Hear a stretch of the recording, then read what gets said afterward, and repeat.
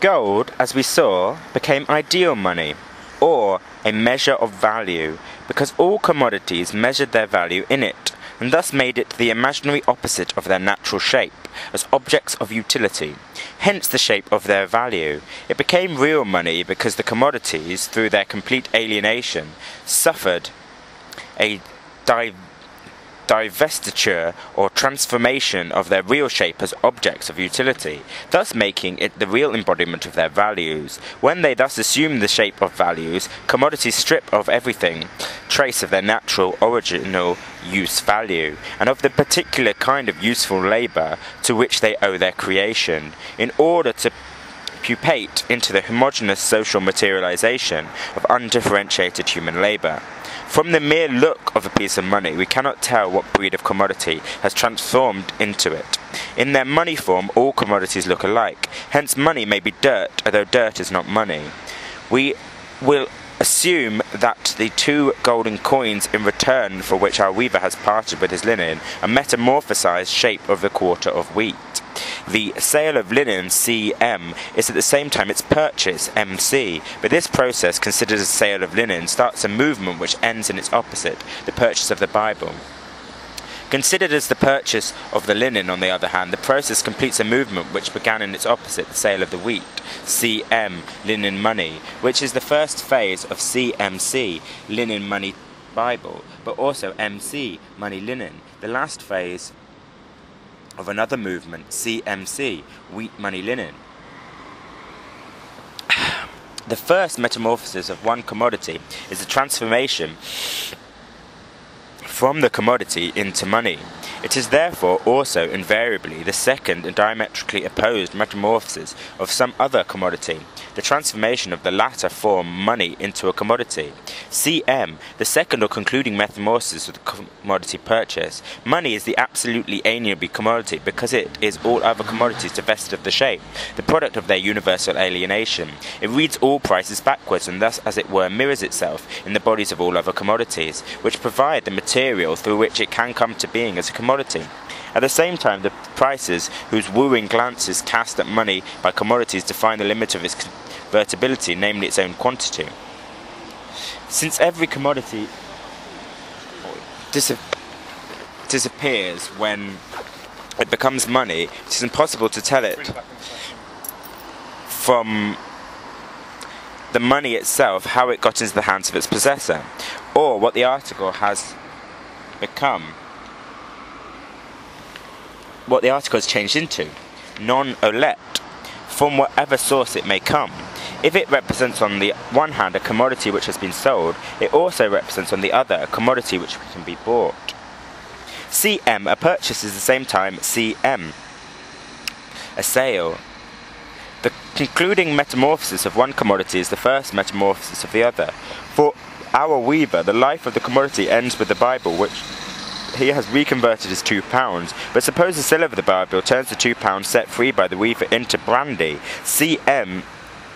MC, the concluding phrase of CMC, Linen Money Bible, is also CM, the first phase of CMC, Bible Money Brandy. Since the producer of the commodity offers only a single product, he often sells it in larger quantities, whereas the fact that he has many needs compels him to split up the price realized, the sum of money set free, into numerous purchases. Hence the sale leads to many purchases of different commodities. The concluding metamorphosis of a commodity thus constitutes an aggregate of the first metamorphosis of other commodities. If we now consider the completed metamorphosis of a commodity as a whole, it appears in the first place that it is made up of 2 opposite and complementary movements, CM and MC, and these 2 antithetical transmutations of a commodity are accomplished through an antithetical social process in which the commodity owner takes part, and are reflected in the antithetical commodity characteristics of the 2 processes. By taking part in the act of sale, the commodity owner becomes a seller. In the act of purchase, he becomes a buyer. But just as in every transformation of a commodity it is 2 forms, the commodity form and the money form, exist simultaneously but as opposite poles, so every seller is confronted with a buyer, every buyer with a seller. while the same commodity is successfully passed through the two inverted transmutations from a commodity into money and from money into another commodity, the owner of the commodity successfully changes his role from seller to buyer. Being a seller and being a buyer are therefore not fixed roles, but constantly attach themselves to different persons in the course of circulation of commodities. The complete metamorphosis of a commodity in its simplest form implies 4 denouements and 3 dramatic personnel. For a commodity comes face to face with money. The latter is the form taken by the value of the former and exists over there as somebody else's pocket, on all its hard material reality. The commodity owner is thus confronted with a money owner. Now, as soon as the commodity has been changed into money, the money becomes its vanishing equivalent form, whose use value or context exists here on the spot in the bodies of other commodities. Money, the final stage in the first transformation, is at the same time the starting point for the second. The person who is the seller in the first transaction thus becomes the buyer in the second, in which the third commodity owner... Do I need these? Oh, okay. In which a third commodity owner thus confronted with a money owner. Now, as soon as the commodity is changed into money and the money becomes its vanishing equivalent form, the use value of the context exists here on the spot in the bodies of other commodities. Money, the final stage in the first transformation, is at the same time the starting point for the second. The person who is the seller in the first transformation, but thus becomes a buyer in the second, in which a third commodity owner comes to meet him as a seller. The two introverted phrases of the movement which makes up the metamorphosis of a commodity constitute a circuit. Commodity, form, stripping off its form and return to it. Of course, the commodity itself is here the subject to contradictory determinations. At the starting point it is the non-use value to its owner, at the end it is the use value. So too the money appears in the first phase as a solid crystal of value into which the commodity has been transformed, but afterwards it dissolves into the mere equivalent form of the commodity. The two metamorphoses which constitute the commodity's circular path are at the same time two inverse partial metamorphoses of two other commodities. One and the same commodity, the linen, opens the series of its own metamorphoses and completes the metamorphosis of another, the wheat.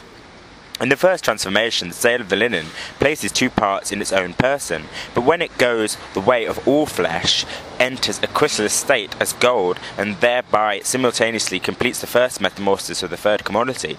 Hence the circuit made by one commodity in the course of the metamorphosis is inextricably entwined with the circuits of other commodities. This whole process constitutes the circulation of commodities. The circulation of commodities differs from the direct exchange of products not only in form but also in sense. We have only considered the course of events. The weaver has undoubtedly exchanged his linen for a Bible, his commodity for someone else's, but the phenomenon is only true for him. The Bible pusher, who prefers a warming drink to cold streets, had no intention of exchanging linen for his Bible. The weaver did not know that wheat had been exchanged for his linen. B's commodity replaces that of A, but A and B do not mutually exchange their commodities. In fact, happen that A and B buy from each other, but a partial relationship of this kind is no means the necessary result of the general conditions of the circulation of commodities. We see here, on the other hand, how the exchange of commodities breaks through all the individual and local implications of direct exchange of products and develops a metabolic process of human labour. On the other hand, there develops a whole network of social connections of natural origin entirely beyond the control of human agents. Only because the farmer has sold his wheat is the weaver able to sell his linen. Only because the weaver has sold his linen is our rash and intemperate friend able to sell his Bible, and only because the latter has already the water of everlasting life is the distiller able to sell his eau de vivre, and so it goes on. The process of circulation, therefore, unlike the direct exchange of products, does not disappear from view once the use values have changed places and changed hands. The money does not vanish when finally drops out of the series of metamorphoses undergone by the commodity. It leaves behind a precipitate at the point of the arena of circulation vented by the commodities. In the complete metamorphosis of the linen, for example, linen, money, Bible, the linen first falls out of circulation and the money steps into its place. But then the Bible falls out of circulation and again money takes its place. When one commodity replaces another, the money commodity always sticks in the hands of some third person. Circulation sweats money from every pore. Nothing could be more foolish than the dogma that because every sale is a purchase, every purchase is a sale. The circulation of commodities necessarily implies an equivalent equilibrium between sales and purchases. If this means that the number of actual sales accomplished is equal to the number of purchases, it's a flat tautology, but his real intention is to show that every seller brings his own buyer to the market with him. Sale and purchase are one identical act, considered as the alternating relation between two persons who are in polar opposition to each other, the commodity owner and the money owner. They constitute two acts of polar opposite character, considered as transactions of one and the same person. Hence, the identity of sale and purchase implies the commodity is useless itself when it is thrown into the alchemist's retort of circulation. It does not come out again as money, if, in other words, it cannot be sold by its owner and therefore bought by the owner of the money. This further identity implies that the process, if it reaches fruition, considers a point of rest at the interval, long or short, in the life of the commodity. Since the first metamorphosis of a commodity is at once a sale and purchase, this partial process is at the same time an independent process in itself. The buyer has the commodity and the seller has the money, i.e. a commodity which retains in a form capable of circulating. Whether it reappears on the market at an earlier or later date, no one can sell unless someone else purchases. No one directly needs to purchase because he has just sold. Circulation bursts through all the temporal, spatial and personal barriers imposed on the direct exchange of products. It does this by splitting up the direct identity present in this case between the exchange of one's own product and the acquisition of someone else's into the two antithetical segments of sale and purchase. To say that these mutually independent and antithetical processes form an internal unity is to say also that the internal unity moves forward through external antithesis. These two processes lack internal independence because they complement each other. Hence, if the assertion of their external independence proceeds to a certain critical point, their unity violently makes itself felt by producing a crisis. There, an antithesis immanent in the commodity between use value and value, between private labour, which must be simultaneously manifest itself as directly social labour, and a particular concrete kind of labour which simultaneously counts as the merely abstract universal labour, between the conversion of things into persons and the conversion of persons into things. An antithetical process of metamorphosis of the commodity are the developed forms of the motion of this immanent contradiction. These forms therefore imply the possibility of crisis through no more than the possibility. For the development of this possibility into the reality of the whole series of conditions is required, which does not yet exist from the standpoint of the simple circulation of commodities. B. The circulation of money. The change of form through which the metabolism of the products of value is accomplished, CMC, requires that a given value should form the starting point of the process in the shape of the commodity, and it shall return to the same point in the shape of the commodity.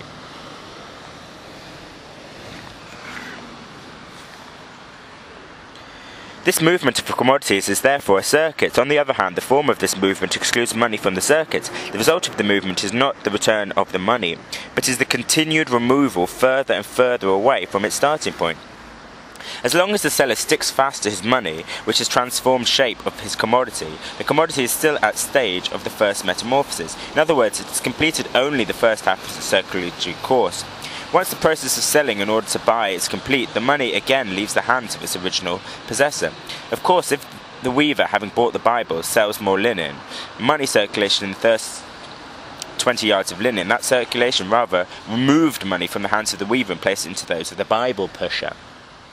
The return of the money to the weaver results only from the renewal of the repetition of the same process of circulation with a fresh commodity, and it ends in the same way as the previous process. Hence, the movement directly imparted to the money by the circulation of commodities takes the form of a constant removal from its starting point, a path followed by the hands of one commodity owner into those of another. This path is the circulation, currency, cause de la monnaie. The circulation of money is the constant and monotonous repetition of the same process. The commodity is always in the hands of the seller. The money is as the means of purchase, always in the hands of the buyer, and money serves as a means of purchase by realizing the price of the commodity. By doing this, it transforms the commodity from the seller to the buyer and removes the money from the hands of the buyer into those of the seller, where it again goes through the same process with another commodity. That is, one-sided form of the motion of the money rises out of the two-sided form. The motion of the commodity is a circumstance that is hidden from view. The very nature of the circulation of the commodities produces a semblance of the opposite. The first metamorphosis of a commodity is visible not only the money's movement, but also that of the commodity itself. In the second metamorphosis, on the contrary, the movement appears as the movement of money alone. In the first phase of its circulation, the commodity changes place with money. Thereupon, the commodity in the shape of an object of utility falls out of circulation into consumption.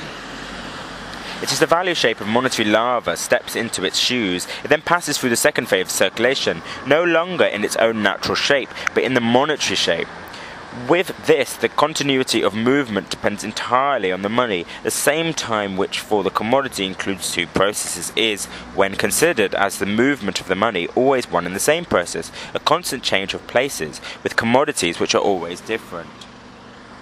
Hence, the result of the circulation of commodities, namely the requirement of one commodity by another, appears not to have been mediated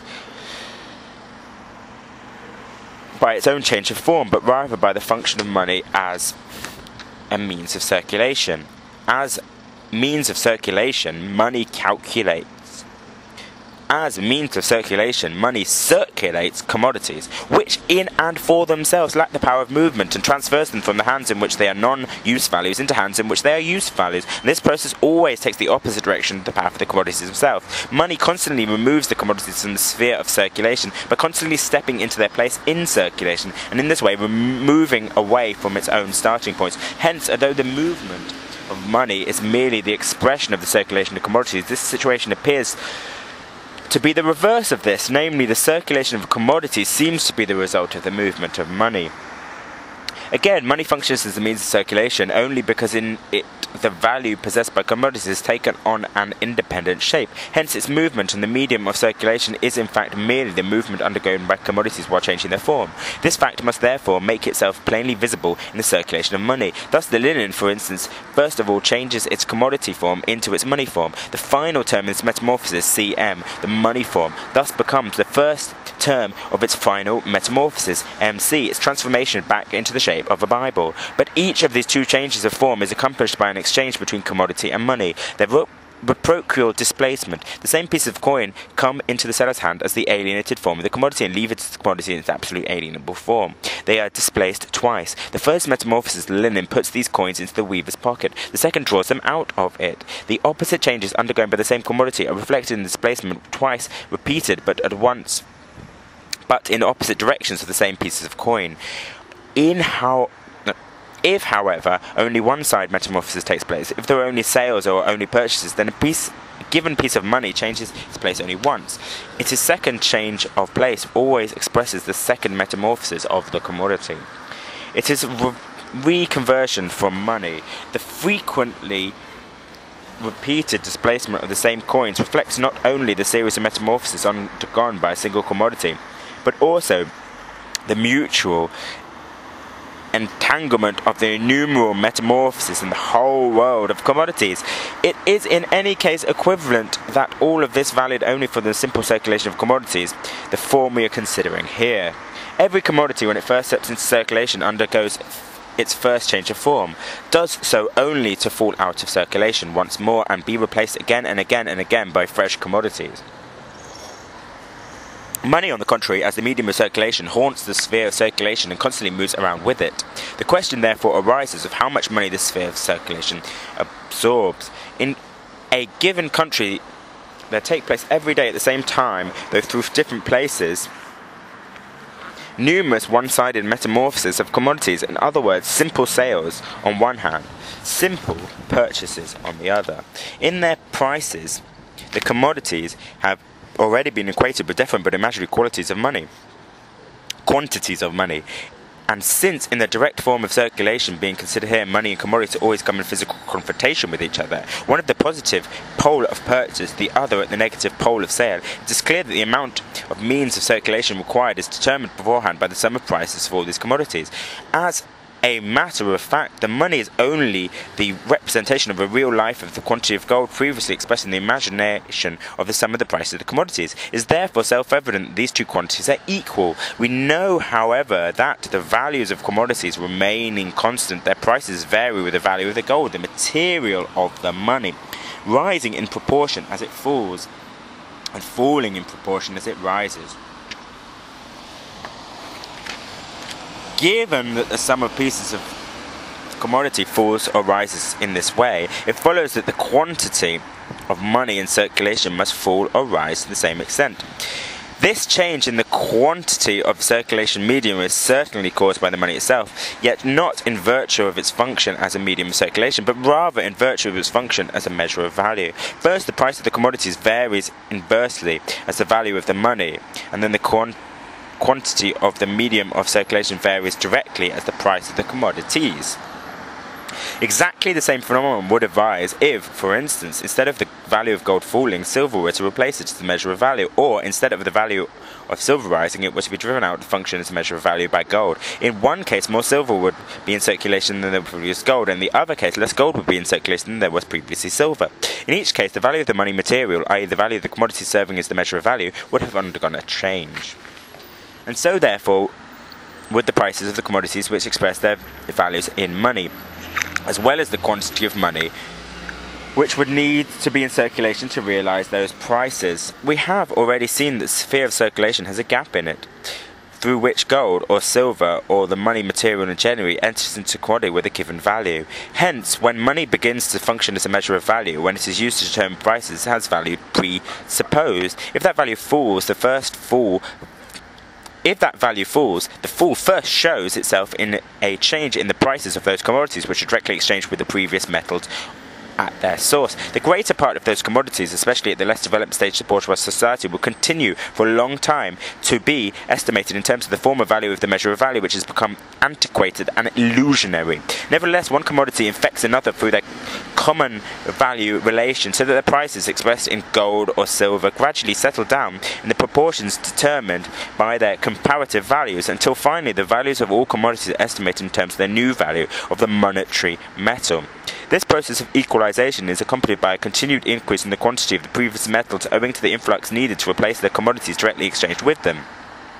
In proportion, therefore, as the adjusted prices of the commodities become universal, in proportion as their values become to be established according to the new value of the metal which has fallen away and may, up to a certain point, continue to fall, in the same proportion does the increased mass of metal which is necessary for the realization of the new prices become available. At one side, observation of these events which followed the discovery of fresh supply of gold and silver led some people in the 17th and more particularly in the 18th century to the false conclusion that prices of commodities had risen because there was more gold and silver acting as a means of circulation.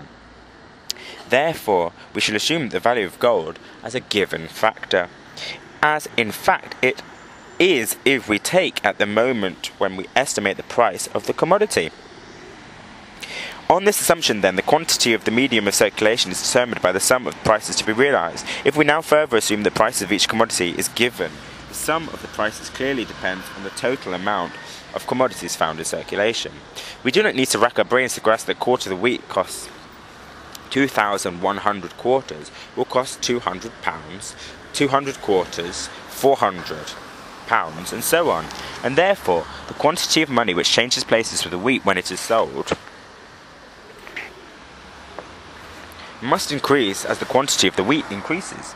If the mass of commodities remains constant, the quantity of money in circulation surges up or down according to the functions of the price of the commodities. It rises and falls because the sum of prices increases or diminishes as a result of the change of price. For this, it is by no means necessary that the prices of all commodities rise or fall simultaneously.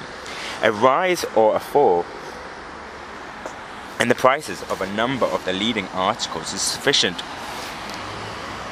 in the one case to increase, in the other to diminish the sum of the prices of all the commodities, and therefore to put more or less money in circulation. Whether the change in the price reflects an actual market in the value, actual change in the value of commodities, or merely fluctuations in their market prices, the effect of the quantity and the medium of circulation remains the same. Let us assume that there occur a number of unconnected and simultaneous sales or partial metamorphoses in different localities, sales of, say, 1 quarter of wheat, 20 lards of linen, 1 Bible, 4 gallons of brandy. If the price of each article is £2 and the sum of the prices realised is consequently £8, it follows that £8 in money must enter into circulation. If, on the other hand, these same articles are links in the following chain of metamorphoses: 1 quarter of wheat £2, 20 yards of linen, £2, 1 Bible, £2, 4 gallons of brandy for £2. A chain which is already known to us is, in that case, the £2 causes different commodities to circulate after realising their prices successively, and therefore realising the sum of those prices, which is £8. The £2 finally comes to rest in the hands of Drusilla. The £2 is turned over 4 times. It has performed 4 acts of circulation.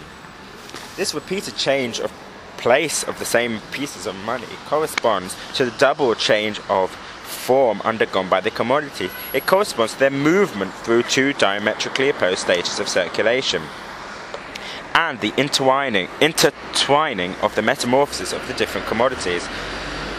Those antithetical and mutual complementary phases through which the process passes cannot take place alongside each other. They must follow in temporal succession. It is segments of time, therefore, which form the measure of duration of these processes. In other words, the velocity of circulation of money is measured by the number of times the same piece of money turns over within a given period. Suppose the process of circulation of the 4 articles takes a day. The sum of the prices realised is £8. The number of times the £2 turns over during the day is 4, and the quantity of money in circulation is £2. Hence, for a given interval of time during the process of circulation, we have followed the equation. The quantity of money functioning with the circulation medium equals the sum of prices of the commodities divided by the number of coins of the same determination. Turnover. This law holds generally. The process of circulation in a given country is made up, on the other hand, of numerous isolated and simultaneous partial metamorphoses, sales and purchases running parallel to each other, in which coin changes its position only once or performs only one act of circulation. On the other hand, it is made up of many distinct series of metamorphoses, partly running parallel, partly coalescing with each other, and each of these series, each coin turns over a number of times. How often each coin turns over varies according to the circumstances. Given the total number of times all the circulating coins of one denomination turn over, we can arrive at the average number of times a single coin turns over, or in other words, the average velocity of the circulation of money. The quantity of money thrown into the process of circulation at the beginning of each day is, of course, determined by the sum of the prices of all the commodities circulating simultaneously side by side, but within that process coins are, so to speak, made responsible for each other. If one increases its velocity of circulation, the other slows down or completely leaves the sphere of circulation.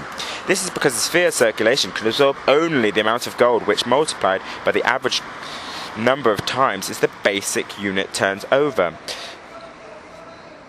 is equal to the sum of prices to be realised. Hence, if the number of acts of circulation performed by the separate pieces increases, the total number of those pieces in circulation diminishes. If the number of acts of circulation diminishes, the total number of pieces increases. Since the quantity of money which can function as a means of circulation is fixed for a given average velocity of circulation, one has only to throw a given quantity of £1 notes into circulation in order to extract the same number of sovereigns from it. The trick is well known to banks. Just as the circulation of money is in general merely a reflection of the process of circulation of commodities, i.e. their circular path through diametrically opposed metamorphoses, so the velocity of the circulation of money is merely the reflection of the rapidity with which commodities change their forms. The continuously interlocking of the series of metamorphoses, the hurried nature of society's metabolic process, the quick disappearance of commodities from the sphere of circulation, and their equally quick replacement by fresh commodities. In the velocity of circulation, therefore, appears the fluid unity of antithetical and complementary phases, i.e. the transformation of the commodities from one form of utility into. Just as the circulation of money is, in general, merely a reflection of the process of circulation of commodities, i.e. their circular path through diametrically opposed metamorphoses, so too the velocity of the circulation of money is mere reflection of the rapidity with which commodities change their forms, the continuous interlocking of a series of metamorphoses, the hurried nature of society's metabolic process, the quick disappearance of commodities from the sphere of circulation, and their equally quick replacement replacement by fresh commodities. In the velocity of circulation, therefore, there appears a fluid unity of the antithetical and complementary phases, i.e. the transformation of commodities from the form of utility into the form of value, and their retransformation into the reverse direction, or the two processes of sale and purchase. Inversely, when the circulation of money slows down, the two processes become separated. They assert their independence and mutual antagonism. Stagnation occurs in the changes of form and hence in the metabolic process. The circulation itself, of course, gives no clue to the origin of the stagnation. It merely presents itself with the phenomenon. Popular opinion is naturally inclined to attribute this phenomenon to the quantitative deficiency in the circulating material, since it sees money appear and disappear less frequently at all points on the periphery of circulation in proportion to the circulation of money slows down. The total quantity of money functioning during a given period as a circulating medium is determined on the one hand by the sum of prices of the commodities in circulation, and on the other hand by the rapidity of alteration of the antithetical processes of circulation. The production of the sum of the prices, which can on average be realized in a single coin, depends on this rapidity of alteration, but the sum of the price of the commodities depends on the quantity as well as the price of each kind of commodity. These three factors of movement of the prices, the quantity of commodities in circulation, the velocity of circulation of money, can vary in various directions under different conditions. Hence, the sum of prices to be realized, and consequently the quantity of the circulating medium conditioned by that sum will vary with the very numerous variations of most of the three factors of combination. Here we shall outline only the most important variations in the history of commodity prices. While prices remain constant, the quantity of the circulating medium may increase owing to the increase in the number of commodities in circulation, or a decrease in the velocity of circulation of money, or the combination of the two. On the other hand, the quantity of the circulating medium may decrease with a decreasing number of commodities, or with an increased rapidity of circulation. With a general rise in the prices of commodities, quantity of the circulating medium will remain constant if the number of commodities in circulation decreases proportionally to the increase in their prices, or if the velocity of the monetary circulation increases at the same rate as the prices rise. The number of commodities in circulation remaining constant. The quantity of the circulating medium may decrease owing to a more rapid decrease in the number of commodities, or to a more rapid increase in the velocity of money circulation, in comparison to the fall of prices of commodities. With a general fall in the prices of commodities, the quantity of the circulating medium will remain constant if the number of commodities increases proportionally to the fall of price, or if the velocity of monetary circulation decreases in the same proportion. The quantity of the circulating medium will increase if the number of commodities increases more quickly, or the rapidity of circulation decreases more quickly. Then the prices fall. The variations of different factors may be mutually compensatory, so that notwithstanding their continued instability, the sum of prices to be realized and the quantity of the money in circulation remains constant. Consequently, we find, especially if we take long periods into consideration, the quantity of money in circulation in each country diverges far less from its average level than we should at first sight expected, with the expectation of violent permutations which arise periodically, either from crises in production or the variations of different factors may be mutually compensatory. Notwithstanding their continued instability, the sum of the prices to be realized and the quantity of the money in circulation remains constant. Consequently, we find, especially if we take long periods into consideration, that the quantity of money in circulation in each country diverges far less from its average value than we should first sight expected, with the expectation of the violent permutations which arise periodically either from crises in productions or commerce, or more rarely from changes in the value of money itself. The law that the quantity of the circulating medium is determined by the sum of the prices of the commodities in circulation and the average velocity of the circulation of money may also be stated as follows. Given the sum of the values of commodities and the average rapidity of their metamorphosis, the quantity of money or the material of money in circulation depends on its own value. The illusion that it is, on the contrary, the prices which are determined by the quantity of the circulation medium, and the latter for its part depends on the amount of monetary material which happens to be in the present country, had its roots in the absurd hypothesis adopted by the original representatives of this view, that commodities enter into the process of circulation without a price, and money enters without a value, and that once they have entered circulation, an aliquot part of the medley of commodities exchanged for an aliquot part of the heap of precious metals. C. Coin, the symbol of value. Money takes the shape of a coin because it functions as the circulating medium. The weight of gold represented in the imagination of prices of money names of the commodities has to confront those commodities within circulation as coins or pieces of gold of the same denomination. The business of coining, like the establishing of a standard measure of prices, is a tribute proper to the state. The different national uniforms worn at home by gold and silver as coins, but taken off again when they appear on the world market, demonstrate the separation between the internal and national spheres of the commodity circulation into the universal sphere of the world market. The only difference, therefore, between coin and bullion lies in their physical confrontation. The gold can at times pass from one form to the other. For a coin, the road from mint is also the path to the melting pot. In the course of circulation, coins wear down, some to a greater extent, some to a lesser extent. The denomination of gold and its substance, the nominal content, the real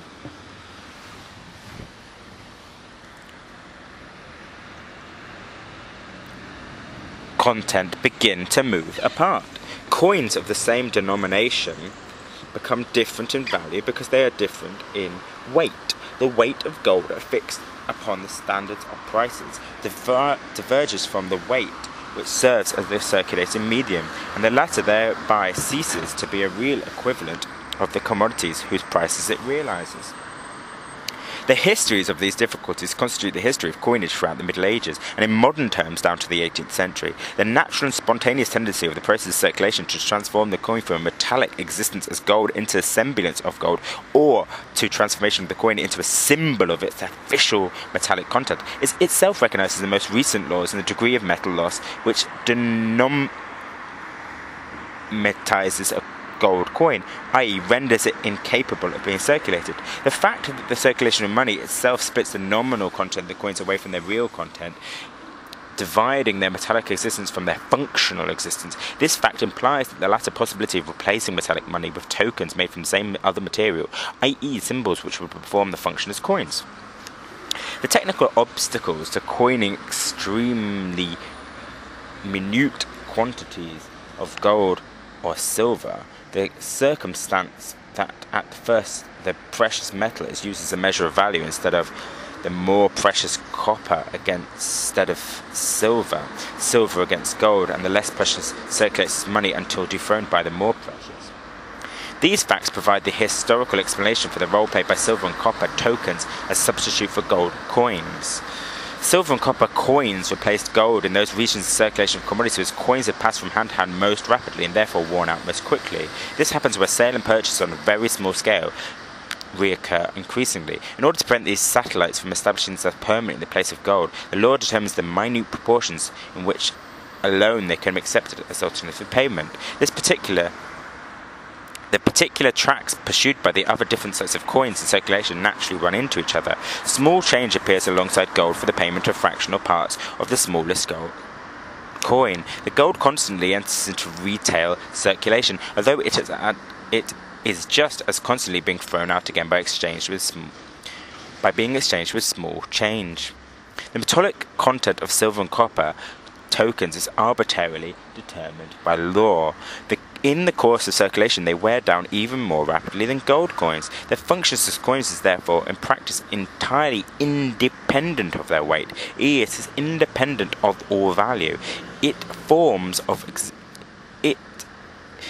its form of existence as coin, gold becomes completely divorced from the substance of its value. Relatively valueless objects, therefore, such as paper notes, can serve as coins in the place of gold. This purely symbolic character of currency is still somewhat disguised by the case of metal tokens. In paper money, it stands out plainly, but we can see everything depends on the first step. Here, we are concerned only with the inconvertible paper money issued by the state and given forced currency. This money emerges directly out of the circulation of metallic money. Credit money, on the other hand, implies relations which are as yet totally unknown from the standpoint of a simple circulation of commodities. But it may be noted in passing that just as true paper money arises out of the function of money as a circulating medium, so does credit money take root spontaneously in the function of money as a means of payment. Pieces of paper on which money names are printed, such as £1, £5, etc., are thrown into circulation process from outside by the state, insofar as they actually circulate in place of the same amount of gold. Their movement is simply a reflection of the laws of the monetary circulation itself. A law peculiar to the circulation of paper money can only spring up from the proportion in which that paper money represents gold. In simple terms, the law referred to as follows: the issue of paper money must be restricted to the quantity of gold (brackets) or silver which would actually be in circulation and which is represented symbolically by the paper money.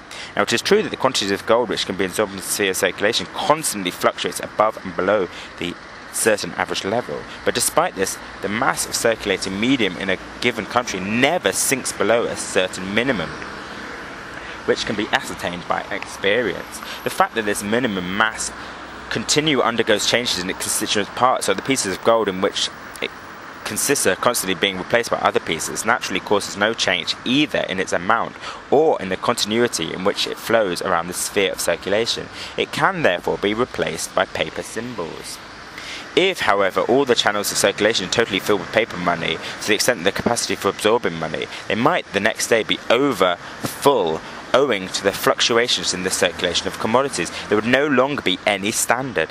If the paper money exceeds its proper limit, i.e. the amount of gold coins of the same denomination which have been in circulation, then quite apart from the danger of becoming universally discredited, it would still represent within the world of commodities only that quantity of gold which is fixed by the immanent laws.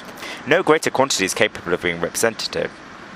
If the quantity of paper money represents twice the amount of gold available, then in practice £1 will be the money name not of a quarter of an ounce of gold, but an eighth an ounce of gold. The effect is the same as an alteration that takes place in the function of gold in standard prices. The values previously expressed by the price of £1 would now be expressed by the price of £2.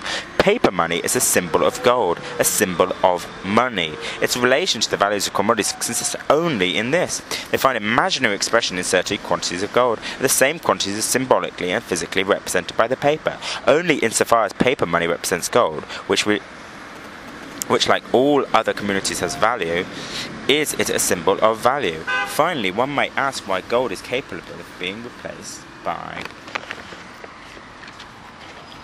valueless symbols of itself. As we have seen, it is capable of being replaced in this way only if the function of a coin or circulating medium can be singled out or rendered independent. Now this function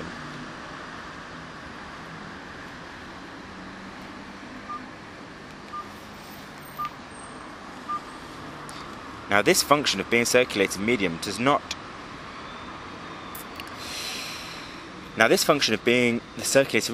attain in an independent position as far as the individual goals are concerned, although the independent process does appear in the case of the continued circulation of braided coins. A piece of money is a mere coin or a means of circulation only as long as it's actually in circulation. What is not valid for the individual coin is valid for the minimum mass of gold, which is capable of being replaced by paper money. That mass constantly haunts the sphere of circulation, continually functions as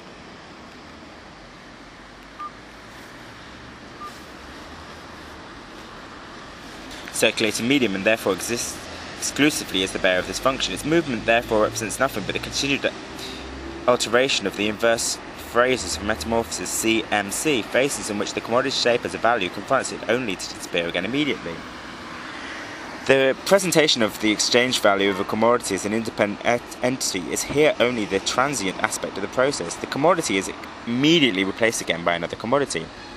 Hence, in this process, which continually makes money pass from hand to hand, it only needs to lead a symbolic existence. Functional existence, so to speak, absorbs its material existence, since it transiently objectified relation of the prices of commodities. It serves only as a symbol of itself, and can therefore be replaced by another symbol. One thing is necessary, however. The symbol of money must have its own objective social validity. The paper acquires this by its forced currency.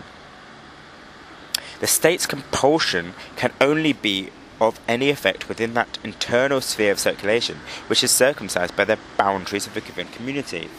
But it is only within that sphere that money is completely absorbed in its function as a medium of circulation, and therefore able to receive in the forms of paper money a purely functional mode of existence, in which it is externally separated from its metallic existence. 3. Money. The commodity which functions as a measure of value, and therefore also as the medium of circulation either in its own body or through a representative, is money. Gold or silver is therefore money. It functions as money, on the other hand, when it has to appear in person as gold. It is then the money commodity, neither merely ideal as when it is the measure of value, nor capable of being represented as when it is the medium of circulation. On the other hand, it functions as money when its function, whether performed by spider.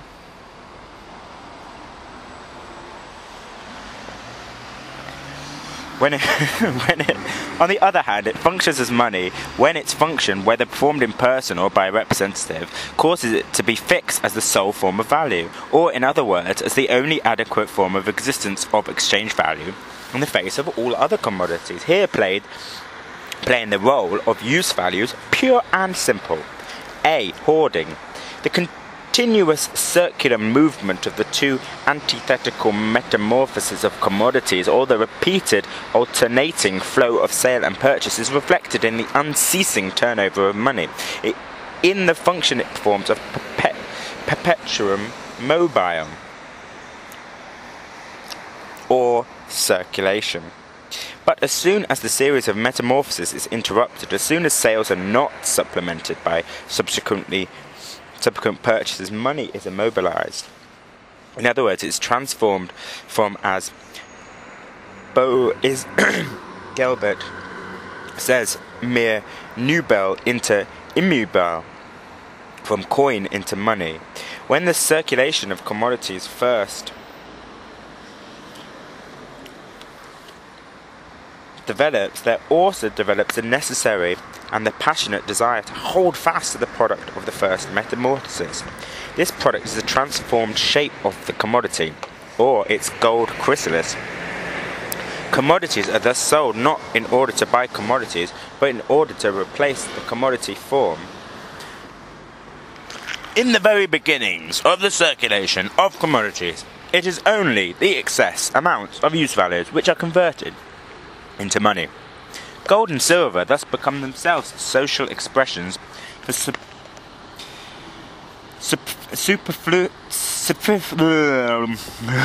gold and silver thus become themselves social expressions for superfluity of wealth. This naive form of hoarding is perpetuated among those people whose traditional mode of production, aimed at fulfilling their own requirements, corresponds to a fixed and limited range of needs. This is true of the Asiatics, particularly the Indians. Van der Lint, who imagines that the prices of commodities in a country are determined by the quantity of gold and silver to be found about it, asks himself why Indian commodities are so cheap. Answer: because the Indians bury their money. From 1602 to 1734, he remarks they buried £150 million worth of silver, which originally came from America to Europe.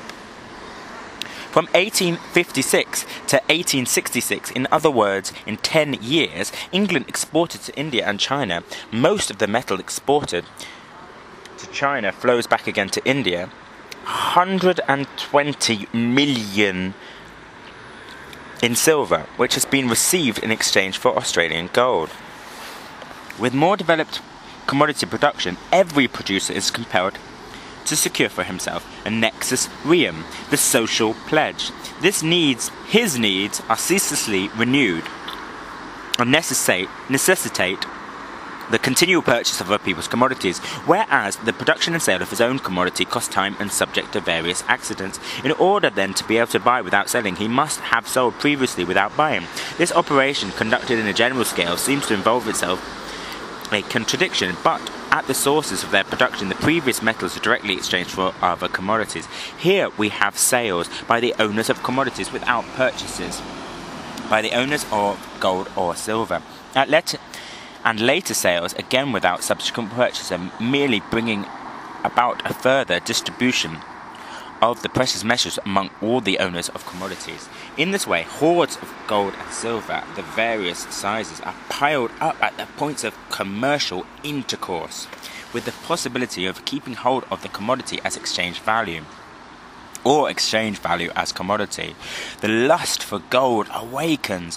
With the extension of commodity circulation, there's an increase in the power of money, that absolutely social form of wealth which is always readily used. Gold is a wonderful thing. Its owner is master of all he desires. Gold can even enable souls to enter paradise. Columbus, in his letter from Jamaica, 1503. Since money does not reveal that it has been transformed into it, everything, commodity or not, is convertible to money. Everything becomes saleable or purchasable. Circulation becomes the great social retort into which everything is thrown, to come out again as the money crystal. Nothing is immune from this alchemy. The bones of the saints cannot withstand it, let alone more delicate res sanctori extra curriculum homini, consecrated objects beyond human commerce. Just as in the money, so qualitative difference between commodities is extinguished, so too for its part, as a radical leveller, it extinguishes all distinctions, but money is itself commodity or external objects capable of becoming the private property of any individuals. Thus the social power becomes the private power of private persons. Ancient society therefore denounced it as tending to destroy the economic and moral order. Modern society, which already in its infancy had pulled Pluto by the hair of his head from the bowels of the earth, greets gold as its holy grail, as a glittering incarceration of the most innermost principle of life. The commodity as use value satisfies a particular need and forms a particular element of material wealth, but the value of a commodity measures the degree of its attractiveness for all other elements of material wealth, and therefore measures the social wealth of its owner. In order to the simple owner of commodities among the barbarians and even the peasant of Western Europe, value is inseparable from the value form. Hence, an increase in his hoard of gold and silver is an increase in value. It is true that the value of money varies, whether as a result of variation of its own value or a change of the value of commodities, but this, on the one hand, does not prevent 200 ounces of gold from continuing to contain more value than 100 ounces. Nor, on the other hand, does it prevent the metallic natural form of this object from continuing to be the universal equivalent form of all other commodities, the directly social incarnation of all human labour. The hoarding drive is boundless in its nature. Quantitatively or formally considered, money is independent of all limits, that it is the universal representative of material wealth because it's directly convertible from any other commodity. But at the same time, every actual sum of money is limited in amount. Therefore has only a limited efficiency as a means of purchase. This contradiction between the quantitative limitation and the qualitative lack of limitation of money keeps driving the hoarder back to his Sisyphean task, accumulation. He is in the same situation as a world conqueror who discovers a new boundary with each country he annexes. In order that gold may be held as money and made to form a hoard, it must be prevented from circulating or from dissolving into the means of purchasing enjoyment. The hoarder therefore sacrifices lust for flesh to the fetish of gold. He takes the gospel of abstinence very seriously. On the other hand, he cannot withdraw any more from circulation in the shape of money than he has thrown into it in the shape of commodities. The more he produces, the more he can sell. Work, thrift, and greed are therefore his three cardinal virtues. And to sell much and to buy little is the sum of his political economy. Alongside the direct form of the hoard, there runs its aesthetic form, the possession of commodities made out of gold and silver. This grows with the wealth of civil society. Let us be rich, or let us appear rich. Diderot. In this way, there is formed, on the one hand, a constantly extending market for gold and silver, which is independent of their monetary functions, and on the other hand, a latent source of monetary inflow, which is used particularly in periods of social disturbance. Hoarding serves various purposes in an economy where metallic circulation prevails. Its first functions arise out of the conditions of the circulation of gold and silver coins. We have seen how, owing to the continuous fluctuations in the extent and rapidity of the circulation of commodities and their prices, the quantity of money in circulation unceasingly ebbs and flows. This quantity must therefore be capable of expansion and contraction. At one time, money must be attracted as coin. At another time, coin must be repelled as money. In order that the mass of money actually in circulation may always correspond to the saturation level of the sphere of circulation, it is necessary for the quantity of gold and silver available in a country to be greater than the quantity required to function as coin. The reserves created by hoarding serve as channels through which money may flow in and out of circulation, so that the circulation itself never overflows its banks. B. Means of payment. In the direct form of commodity circulation hitherto considered, we found that a given value always presented to us a double shape, as commodity at one pole and money at the opposition pole. The owners of commodities therefore came into contact with the representatives of equivalents which were already available to each of them.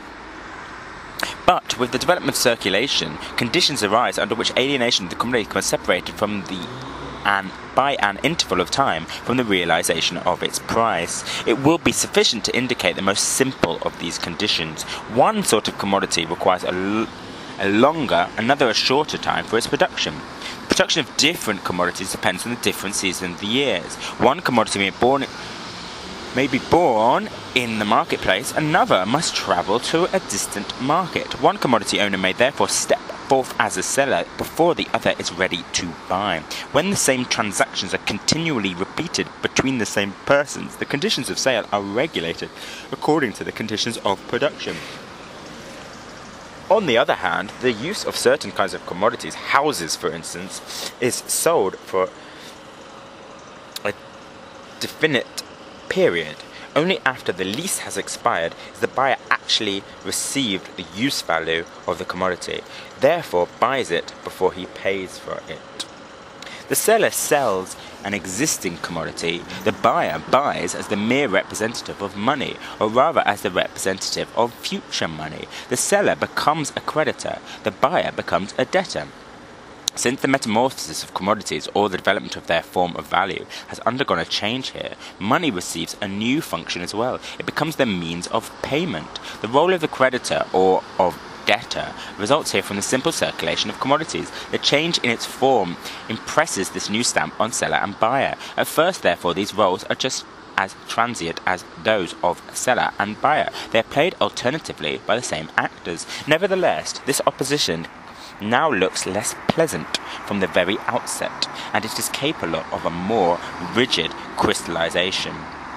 However, the same characteristics can emerge independently of the circulation of commodities. The class struggle in the ancient world, for instance, took the form mainly of a conquest between debtors and creditors, and ended in Rome with the ruin of the plebeian debtors, who were replaced by slaves. In the Middle Ages, the conquest ended with the ruin of the feudal debtors, who lost their political power together with its economic basis. Here, indeed, the money form and the relation between the creditor and debtor does have the form of a money relation, was only the reflection of an antagonism which lay deeper at the level of economic conditions of existence. Let us return to the sphere of circulation. The two equivalent commodities and money have ceased to appear simultaneously at the two poles of processes of sale. The money functions now first as a measure of value in the determination of the prices of the commodities sold.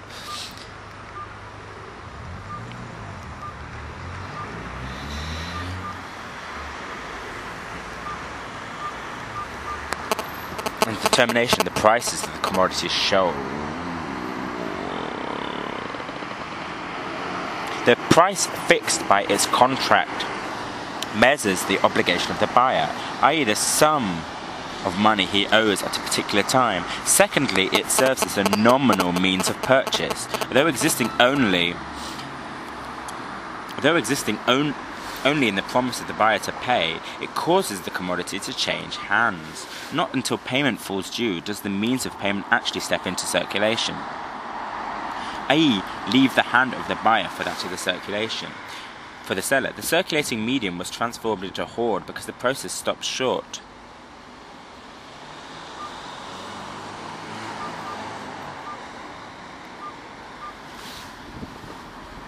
after the first phase, because the converted shape of the commodity was withdrawn from circulation. The means of payment enters circulation, but only after the commodity has already left it. The money no longer mediates the process. It brings it to an end by emerging independently as the absolute form of existence of exchange value. In other words, the universal commodity.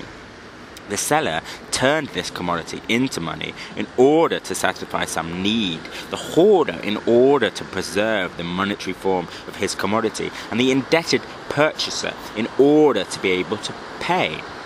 If he does not pay, his goods will be sold compulsorily.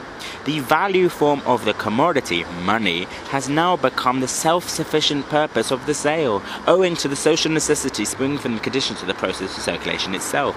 The buyer converts money back into commodities before he has turned commodities into money. In other words, he achieves the seller's metamorphosis of commodities before the first.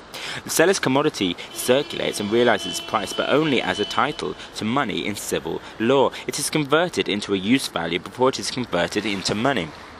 The completion of the first metamorphosis occurs only subsequently. The obligations falling due to a given period of the circulation process represent the sum of prices of commodities whose sale may give rise to those obligations. The quantity of money necessary to realize this sum depends on the first instance on the rapidity of circulation as a means of payment. The quantity is conditioned by two factors. First, the way in which relations between creditors and debtors interlock, as when A receives money from B, who is in debt to him, and then pays it out to his creditor C. And second, the length of time between the different days in which the obligations fall due. The chain of payments or retarded first metamorphosis which participate in the process is essentially different from that intertwining of the series of metamorphoses considered earlier. The flow of the circulating medium does not merely express the condition between buyers and sellers. The condition itself arises within and exists through the circulation of money. The movement of the means of payment, however, expresses the social condition which was already present independently. The fact that the sale takes place simultaneously and side by side limits the extent to which the rapidity of turnover can make up for the quantity of currency available. On the other hand, this fact gives a new impulse towards an economical use of means of payment. Within the concentration of payments in one place, special institutions and methods of liquidation develop spontaneously. For instance, the clearinghouses in medieval Lyons. The debts due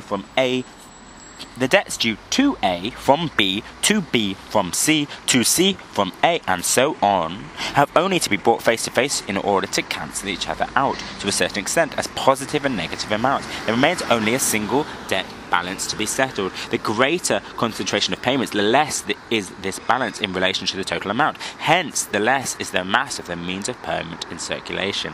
There is a contradiction imminent in the function of money as a means of payment. When the payments balance each other out, money functions only nominally as a money of account, as a measure of value. But when actual payments have to be made, money does not come onto the scene as a circulating medium. It is merely a transient form of immediately of the social metabolism, but as the individual incarnation of social labour, the independent presence of exchange value, the universal commodity. This condition bursts forth in that aspect of industrial and commercial crisis which was known as the monetary crisis. Such a crisis occurs only where the ongoing chain of payment has been fully developed, along with an artificial system for settling them. Whenever there is a general disturbance of the mechanism, no matter what its cause, money suddenly and immediately changes over from its merely nominal shape, money of account, into hard cash. Profane commodities can no longer replace it. The use value of commodities becomes valueless, and their value vanishes in the face of their own form of value. The bourgeois, drunk with prosperity and arrogantly certain of himself, has just declared that money is a purely imaginary creation. Commodities alone are money, he said, but now the opposite cry resounds over the markets of the world. Only money is a commodity. As the heart pants after fresh water, so pants his soul after money, the only wealth. In a crisis, the antithesis between commodities and their value form, money, is raised to the level of an absolute contradiction. Hence, money's form of appearance is here also a matter of indifference. The monetary famine remains whether payments have to be made in gold or in credit money, such as banknotes. If we now consider the total amount of money in circulation during a given period, we find that for any given turnover rate of the medium of circulation and the means of payment, it is equal to the sum of prices to be realised, plus the sum of the payments falling due, minus the payments which balance each other out, and finally, minus the number of circuits in which the same piece of coin serves alternately as medium of circulation and means of payment. The farmer, for example, sells his wheat for £2, and this money serves thus as the medium of circulation. On the day when the payment falls due, he uses it to pay for linen, which the weaver has delivered. The same £2 now serves as the means of payment. The weaver now buys a Bible for cash. This serves again as the medium of circulation, and so on. Therefore, even when prices, speed of monetary circulation and economies in the use of the means of payment are given, the quantity of money in circulation no longer corresponds with the mass of commodities in circulation during a given period, such as a day. Money which represents commodities long since withdrawn from circulation continues to circulate. Commodities circulate, but their equivalent in money does not appear until some future date. Moreover, the debts contracted each day and the payments falling due on the same day are entirely incommensurable magnitudes. Credit money springs directly out of the function of money as a means of payment, in that certificates of debts owing for already purchased commodities themselves circulate for the purpose of transferring those debts to others. On the other hand, the function of money as a means of payment undergoes expansion in proportion as the system of credit itself expands. As the means of payment, money takes on its own peculiar forms of existence, in which it inhabits the sphere of large-scale commercial transactions. Gold and silver coin, on the other hand, are mostly relegated to the sphere of retail trade. When the production of commodities has attained a certain level and extent, the function of money as means of payment begins to spread out beyond the sphere of the circulation of commodities. It becomes the universal material of contracts. rent, taxes and so on are transformed from payments in kind to payments in money. The great extent to which this transformation is conditioned by the total shape of the process of production is shown, for example, by the twice repeated failure of the Roman Empire to levy all contributions in money. The unspeakable misery of the French agricultural population under Louis XIV, a misery so eloquently denounced by Bois Guilbert, Marshal Vauban and others, was due not only to the weight of the taxes but also to the conversion of taxes in kind into taxes in money.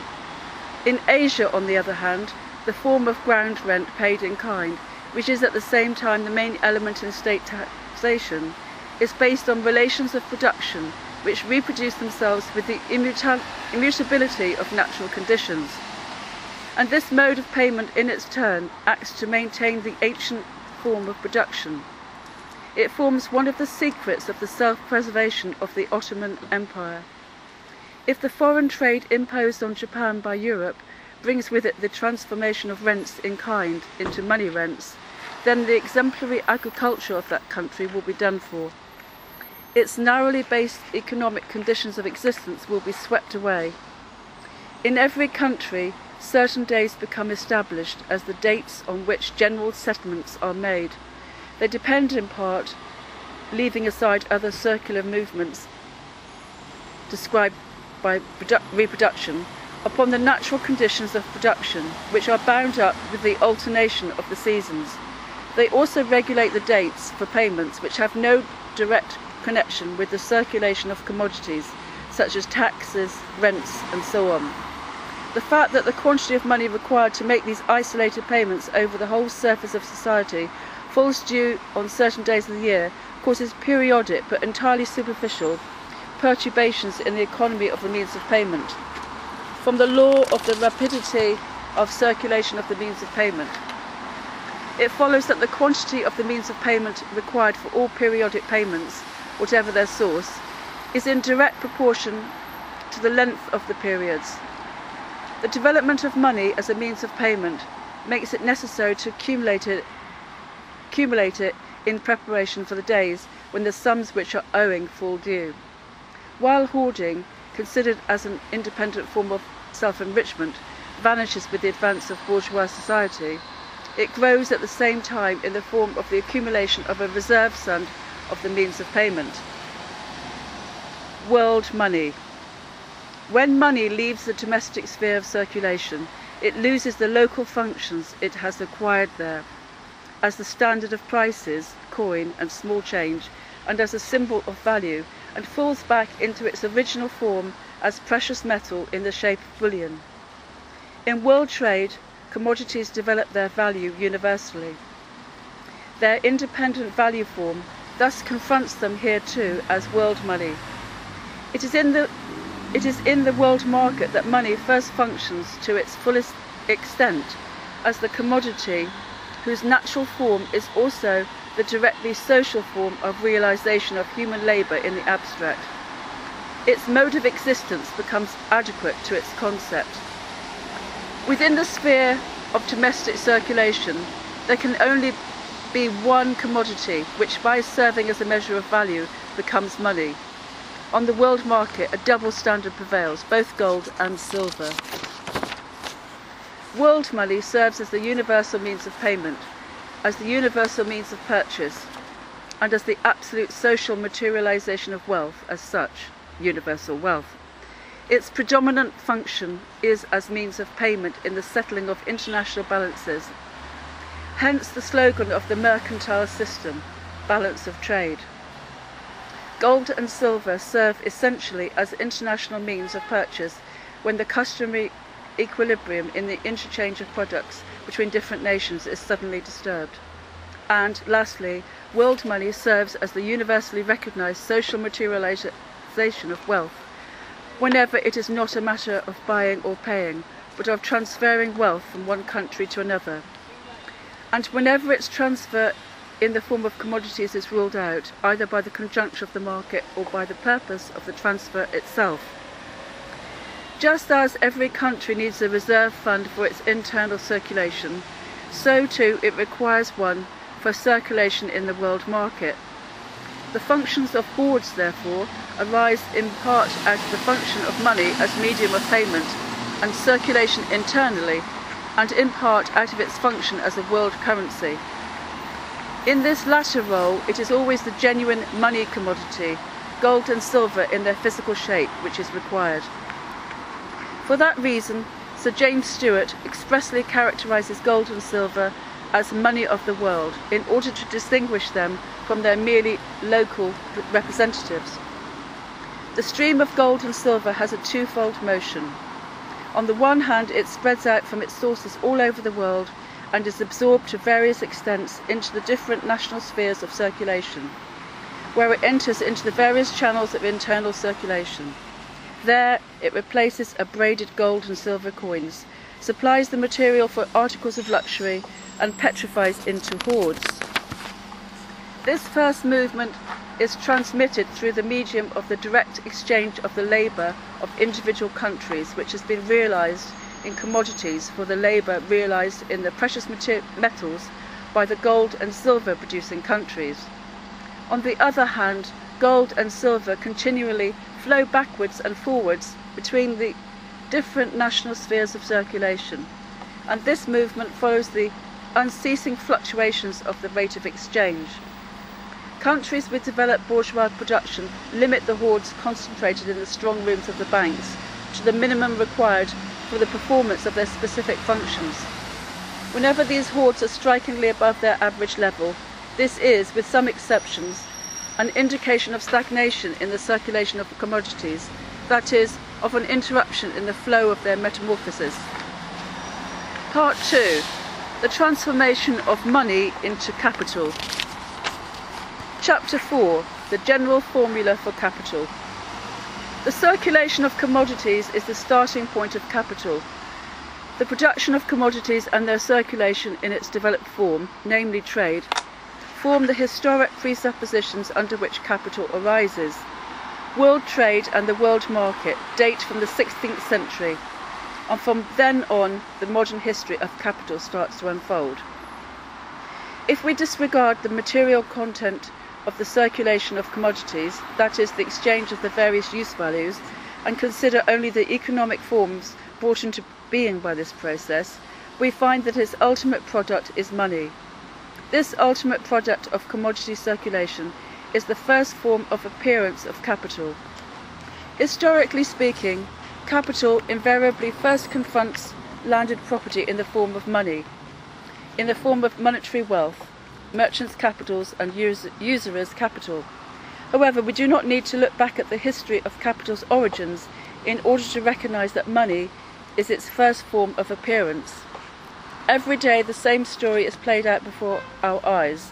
Even up to the present day, all new capital, in the first instance, steps onto the stage, that is, the market, whether it is the commodity market, the labour market, or the money market, in the shape of money. Money which has to be transformed into capital by definite processes. The first distinction between money as money and money as capital is nothing more than a difference in their form of circulation. The direct form of the circulation of commodities is CMC, the transformation of commodities into money, and the reconversion of money into commodities, selling in order to buy. But alongside this form we find another form which is quite distinct from the first. MCM, the transformation of money into commodities and the reconversion of commodities into money, buying in order to sell. Money, which describes the latter course in its movement, is transformed into capital, becomes capital, and from the point of view of its function, already is capital. Let us examine the circular movement MCM a little more closely. Just as in the case of simple circulation, it passes through two antithetical phases. In the first phase, MC, the purchase, the money is changed into commodity. In the second phase, CM, the sale, the commodity is changed back again into money. These two phases, taken together in their unity, constitute the total movement which exchanges money for commodity, and the same commodity for money, which buys a commodity in order to sell it, or, if one neglects the formal distinction between buying and selling, buys a commodity with money and then buys money with a commodity. The result, in which the whole process vanishes, is the exchange of money for money, MM. If I purchase £2,000 of cotton for £100 and resell the £2,000 of cotton for £110, I have in fact exchanged £100 for £110 money for money. Now it is evident that the circulatory process MCM would be absurd and empty if the intention were, by using this roundabout route, to exchange two equal sums of money, £100 for £100. The miser's plan would be far simpler and surer. He holds on to his £100 instead of exposing it to the dangers of circulation. And yet, whether the merchant who has paid £100 for his cotton sells it for £110 or lets it go for £100 or even £50, his money has at all events described a characteristic and original path, quite different in kind from the path of simple circulation, as for instance in the case of the peasant who sells corn and with the money thus set free buys clothes. First, then, we have to characterise the formal distinctions between the two circular paths MCM and CMC. This will simultaneously provide us with the difference in content which lies behind these two formal distinctions. Let us first see what the two forms have in common. Both paths can be divided into the same two antithetical phases, CM, sale, and MC, purchase. In each phase, the same material elements confront each other, namely a commodity and money, and the same economic dramatis personae, a buyer and a seller. Each circular path is the unity of the same two antithetical phases, and in each case this unity is mediated through the emergence of three participants in a contract, of whom one only sells, another only buys, and the third both buys and sells. What, however, first and foremost distinguishes the two paths CMC and MCM from each other is the inverted order of succession of the two opposed paths' phases of circulation. The simple circulation of commodities begins with a sale and ends with a purchase, while the circulation of money as capital begins with a purchase and ends with a sale. In the one case, both the starting point and the terminating point of the movement are commodities. In the other, they are money. The whole process is mediated in the first form by money, and in the second, inversely, by a commodity. In the circulation CMC, the money is in the end converted into a commodity which serves as a use value. It has therefore been spent once and for all. In the inverted form MCM, on the contrary, the buyer lays out money in order that, as a seller, he may recover money. By the purchase of his commodity, he throws money into circulation, in order to withdraw it again by the sale of the same commodity. He releases the money, but only with the cunning intention of getting it back again. The money, therefore, is not spent, it is merely advanced. In the form CMC, the same piece of money is displayed twice. The seller gets it from the buyer and pays it away to another seller. The whole process begins when money is received in return for commodities, and comes to an end when money is given up in return for commodities. In the form MCM, this process is inverted. Here, it is not the piece of money which is displaced twice, but the commodity. The buyer takes it from the hands of the seller and passes it into the hands of another buyer. Whilst in the simple circulation of commodities, the twofold displacement of the same piece of money effects its definitive transfer from one hand into another. Here, the twofold displacement of the same commodity causes the money to flow back to its initial point of departure. This reflux of money to its starting point does not depend on the commodities being sold for more than was paid for it. That only has a bearing on the amount of money which flows back. The phenomenon of reflux itself takes place as soon as the purchased commodity is resold, that is, as soon as the cycle MCM has been completed. We have here, therefore, a palpable difference between the circulation of money as capital and its circulation as mere money. The cycle CMC reaches its conclusion when the money brought in by the sale of one commodity is withdrawn again by the purchase of another.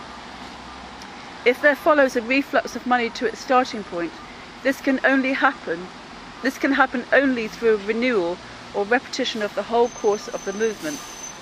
If I sell a quarter of corn for £3, and with this £3 buy clothes, the money, so far as I am concerned, is irreversibly spent. I have nothing more to do with it. It belongs to the clothes merchant. If I now sell a second quarter of corn, money indeed flows back to me, not however as a result of the first transaction, but of its repetition. The money again leaves me as soon as I complete this second transaction by a fresh purchase. In the cycle CMC, therefore, the expenditure of money has nothing to do with its reflux. In MCM, on the other hand, the reflux of the money is conditioned by the very manner in which it is expended. Without this reflux, the operation fails, or the process is interrupted and incomplete, owing to the absence of its complementary and final phase, the sale. The path CMC proceeds from the extreme constituted by one commodity and ends with the extreme constituted by another, which falls out of circulation and into consumption. Consumption, the satisfaction of needs in short use value, is therefore its final goal. The path MCM, however, proceeds from the extreme of money and finally returns to that same extreme. Its driving and motivating force, its determining purpose, is therefore exchange value. In the simple circulation of commodities, the two extremes have the same economic form. They are both commodities and commodities of equal value, but they are also qualitatively different use values, as for example corn and clothes. The exchange of products, the interchange carried out between the different materials in which social labour is embodied, forms here the content of the movement. It is otherwise in the cycle MCM. At first sight, this appears to lack any content, because it is tautological. Both extremes have the same economic form. They are both money, and therefore are not qualitatively different use values. For money is precisely the converted form of commodities, in which their particular use values have been extinguished. To exchange £100 for cotton, and then to exchange this same cotton again for £100, is merely a roundabout way of exchanging money for money. The same for the same, and appears to be an operation as purposeless as it is absurd. One sum of money is distinguishable from another only by its amount. The process MCM does not therefore owe its content to any qualitative difference between its extremes, for they are both money, but solely to quantitative changes. More money is finally withdrawn from circulation than was thrown into it at the beginning. The cotton originally bought for £100 is, for example, resold £110, that is £110. The complete form of this process is therefore MCM, where M equals M plus triangle M, that is the original sum advanced plus an increment. This increment or excess over the original value I call surplus value. As the conscious bearer of this movement, the possessor of money becomes a capitalist. His person, or rather his pocket, is the point at which the money starts and to which it returns. The objective content of the circulation we have been discussing, the valorization of value, is his subjective purpose, and it is only insofar as the appropriation of ever more wealth in the abstract is the sole driving force behind his operations that he functions as a capitalist, i.e. as capital personified and endowed with consciousness and a will. Use values must therefore never be treated as the immediate aim of the capitalist, nor must the profit of any single transaction. His aim is rather the unceasing movement of the profit making. This boundless drive for enrichment, this passionate chase after value is common to the capitalist and the miser. But while the miser is merely a capitalist gone mad, the capitalist is a rational miser. The ceaseless augmentation of value which the miser seeks to attain by saving his money from circulation is achieved by the more acute capitalist by means of throwing his money again and again into circulation. The independent form, i.e. the monetary form, which the value of commodities assumes is what is simple circulation, does nothing but mediate the exchange of commodities, and it vanishes in the final result of this movement. On the other hand, in the circulation MCM, both the money and the commodity function as different modes of existence of value itself. The money as its general mode of existence, the commodity as its particular, or so to speak, disguised mode. It is constantly changing from one form to the other without becoming lost in this movement. It thus becomes transformed into an automatic subject. If we pin down the specific forms of appearance assumed in turn by self-valorizing value in the course of its life, we reach the following elucidation. Capital is money, capital is commodities. In truth, however, value is here the subject of a process in which, while constantly assuming the form of term of money and commodities, it changes its own magnitude, throws off the surplus value from itself, considered as original value, and thus valorizes itself independently. For the movement in the course of which it adds surplus value is its own movement. Its valorization is therefore self-valorization. By virtue of being value, it has acquired the occult ability to add value to itself. It brings forth living offspring, or at least lays golden eggs.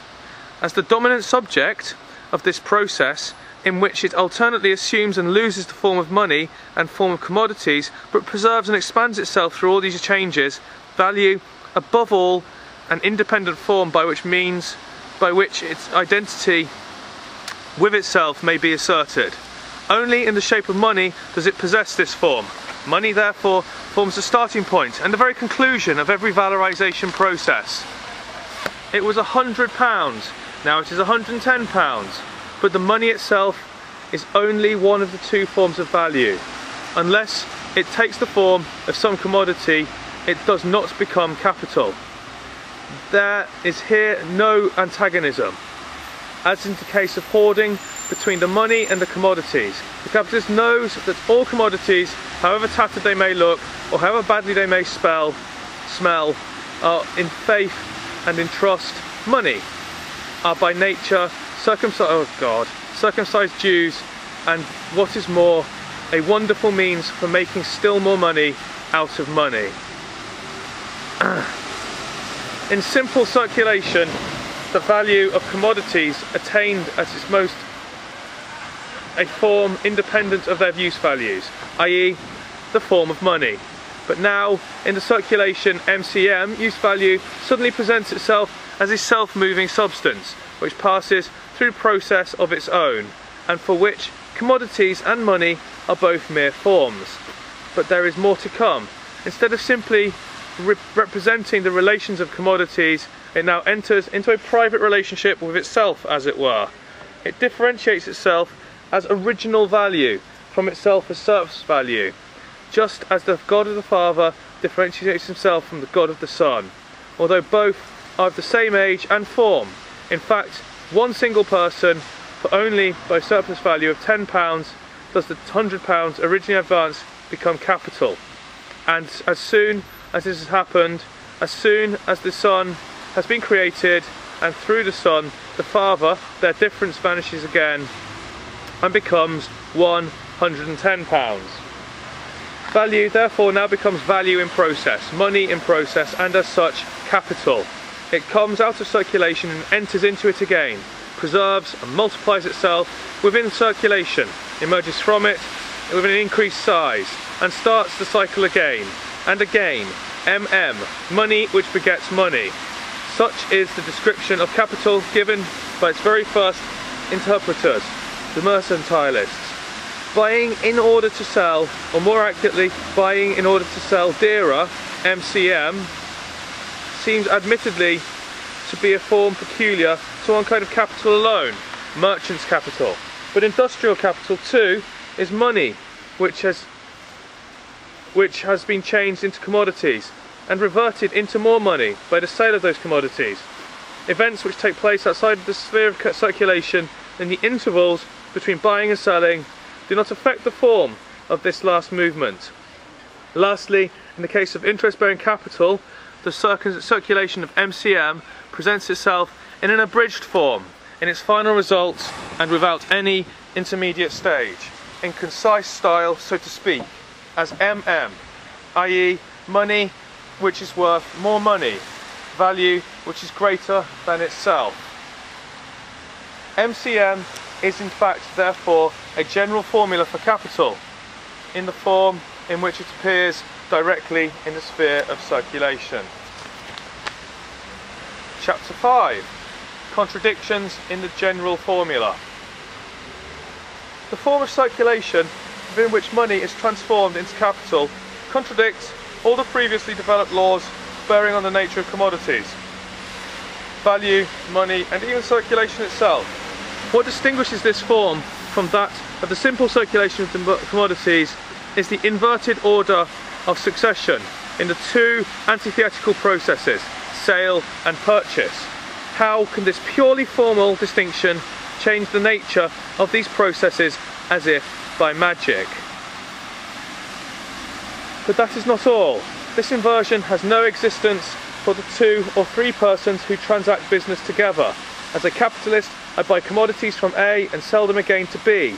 But as a simple owner of commodities, I sell them to B and then purchase further commodities from A. For A and B, this distinction does not exist. They step forth only as buyers and sellers of commodities. I myself confront them each time as the mere owner of either money or commodities, as a buyer or seller, or what is more, as in both sets of transactions I confront A only as buyer and B only as seller. I confront the one as a money and the other only as commodities, but neither of them as capital or a capitalist, or a representative of anything more than money or commodities, or of anything which might produce any effect beyond that produced by money or commodities. For me, the purchase of A and the sale of B are part of a series, but the connection between these two exists for me alone. A does not trouble himself about the transaction with B, nor does B about my business with A. And if I offered to explain to them the meretricious nature of my action in inverting the order of succession, they would probably point out to me that I was mistaken as to that order, and that the whole transaction, instead of beginning with a purchase and ending with a sale, began on the contrary with a sale and was concluded with a purchase. In truth, my first act, the purchase, was from the standpoint A sale, and my second act, the sale, was from a standpoint a purchase, standpoint of B a purchase. Not content with that, A and B would declare that the whole series was superfluous and nothing but hocus pocus, and that for the future A would buy direct from B and B sell direct to A.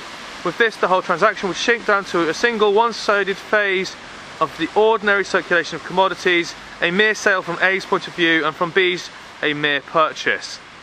Thus, the inversion of the order of succession does not take us outside the sphere of simple circulation of commodities, and we must rather look to see whether this simple circulation is by its nature might permit the valorization of the values entering into it, and consequently the formation of surplus value.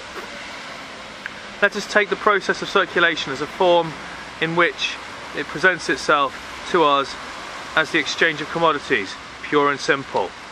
This is always the case when two owners of commodities buy from each other, and on the date of the settlement, the amounts they owe each other are balanced out equally. Money serves here as money of account and expresses the value of commodities and their prices, but it does not confront the commodities and their material shape. Insofar as use values are concerned, it is clear that both parties may gain, both of them with commodities which are of no service to them as use values, and receive others they need to use. And this may not be the only advantage gained. A, who sells wine and buys corn, possibly produces more wine in the same labour time than B, the corn farmer, could produce, and B, on the other hand, may produce more corn than A, the wine grower, could produce. A may therefore get more corn for the same exchange value, and B, more wine than each could respectively get without any exchange, if they had to produce their own corn and wine. With reference therefore to use value, it can indeed be said that exchange is a transaction by which both sides gain. It is otherwise with exchange value. A man who has plenty of wine and no corn treats a man who has plenty of corn and no wine.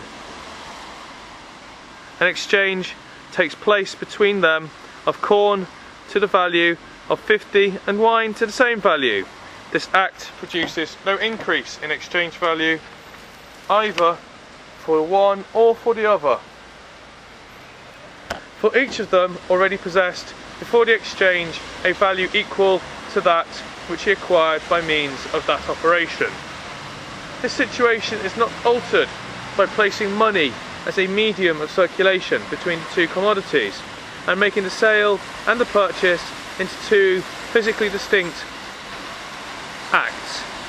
The value of a commodity is expressed by the price before it enters into circulation, and it is therefore a precondition of circulation, not its result.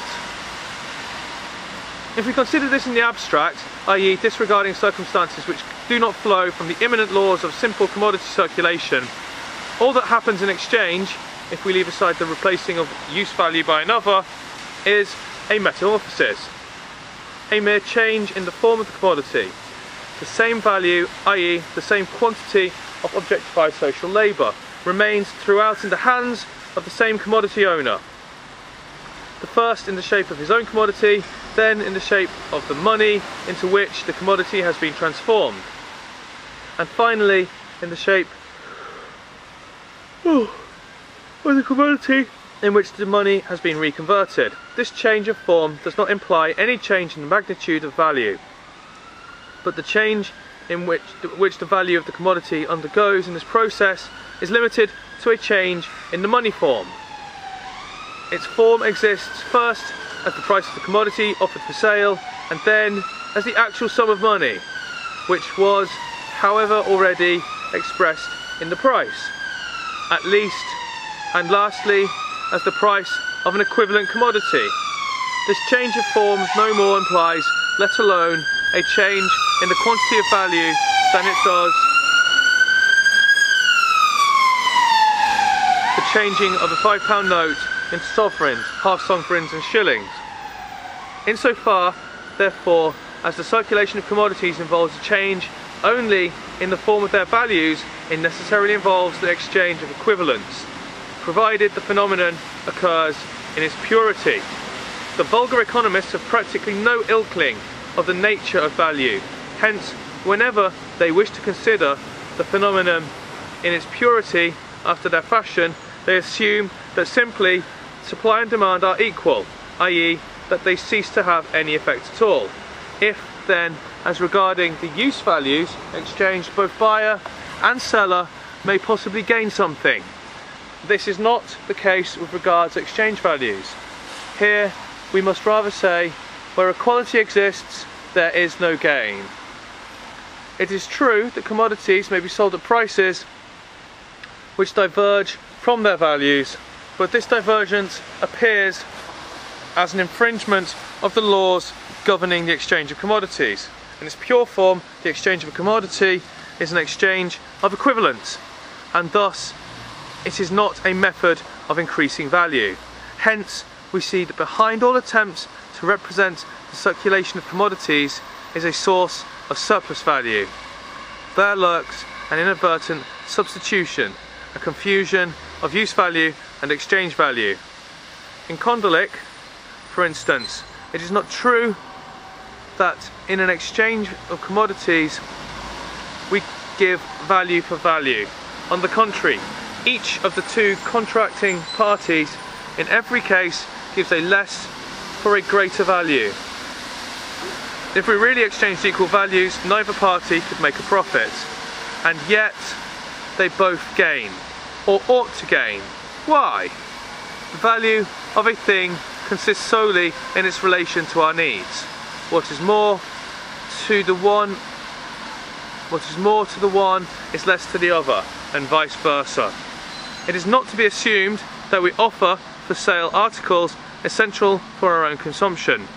We wish to part with a useless thing in order to get one that we need. We want to give less for more. It was natural to think that in an exchange one value was given for another equal to it, whenever each of the articles exchanged was of equal value with the great same quantity of gold. But there is another point to be considered in our calculation. The question is whether we both exchange something superfluous for something necessary. We may see this in this passage how Condillac not only confuses use value and exchange value, but in a really childish manner assumes that in a society in which the production of commodities is well developed, each producer produces his own means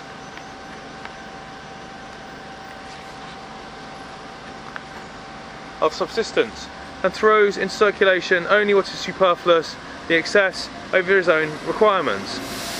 Still, Condillac's argument is frequently repeated by modern economists, especially to the point where the point is to show that the exchange of commodities in its developed form, commerce, is productive of surplus value. For instance, commerce adds value to products, but the same products in the hands of consumers are worth more than in the hands of producers, and it may be strictly considered an act of production. But commodities are not paid for twice over, once on account of their use value and second time on account of their value, and though the use value of a commodity is more serviceable to the buyer than to the seller, its money form is more so to the seller. Would he sell it otherwise? We might therefore just as well say that the buyer performs what is strictly an act of production by converting stockings, for example, into money. If commodities or commodities and money are of equal exchange value and consequently of equivalence are exchanged, it is plain that no one extracts more value from circulation than he throws into it. The formation of surplus value does not take place in its pure form. The circulation produced processes necessitate the exchange of equivalents, but in reality processes do not take place in their pure form. Let us therefore assume an exchange of non-equivalents. In any case, the market for commodities is frequented only by owners of commodities, and the power with which these persons exercise over each other is no other than the power of their own commodities. The material variety of commodities is the material driving force behind their exchange, and it makes other buyers and sellers mutually dependent, because none of them possesses the object of his own need, and each holds in his own hand the object of another's need. Apart from this material variety in their use values, there is only one other mark of distinction between commodities: the distinction between their natural form and their converted form, between commodities and money. Consequently, the owners of commodities can be differentiated only into sellers, and those who own commodities, and buyers who are those who own money. Suppose then that by some inextricable privilege allows a seller to sell his own commodities above their value, and to sell what is worth 100 for 110, therefore of a nominal price increase of 10%. In this case, the seller pockets the surplus value of 10, but after he has sold, he becomes a buyer. The third owner of commodities now comes to him as seller, and he too, for his part, enjoys the privilege of selling his commodities. 10% too dear. Our friend has gained 10 as a seller, only to lose 10 again as a buyer. In fact, the net result is that all owners of commodities sell their goods to each other at 10% above their value, which is exactly the same as if they were sold them at their true value. A universal and nominal price increase of this kind has the same effect as if the values of their commodities had been expressed, for example, in silver instead of in gold.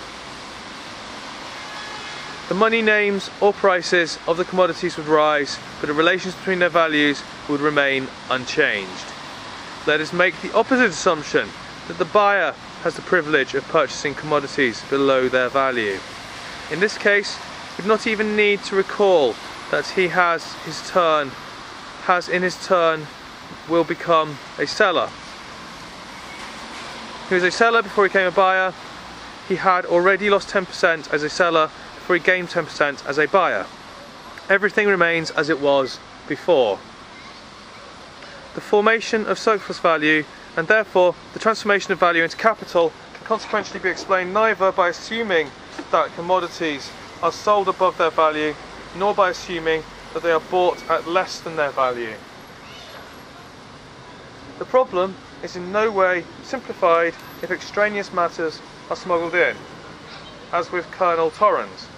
Effectual demand consists in the power and inclination on the part of consumers to give for commodities, either by immediate or circuitous barter, some greater portion of capital than their production costs. In circulation, producers and consumers confront each other only as buyers and sellers. To assert that the surplus value acquired by the producer has an origin in the fact that consumers pay for commodities more than their value is only to disguise the following simple phrase: the owner of commodities possesses as a seller the privilege of selling too dear. The seller has himself produced the commodities or represents their producer, to the buyer has to no less an extent produced commodities represented by his money or represents the producer of those commodities. One producer is therefore confronted with another producer. There's a distinction between them, that one buys and the other sells.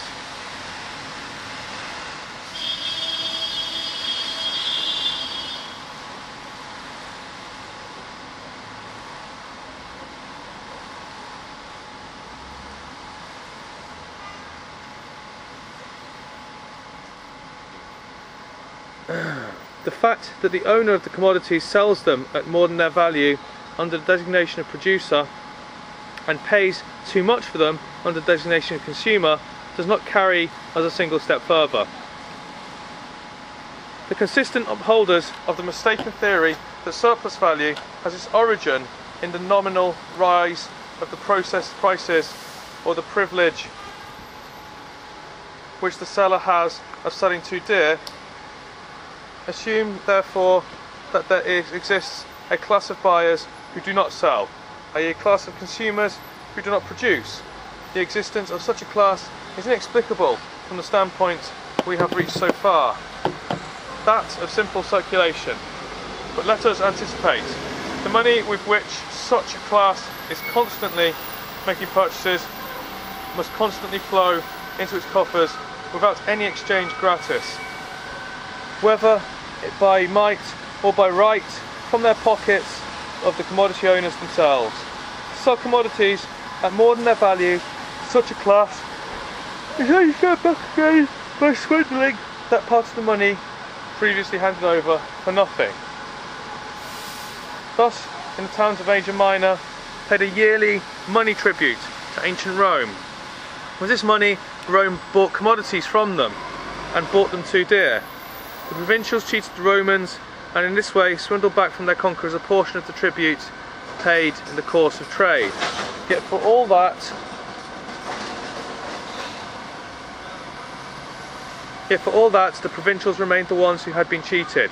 Their goods were still paid for with their own money. That is not the way to get rich or to create surplus value. Let us therefore keep within the limits of the exchange commodities where buyers and sellers and where sellers are buyers and buyers are sellers. Our perplexity may perhaps have arisen from conceiving people merely as personified categories instead of as individuals. A may be clever enough to get advantage of B and C without their being able to take their revenge. A sells wine worth £40 to B and obtains from him in exchange corn to the value of £50. A has converted his £40 into £50 and has made money out of less. He has transformed his commodities into capital. Let us examine this a little more closely. Before the exchange, we had £40 of wine in the hands of A and £50 of corn in those of B, a total value of £90. After the exchange, we still have the same total value of £90. The value in circulation has not increased by 1 iota. All that has changed is the distribution between A and B. What appears on one side as a loss of value appears on the other side as a surplus value. What appears on one side as a minus appears on the other as a plus. The same change would have taken place if A, without the disguise provided by exchange, had directly stolen £10 from B. The sum of values in circulation cannot clearly be augmented by any change in their distribution. And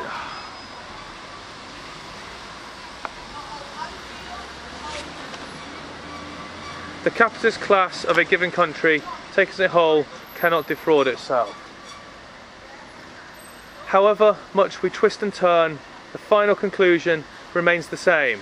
If equivalents are exchanged, no surplus value results, and if non-equivalents are exchanged, we may still have no surplus value. Circulation or the exchange of commodities creates no value.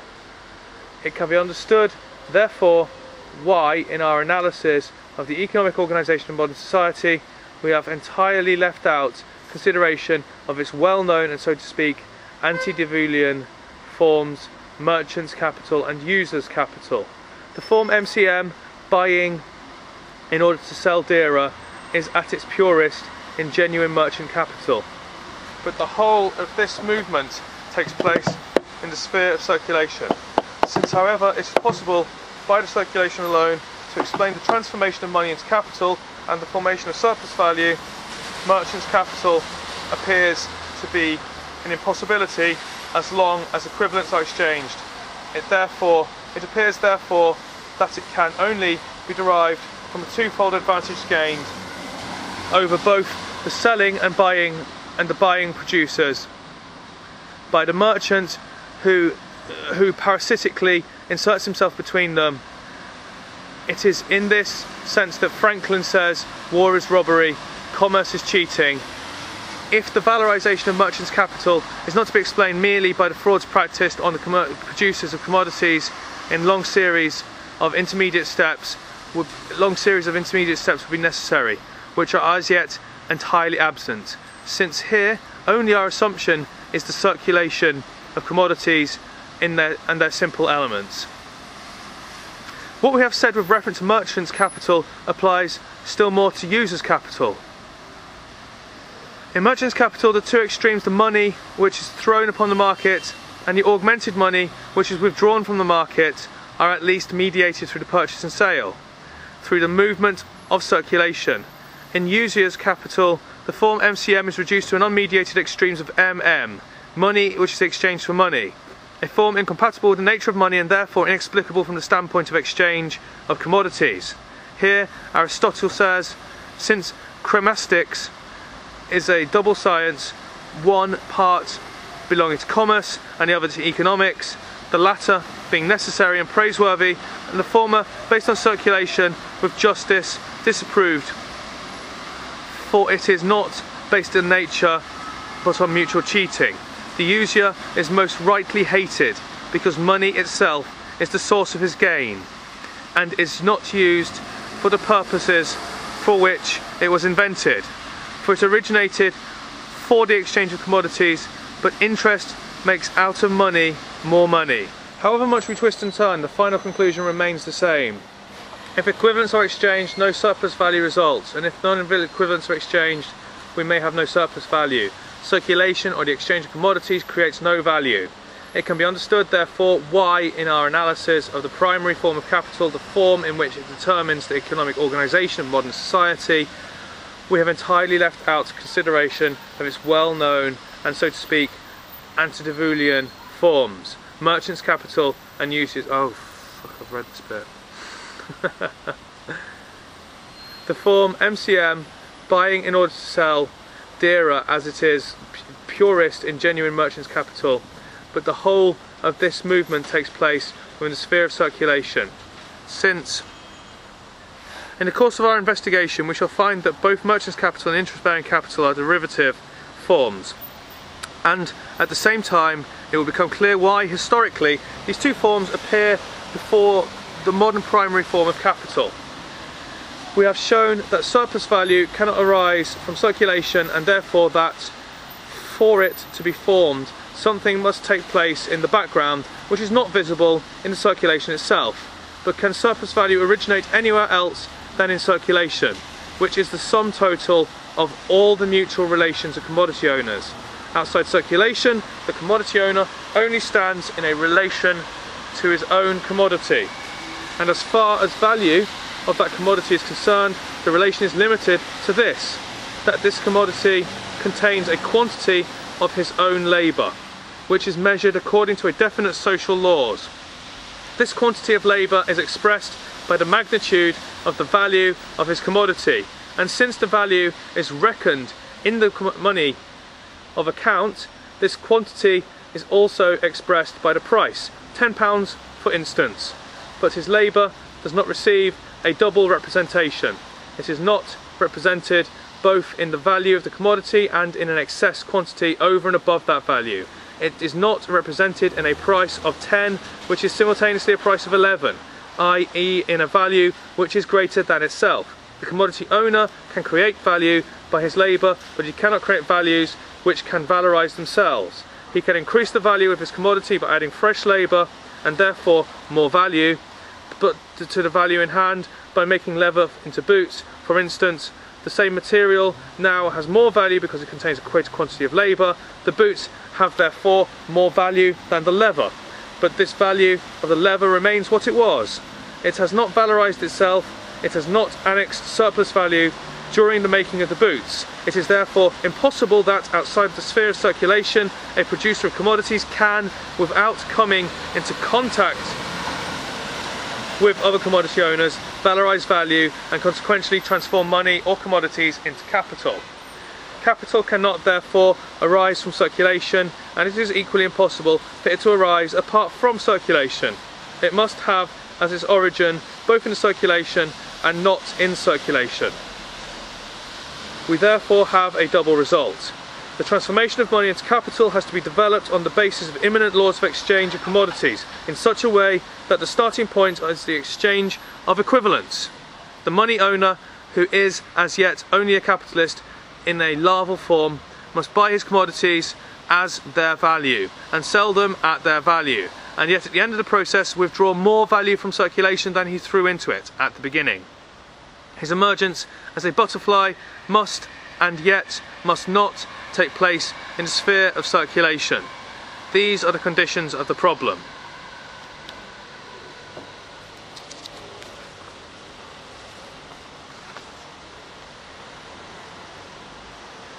Chapter 6. The sale and purchase of labour power.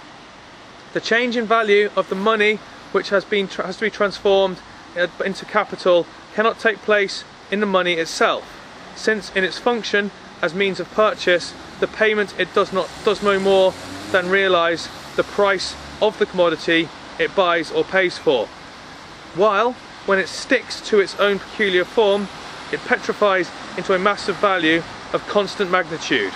Just as little can this change originate in the second act of circulation, the resale of the commodity. For this act merely converts the commodity from its natural form back into the money form. The change must therefore take place in the commodity which is bought in the first act of circulation, MC, but not in its value, for it is equivalent which are being exchanged, and the commodity is paid for at its full value. The change can therefore originate in the actual use value of the commodity, i.e. in its consumption. In order to extract value out of the consumption of the commodity, our friend the money owner must be lucky enough to find within the sphere of circulation on the market a commodity whose use value possesses a peculiar property of being a source of value, whose actual consumption is therefore itself and objectification of labour, and hence creation of value. The possessor of money does find such a special commodity on the market. The capacity of labour, in other words, labour power. We mean by labour power or labour capacity the aggregate of those mental and physical capabilities existing in the physical form, the living personality of the human being, capabilities which he sets in motion whenever he produces a use value of any kind. But in order that the owner of money may find labour power on the market as a commodity, various conditions must first be fulfilled. In and for itself, the exchange of commodities implies no other relations of dependence than those which result from its own nature.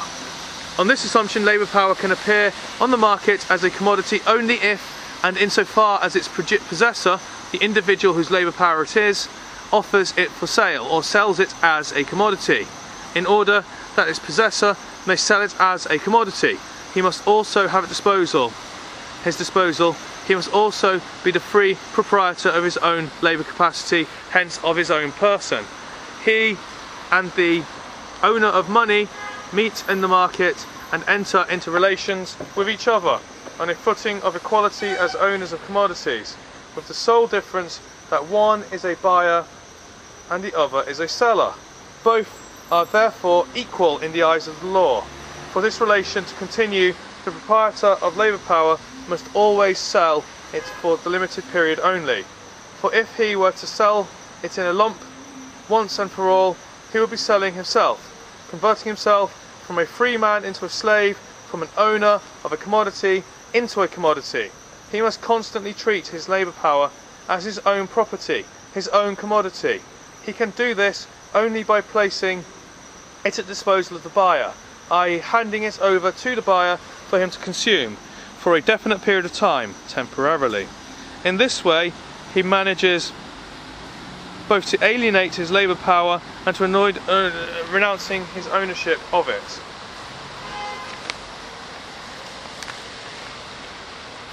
Second essential consideration which allows the owner of money to find labour power in the market as his commodity is this: that the possessor of labour power, instead of being able to sell commodities in which his labour power has been objectified, must rather be compelled to offer for sale as a commodity that very labour power which exists only in his living body. In order that a man may be able to sell commodities other than his labour power, he must of course possess means of production, such as raw materials, instruments of labour, etc. No boots can be made without leather. He requires also a means of subsistence. Nobody, not even a practitioner of Zukunft for music, can live on the products of the future or on use values whose production he has not yet completed. Just as on the first day of his appearance on the world stage, man must still consume every day before and while he produces. If products are produced as commodities, they must be sold after they have been produced, and they can only satisfy the producer's needs after they have been sold. The time necessary for the sale must be counted as well as the time of production. For the transformation of money into capital, therefore, the owner of money must find a free worker available on the commodity market, and this worker must be free in a double sense, that as the free individual he can dispose of his labour power as his own commodity, and that on the other hand he has no commodity for sale, i.e. he is rid of them, he is free of all the objects needed for the realisation of his labour power. Why this free worker confronts him in the sphere of circulation is a question which does not interest the owner of money, for he finds the labour market in existence as a particular branch of the commodity market, and for the present it interests us just as little. We confine ourselves to the fact theoretically as he does practically. One thing, however, is clear: nature does not produce, on the one hand, owners of money or commodities, and on the other hand, men possessing nothing but their own labour power. This relation has no basis in natural history. It is clear the result of the past historical development, the product of many economic revolutions, of the extinction of the whole series of older formations of social production. The economic categories already discussed similarly bear a historical imprint. The definite historical conditions are involved in the existence of the product as a commodity. In order to become a commodity, the product must cease to be produced as an immediate means of subsistence of the producer himself. Had we gone further and inquired under what circumstances all or even the majority of products take the form of commodities, we should have found that this only happens on the basis of a particular mode of production, the capitalist one. Such an investigation, however, would have been foreign to the analysis of commodities. The production and circulation of commodities can still take place even though the greater mass of the objects produced are intended for the immediate requirements of their producers and are not turned into commodities, so that the process of social production is as yet by no means dominated in its length and breadth by exchange value. The experience of products as commodities requires a level of development of the division of labour in society, such as the separation of use value from exchange value, a separation which first begins with barter, as has already been completed. But such a degree of development is common to many economic formations of society with the most diverse historical characteristics. If we go on to consider money, its existence implies that a definite stage in the development of commodity exchange has been reached. The various forms of money, money as a mere equivalent of commodity, money as a means of circulation, money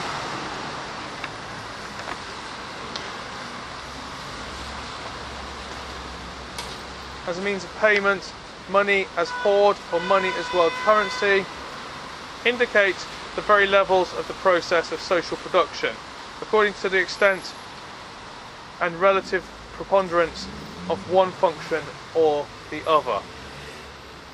Yet we know by experience that a relatively feeble development of commodity circulation suffices for the creation of all these forms. It is otherwise with capital. The historical conditions for its existence are by no means given with the mere circulation of money and commodities. It arises only when the owner of the means of productions has subsistence, and subsistence finds a free worker available on the market as the seller of his world's history.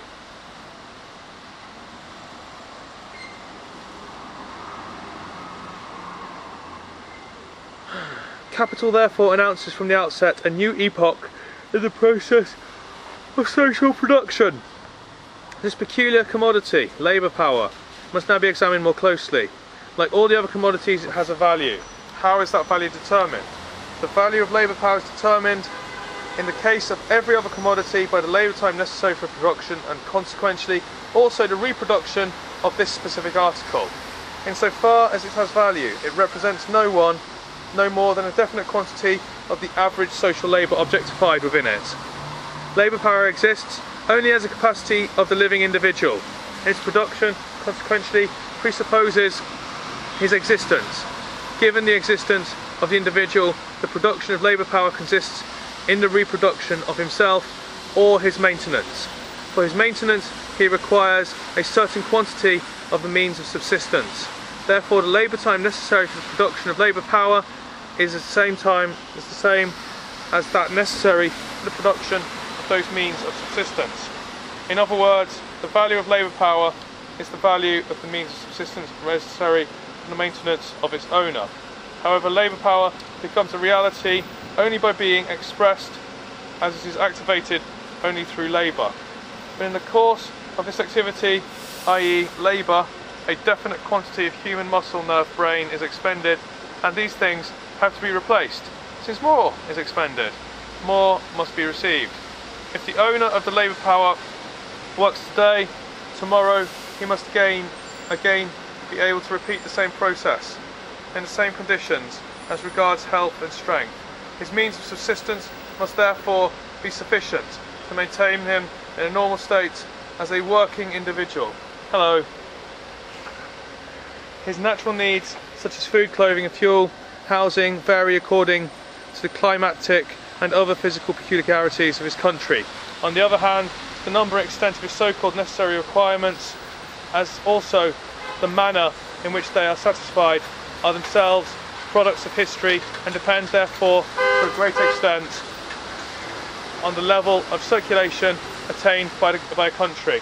In particular, they depend on the conditions to which, and consequently on the habits and expectations with which, the class of free workers has been formed.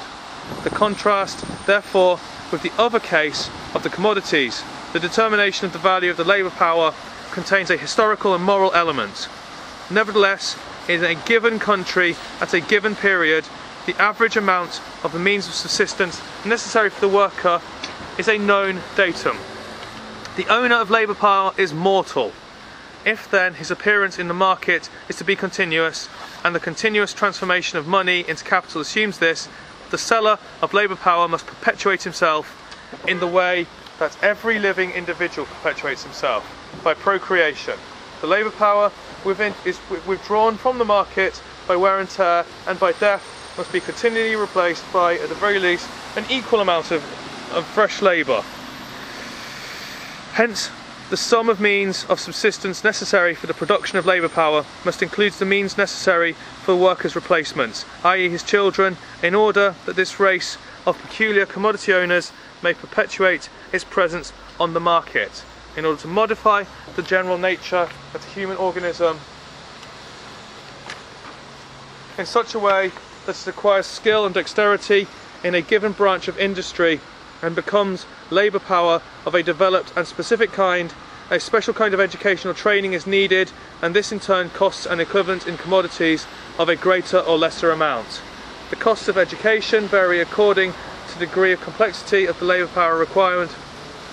These expenses, exceedingly small, and in the case of ordinary labour power, form a part of the total value spent in producing it. The value of labour power can be resolved into the value of a definite quantity of means of subsistence. It therefore varies with the value of the means of subsistence, i.e. with the quantity of labour time required to produce them. Some of the means of subsistence, such as food and fuel, are consumed every day and must therefore be replaced every day. Others, such as clothes and furniture, last for longer periods and need to be replaced only at longer intervals. Articles of one kind must be bought and paid for every day, others every week, others every quarter, or so on. But in whatever way the sum total of these outlays may be spread over a year, they must be covered by an average income, taking one day with another.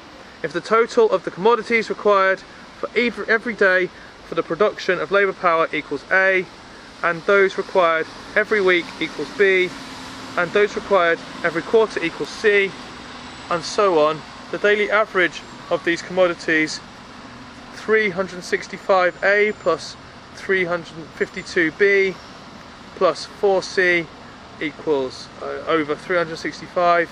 Suppose that this mass of commodities required for the average day contains 6 hours of social labour, then every day, half a day on average, social labour is objectified in labour power, or in other words, by half a day of labour power is required for the daily production of labour power.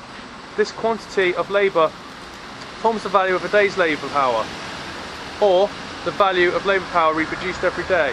If half a day on average social labour is present in 3 shillings, then 3 shillings is the price corresponding to a day's labour power. If the owner therefore offers it for sale at 3 shillings a day, its selling price is equal to its value.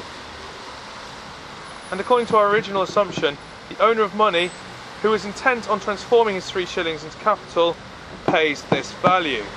The ultimate or minimum limit of value labour power is formed by the value of commodities, which have to be supplied every day to the bearer of labour power, the man, so that he can renew his life process. That is to say, the limit is formed by the value of the physically indispensable means of subsistence. If the price of labour power falls to this minimum, it falls below its value, since under such circumstances it can be maintained and developed only in a crippled state, and the value of every commodity is determined by the labour time required to provide it in a normal quantity.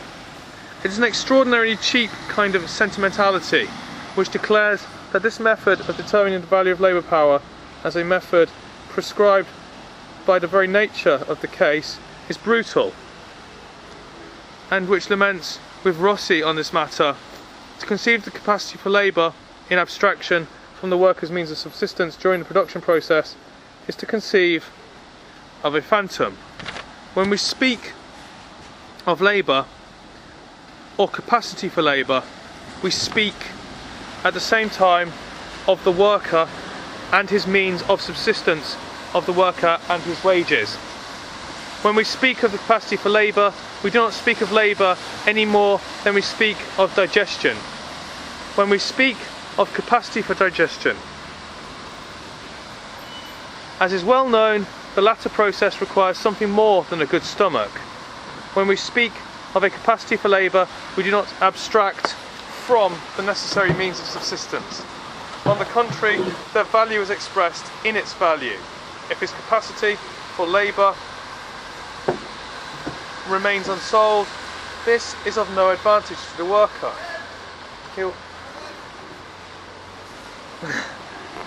That's nice. He will rather feel it to be cruel, a cruel nature-imposed necessity, that his capacity for labour has required for its production a definite quantity of means of subsistence, and will continue to require this for its reproduction. Then, like Sismondi, he will discover that the capacity for labour is nothing unless it is sold. One consequence of the peculiar nature of labour power as a commodity is this, that it does not in reality pass straight away into the hands of the buyer on the conclusion of the contract between the buyer and the seller. Its value, like that of every other commodity, is already determined before it enters into circulation, for a definite quantity of social labour has been spent on the production of labour power. But its use value consists in the subsequent exercise of that power. The alienation of labour power and its real manifestation, i.e. the period of its existence as a use value, does not coincide in time. But in those cases in which the formal alienation by sale of the use value of a commodity is not simultaneous with its actual transfer to the buyer, the money of the buyer serves as a means of payment. In every country where the capitalist mode of production prevails, it is the custom not to pay for the labour power until it has been exercised for a period of fixed contract, for example, at the end of each week. In all cases, therefore, the worker advances his use value of his labour power to the capitalist. He lets the buyer consume it before he receives payment of its price. Everywhere the worker allows credit to the capitalist. But this credit is no mere fiction, is shown only by the occasional loss of wages for the worker has already advanced when a capitalist goes bankrupt, but also by a series of more long-lasting consequences. Whether money serves as a means of purchase or by means of payment, it does not alter the nature of the exchange commodities. The price of the labour power is fixed by the contract, although it is not realised till later, like the rent of a house. The labour power is sold, although it is paid for only at a later period. It will therefore be useful, if we want to conceive the relation between pure form, to presuppose for the moment that the possessor of the labour power on the occasion of each sale immediately receives the price stipulated in the contract. We now know the manner of determining the value paid by the owner of money and the owner of this peculiar commodity, labour power. The use which the former gets in exchange manifests only in actual utilisation in a process of the consumption of labour power. The money owner buys everything necessary for this process, such as raw material in the market, and pays the full price for it. The process of the consumption of labour power is at the same time the production process of commodities and of surplus value. The consumption of labour power is completed, as in the case of every other commodity, outside the market in the sphere of circulation. Let us therefore, in company with the owner of money and the owner of labour power, leave this noisy sphere where everything takes place on the surface in full view of everyone, and follow it into the hidden abode of production.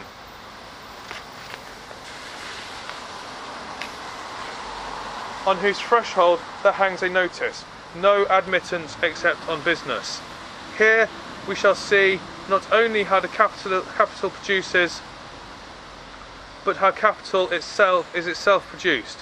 The secret of profit making must at last be laid bare.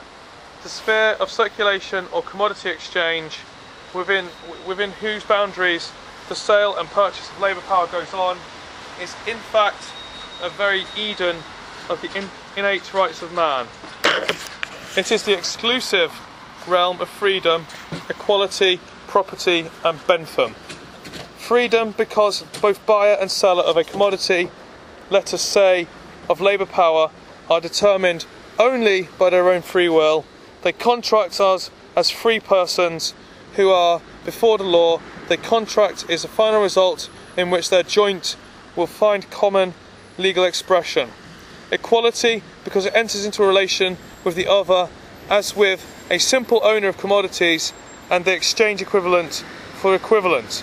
Property because it each disposes only of what is his own, and Bentham because each looks only after his own advantage.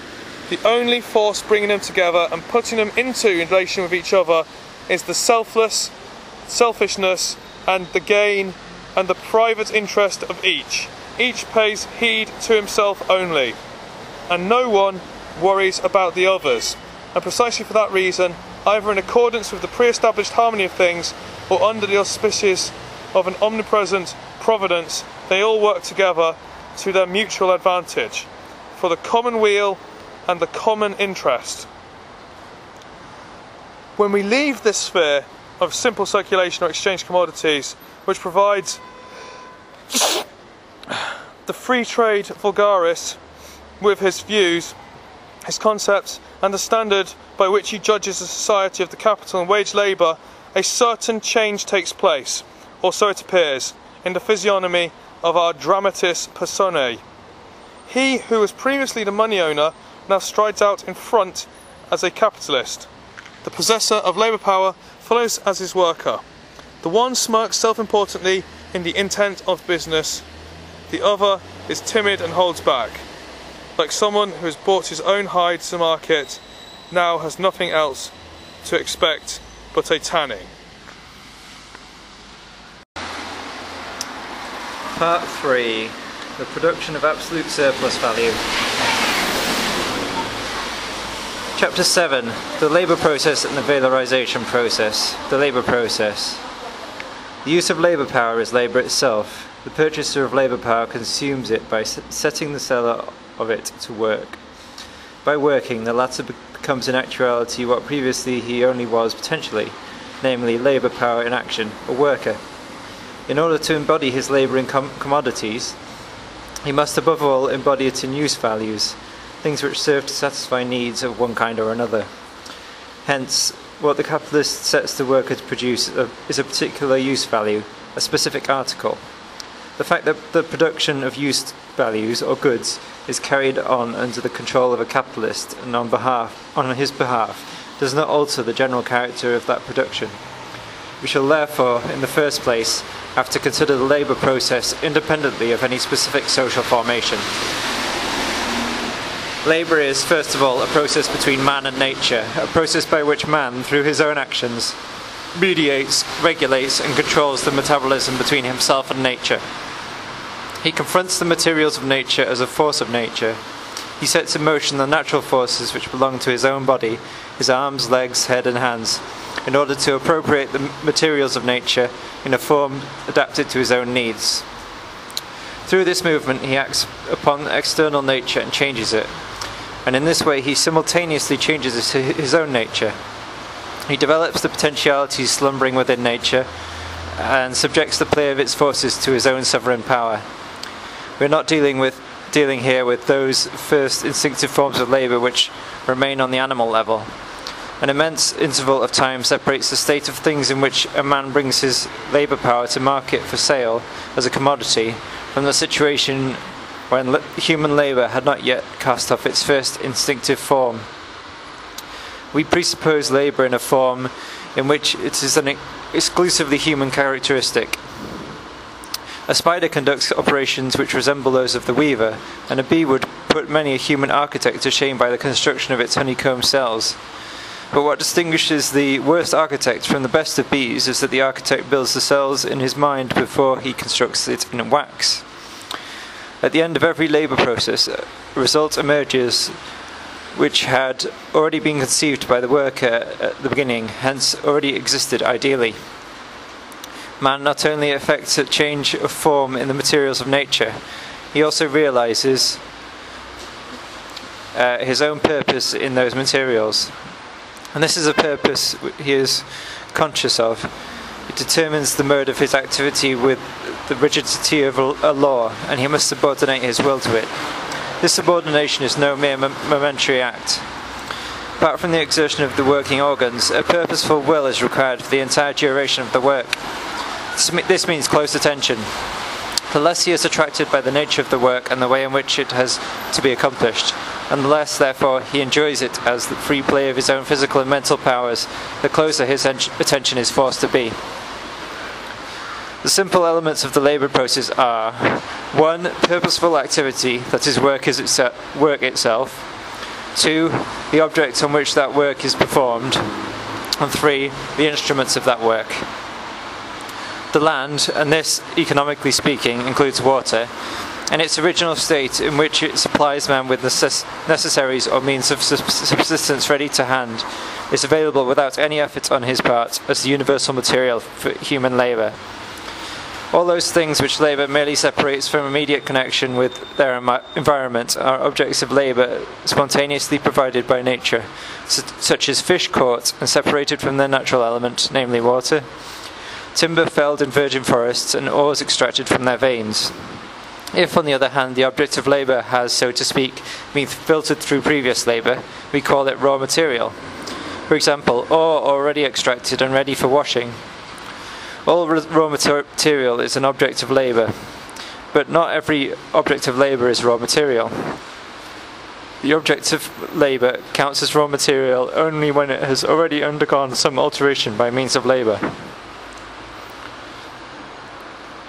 An instrument of labour is a thing or a complex of things which the worker interposes between himself and the object of his labour, and which serves as a conductor, directing its activity onto that object. He makes use of the mechanical, physical and chemical properties of some substances in order to set them to work on other substances as instruments of his power and in accordance with his purposes. Leaving out of consideration such ready-made means of subsistence as fruits, in gathering which a man's bodily organs alone serve as the instruments of his labour, the object the worker directly takes possession of is not the object of labour but its instrument. Thus nature becomes one of the organs of his activity, which he annexes to his own bodily organs, adding stature to himself in spite of the Bible. As the earth is his original larder, so too it is his original toolhouse. It supplies him, for instance, with stones for throwing, grinding, pressing, cutting, etc. The earth itself is an instrument of labour, but its use in this way in agriculture presupposes a whole series of other instruments and a comparatively high stage of development in labour power. As soon as the labour process has undergone the slightest development, it requires specially prepared instruments. Thus we find stone implements and weapons in the oldest caves. In the earliest period of human history, domesticated animals, i.e. animals that have undergone modification by means of labour, that have been bred especially, play the chief part as instruments of labour, along with stones, wood, bones and shells, which have also had work done on them. The use and construction of instruments of labour, although present in germ among certain species of animals, is characteristic of the specifically human labour process, and Franklin therefore defines man as a tool-making animal. Relics of bygone instruments of labour possess the same importance for the investigation of extinct economic formations of society as do fossil bones for the determination of extinct species of animals. It is not what is made, but how and by what instruments of labour that distinguishes different economic epochs. Instruments of labour not only supply a standard of the degree of development which human labour has attained, but they also indicate the social relations within which men work. Among the instruments of labour, those of a mechanical kind, which, taken as a whole, we may call the bones and muscles of production, offer much more decisive evidence of the character of a given social epoch of production than those which, like pipes, tubs, baskets, jars, etc., serve only to hold the materials of labour, and may be given the general denotation of the vascular system of production. The latter first begins to play an important part in the chemical industries. In a wider sense, we may include among the instruments of labour, in addition to things through which the impact of labour on its object is mediated, and which therefore, in one way or another, serve as conductors of activity, all the objective conditions necessary for carrying on the labour process. These do not enter directly into the process, but without them it is either impossible for it to take place, or possible only to a partial extent. Once again, the earth itself is a universal instrument of this kind, for it provides the worker with the ground beneath his feet, and a field of employment for his particular process. Instruments of this kind, which have already been mediated through past labour, include workshops, canals, roads, etc.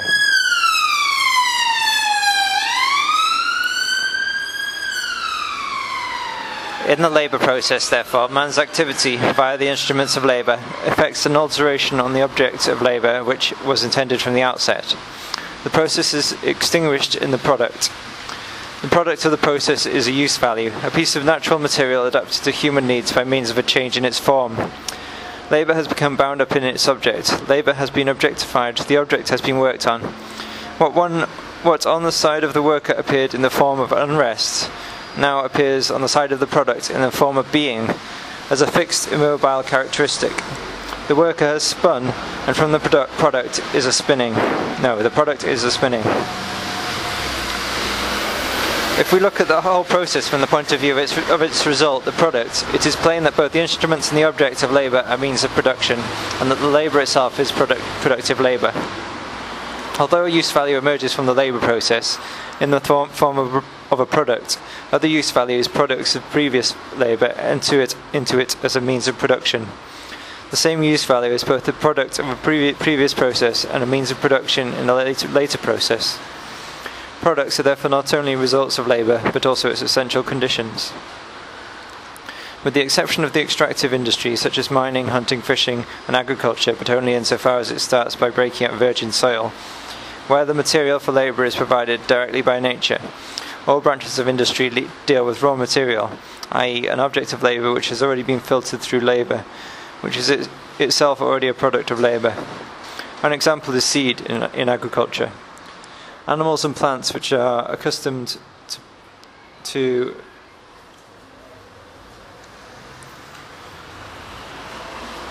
Animals and plants which we are accustomed to consider as products of nature may be, in their present form, not only products of, say, last year's labour, but the result of a gradual transformation continued through many generations under human control, and through the agency of human labour.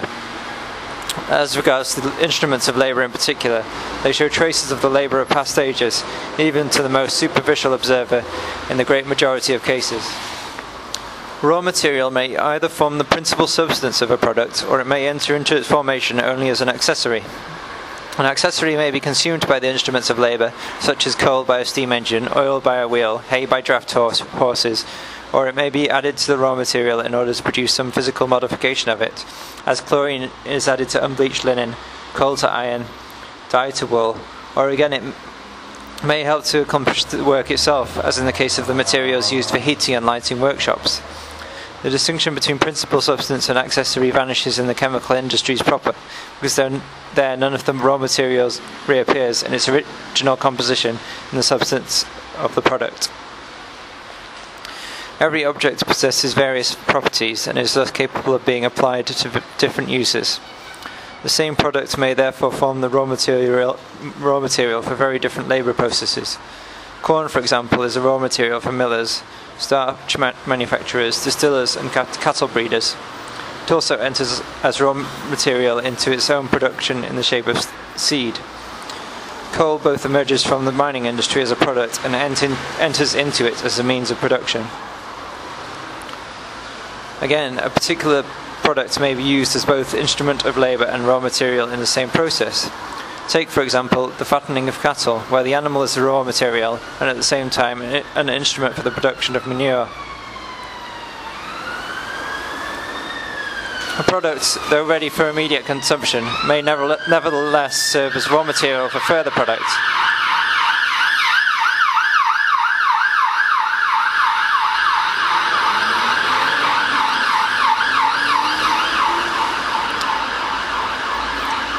As grapes do when they become the raw material for wine. On the other hand, labour may release its product in such a form that it can only be used as raw material. Raw material in this condition, such as cotton, thread and yarn, is called semi-manufactured, but should rather be described as having been manufactured up to a certain level. Although itself already a product, this raw material may have to go through a whole series of different processes, and in each of these it serves as raw material, changing its shape constantly, until it is precipitated from the last process of the series in finished form, either as means of subsistence or as an instrument of labour. Hence we see that whether a use value is to be regarded as raw material, an instrument of labour, or a product is determined entirely by its specific function in the labour process, by the position it occupies there. As its position changes, so do its determining characteristics. Therefore, whenever products enter as means of production into new labour processes, they lose their character of being products and function only as objective factors contributing to living labour. A spinner treats spindles only as a means for spinning, and flax as the material he spins. Of course, it is impossible to spin without material and spindles, and therefore the availability of these products is presupposed at the beginning of the spinning operation. But in the process itself, the fact that they are the products of past labour is as irrelevant as, in the case of the digestive process, the fact that bread is the product of the previous labour of the farmer, the miller and the baker. On the contrary, it is by their imperfections that the means of production in any process bring to our attention their character of being the products of past labour. A knife which fails to cut, a piece of thread which keeps on snapping, forcibly remind us of Mr. A, the cutler, or Mr. B, the spinner. In a successful product, the role played by past labour in mediating its useful properties has been extinguished.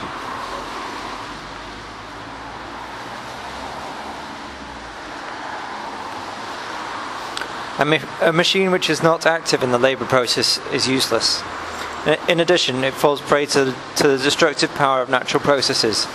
Iron rusts, wood rots. Yarn with which we neither weave nor knit is cotton wasted.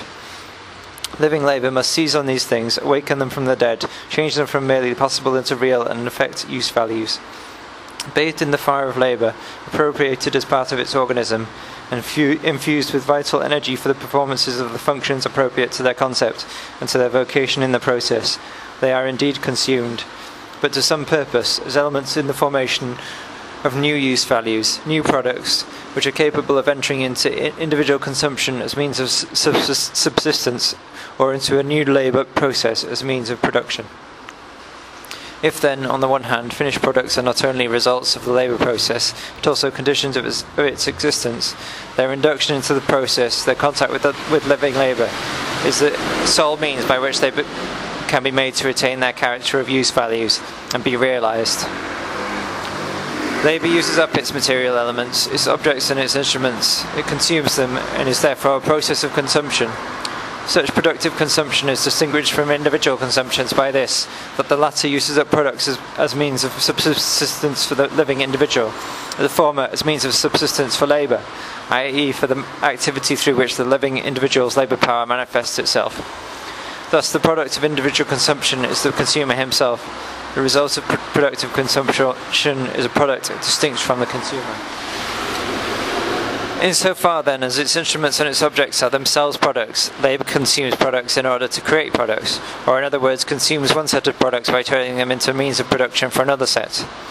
But just as the labour process originally took place only between man and the earth, which was available independently of any human action, so even now we still employ in the process many means of production which are provided directly by nature and do not represent any combination of natural substances with human labour. The labour process, as we have just presented it in its simple and abstract elements, is purposeful activity aimed at the production of use values. It is an appropriation of what exists in nature for the requirements of man. It is the universal condition for the metabolic interactions between man and nature, the everlasting nature-imposed condition of human existence, and it is therefore independent of every form of that existence, or rather it is common to all forms of society in which human beings live. We did not, therefore, have to present the worker in his relationship with other workers. It was enough to present man and his labour on one side, nature and its materials on the other.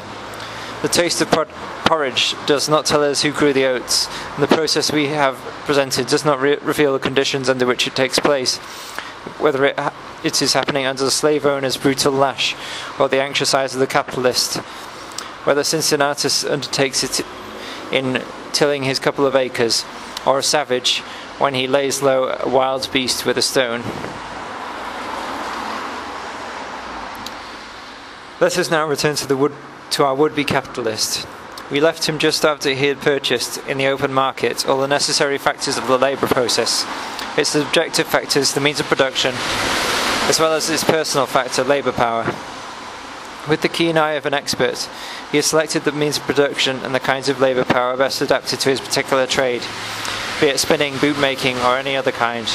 He then proceeds to consume the commodity, the labour power he has just bought, i.e. he causes the worker, bearer of that labour power, to consume the means of production by his labour. The general character of the labour process is evidently not changed by the fact that the worker works for the capitalist instead of for himself. Moreover, the particular methods and operations employed in boot-making or spinning are not immediately altered by the intervention of the capitalist.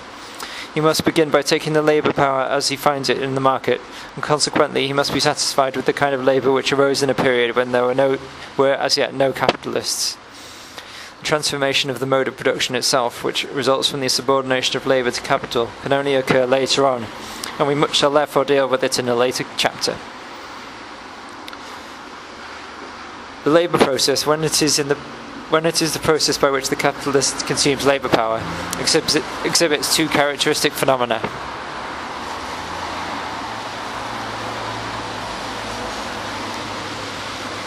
First, the worker works under the control of the capitalist to whom his labour belongs. And the capitalist takes good care that the work is done in a proper manner, and the means of production are applied directly to the purpose, so that the raw material is not wasted and the instruments of labour are spared, i.e. only worn to the extent necessitated by the use in the work. Secondly, the product is the property of the capitalist and not that of the worker, its immediate producer. Suppose that a capitalist pays for a day's work of labour power, then the right to use that power for a day belongs to him, just as much as the right to use any other commodity, such as a horse he has hired for the day. The use of a commodity belongs to its purchaser, and the seller of labour power, by giving his labour, does no more, in reality, than part with the use value he has sold. On the instant he steps into the workshop, the use value of his labour power, and therefore also its use, which is labour, belongs to the capitalist. By the purchase of labour power, the capitalist incorporates labour as a living agent of fermentation into the lifeless constituents of the product, which also belong to him. From his point of view, the labour process is nothing more than the consumption of the commodity purchase, i.e. of labour power, but he can consume this labour power only by adding the means of production to it. Labour process is a process between things the capitalist has purchased, things which belong to him. Thus the product of this process belongs to him just as much as the wine which is the product of the process of fermentation going on in his cellar. 2. The valorization process. The product, the property of the capitalist, is a use value, as yarn for example, or boots. But although boots are, to some extent, the basis of social progress, and our capitalist is decidedly in favour of progress, he does not manufacture boots for their own sake. Use value is certainly not la chose qu'on aime pour lui-même in the production of commodities.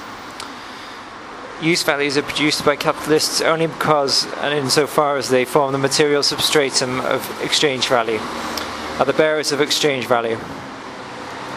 Our capitalist has two objectives. In the first place, he wants to produce a use value which has exchange value, i.e. an article destined to be sold, a commodity. And secondly, he wants to produce a commodity greater in value than the sum of the values of the commodities used to produce it, namely the means of production and the labour power he purchased with his good money on the open market. His aim is to produce not only a use value but a commodity, not only use value but value, and not just value but also surplus value.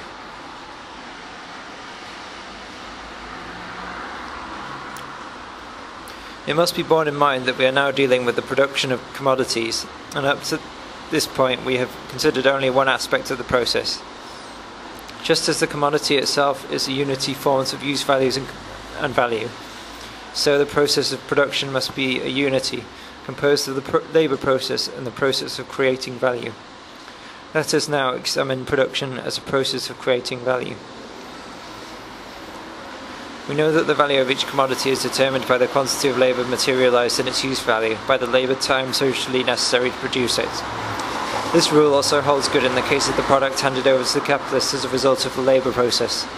Assuming this process to be yarn, our first step is to calculate the quantity of labour objectified in it. For spinning the yarn, raw material is required. Suppose in this case 10 pounds of cotton.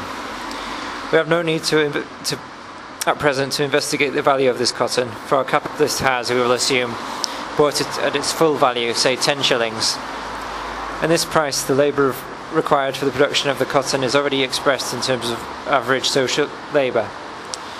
We will assume further that the wear and tear of the spindle, which for our present purpose may represent all other instruments of labour employed, amounts to the value of 2 shillings. If then 24 hours of labour or 2 working days are required to produce the quantity of gold represented by 12 shillings, it follows first of all that 2 days of labour are objectified in the yarn.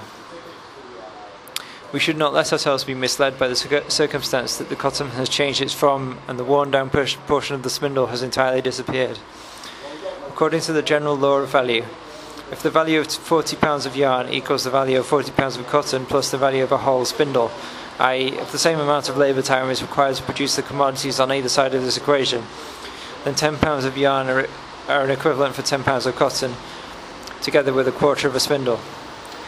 In the case we are considering, the same amount of labour time is represented in the 10 pounds of yarn on the one hand, and in the 10 pounds of cotton and the fraction of a spindle on the other. It is therefore a matter of indifference whether value appears in cotton, in a spindle, or in yarn. Its amount remains the same. The spindle and cotton, instead of resting quietly side by side, join together in the process. Their forms are altered, and they are turned into yarn, but their value is no more affected by this fact than it would be if they had simply exchanged for their equivalent in yarn.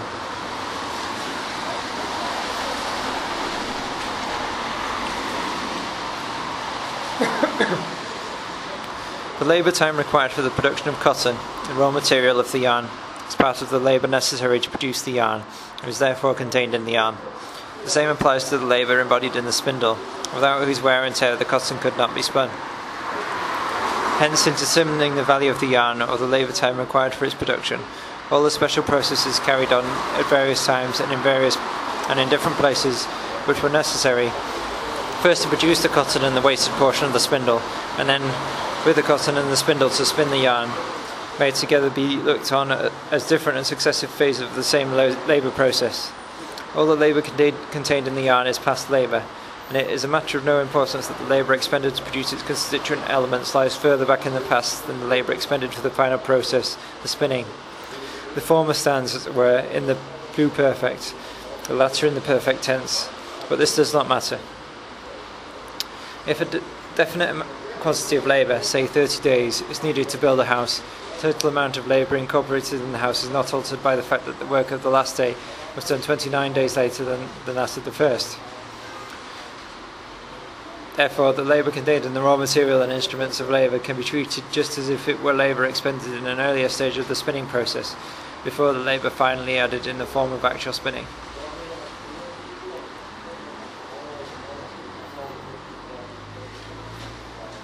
The values of the means of production which are expressed in the price of 12 shillings, the cotton and the spindle, are therefore constituent parts of the value of the yarn, i.e. of the value of the product. Two conditions must nevertheless be fulfilled. First, the cotton and the spindle must genuinely have served to produce a use value. They must in the present case become yarn. Value is independent of the particular use value by which it is born, but a use value of some kind has to act as its bearer. Second, the labour time expended must not exceed what is necessary under the given social conditions of production. Therefore, if no more than 1 pound of cotton is needed to spin 1 pound of yarn, no more than this weight of cotton may be consumed in the production of 1 pound of yarn. Same is true of the spindle. If the capitalist has a foible for using golden spindles instead of steel ones, the only labour that counts for anything in the value of the yarn remains that which will be required to produce a steel spindle, because no more is necessary under the given social conditions. We now know that part of the value of the yarn is formed by the means of production, namely the cotton and the spindle. It is 12 shillings, i.e. the materialisation of 2 days of labour. The next point to be considered is what part of the value of the yarn is added to the cotton by the labour of the spinner. We have now to consider this labour from a standpoint quite different from that adopted for the labour process. There we viewed it solely as the activity which has the purpose of changing cotton into yarn. There, the more appropriate the work was to its purpose, the better the yarn, other circumstances remaining the same. In that case, the labour of the spinner was specifically different from other kinds of productive labour, and this difference revealed itself both subjectively in the particular purposes of spinning, and objectively in the special character of its operations, the special nature of its means of production, and the special use value of its product. For the operation of spinning, cotton and spindles are a necessity, but for making rifled cannon they will be of no use whatsoever. Here, on the contrary, where we can consider the labour of the spinner only insofar as it creates value, i.e. as a source of value, that labour differs in no respect from the labour of the man who gores the cannon, or, what concerns us more closely here, from the labour of the cotton planter and the spindle maker, which is realised in the means of production of the yarn. It is solely by reason of this identity that cotton planting, spindle making and spinning are capable of forming the component parts of one whole, namely the value of the yarn, differing only quantitatively from each other. Here we are no longer concerned with the quality, the character and the content of the labour, but merely with its quantity, and this simply requires to be calculated. We assume that spinning is simple labour, the average labour of a given society. Later it will be seen that the contrary assumption would make no difference. During the labour process, the worker's labour constantly undergoes a transformation from the form of unrest into that of being, from the form of motion into that of objectivity. At the end of 1 hour, the spinning motion is represented in a certain quantity of yarn, in other words, a definite quantity of labour, namely that of 1 hour, has been objectified in the cotton. We say labour, i.e. the expenditure of his vital force by the spinner, and not spinning labour, because the special work of spinning counts here only insofar as it is the expenditure of labour power in general, and not the specific labour of the spinner. In the process we are now considering, it is of extreme importance that no more time be consumed in the work of transforming the cotton into yarn than is necessary under the given social conditions. If under normal, i.e. average social conditions of production, X pounds of cotton are made into Y pounds of yarn by 1 hour's labour, then a day's labour does not count as 12 hours labour unless 12 X pounds of cotton be made into 12 Y pounds of yarn, for only socially necessary labour time counts towards the creation of value.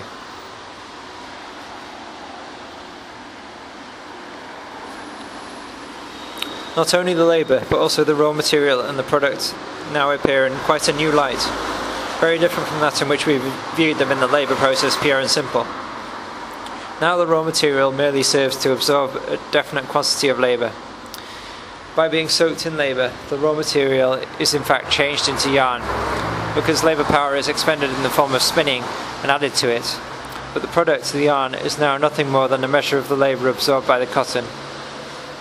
If in 1 hour 1 2/3 pounds of cotton can be spun into 1 2/3 pounds of yarn, then 10 pounds of yarn indicate the absorption of 6 hours of labour. Definite quantities of product quantities which are determined by experience now represent nothing but definite quantities of labour, definite masses of crystallised labour time. They are now simply the material shape given by a given number of hours or days of social labour. The fact that the labour is precisely the labour of spinning, that its material is cotton, its product yarn, is as irrelevant here as it is that the object of labour is itself already a product, hence already raw material. If the worker, instead of spinning, were to be employed in a coal mine, the object at which he worked would be coal, which is present in nature. Nevertheless, a definite quantity of coal, when extracted from its seam, would represent a definite quantity of absorbed labour. We assumed on the occasion of its sale that the value of a day's labour power was 3 shillings, and that 6 hours of labour was incorporated in that sum, and consequently that this amount of labour was needed to produce the worker's average daily means of subsistence. If now our spinner, by working for 1 hour, can convert 1 2/3 pounds of cotton into 1 2/3 pounds of yarn, it follows that in 6 hours he will convert 10 pounds of cotton into 10 pounds of yarn. Hence, during the spinning process, the cotton absorbs 6 hours of labour. The same quantity of labour is embodied in a piece of gold of a value of 3 shillings. A value of 3 shillings, therefore, is added to the cotton by the labour of spinning. Let us now consider the total value of the product, the 10 pounds of yarn. 2.5 days of labour have been objectified in it. Out of this, 2 days were contained in the cotton and the worn down portion of the spindle, and half a day was absorbed during the process of spinning. This 2.5 days of labour is represented by a piece of gold with a value of 15 shillings. Hence 15 shillings is an adequate price for the 10 pounds of yarn, and the price of £1 is 1 shilling and 6pence.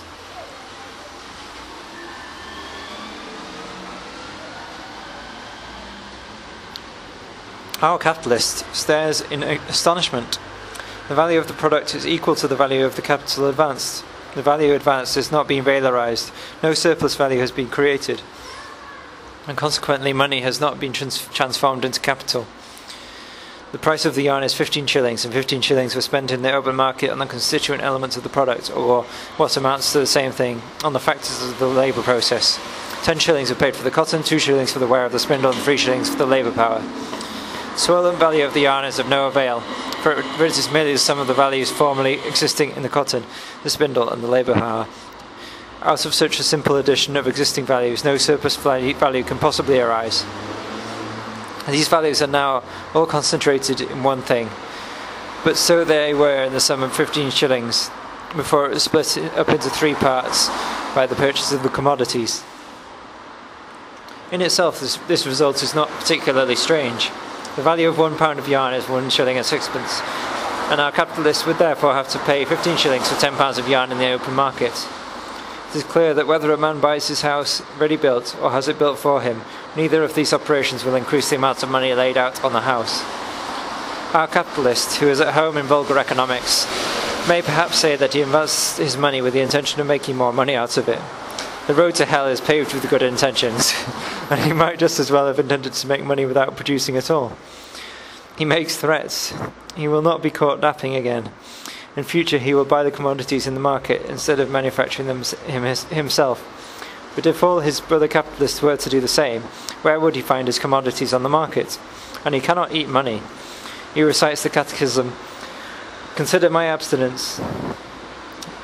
I might have squandered the 15 shillings, but instead I consumed it productively and made yarn with it." Very true, and as a reward he is now in possession of good yarn instead of a bad conscience.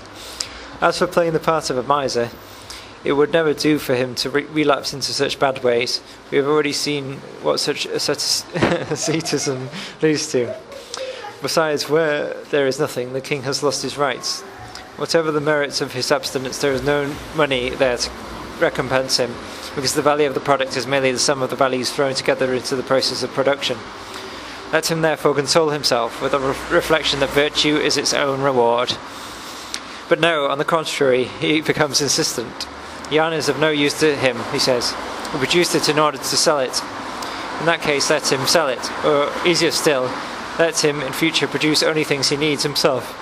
A remedy already prescribed by his personal physician, McCulloch, as being proven efficacy against an epidemic of overproduction.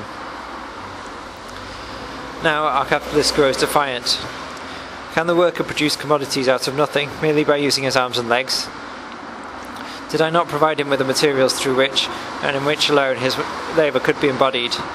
And as the greater part of society consists of such impecunious creatures, have I not rendered the society an incalculable service by providing my instruments of production, my cotton and my spindle, and the worker too, Or have I not provided him with the means of subsistence?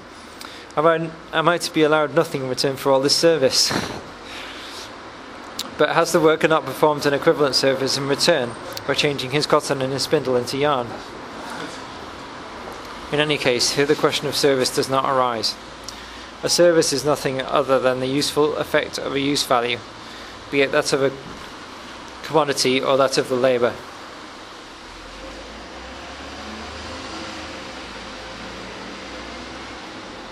But here we are dealing with exchange value.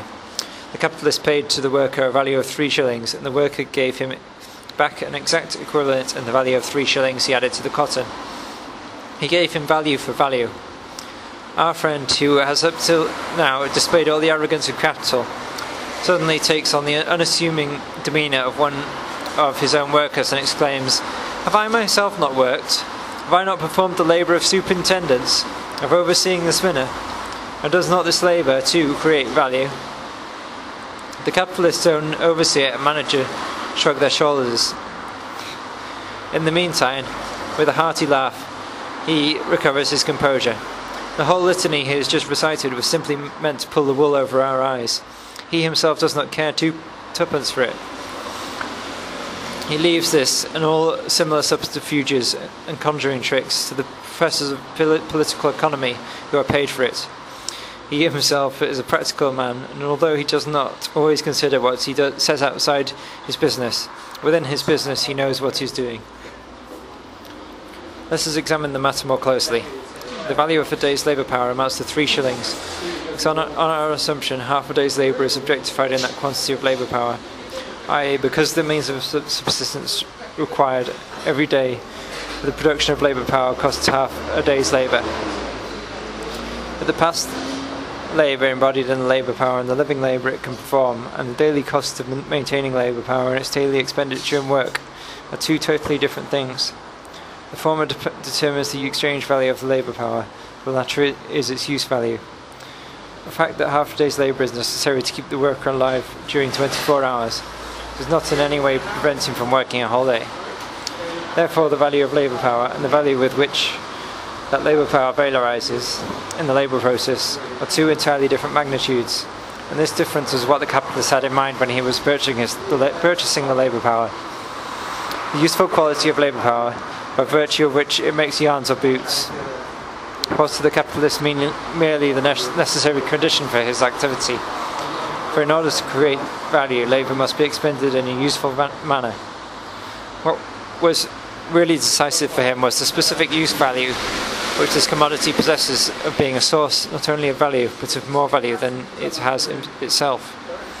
This is the specific service the capitalist expects from labour power, and in this transaction he acts in accordance with the eternal laws of commodity exchange. In fact, the seller of labour power, like the seller of any other commodity, realises its exchange value and alienates its use value. He cannot take the one without giving the other. The use value of labour power, in other words, labour, belongs just as little to its seller as the use value of oil after it has been sold belongs to the dealer who sold it. The owner of the money has paid the value of a day's labour power. He therefore has the use of it for a day. A day's labour belonged to him. On the other hand, the daily sustenance of labour power costs only half a day's labour, while on the other hand, the very same labour power can remain effective, can work during a whole day, and consequently the value which its use during one day creates is double what the capitalist pays for that use. This circumstance is a piece of good luck for the buyer, but by no means an injustice towards the seller.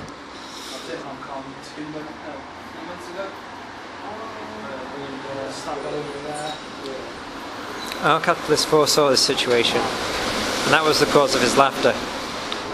The worker therefore finds in the workshop the means of production necessary for working not just 6 but 12 hours. If 10 pounds of cotton could absorb 6 hours labour and become 10 pounds of yarn, now 20 pounds of cotton will absorb 12 hours of labour and be exchanged into 20 pounds of yarn. Let us examine the product of this extended labour process. Now 5 days of labour are objectified in this 20 pounds of yarn. 4 days are due to the cotton and the lost steel of the spindle. The remaining day has been absorbed by the cotton during the spinning process. Expressed in gold, the labour of 5 days is 30 shillings. This is therefore the price of the £20 of yarn, giving, as before, 1 shilling and sixpence as the price of £1. But the sum of the values of the commodities thrown into the process amounts to 27 shillings. The value of the yarn is 30 shillings. Therefore, the value of the product is 1/9 greater than the value advanced to produce it. 27 shillings have turned into 30 shillings. A surplus of a value of 3 shillings has been precipitated. The trick has at last worked. Money has been transformed into capital.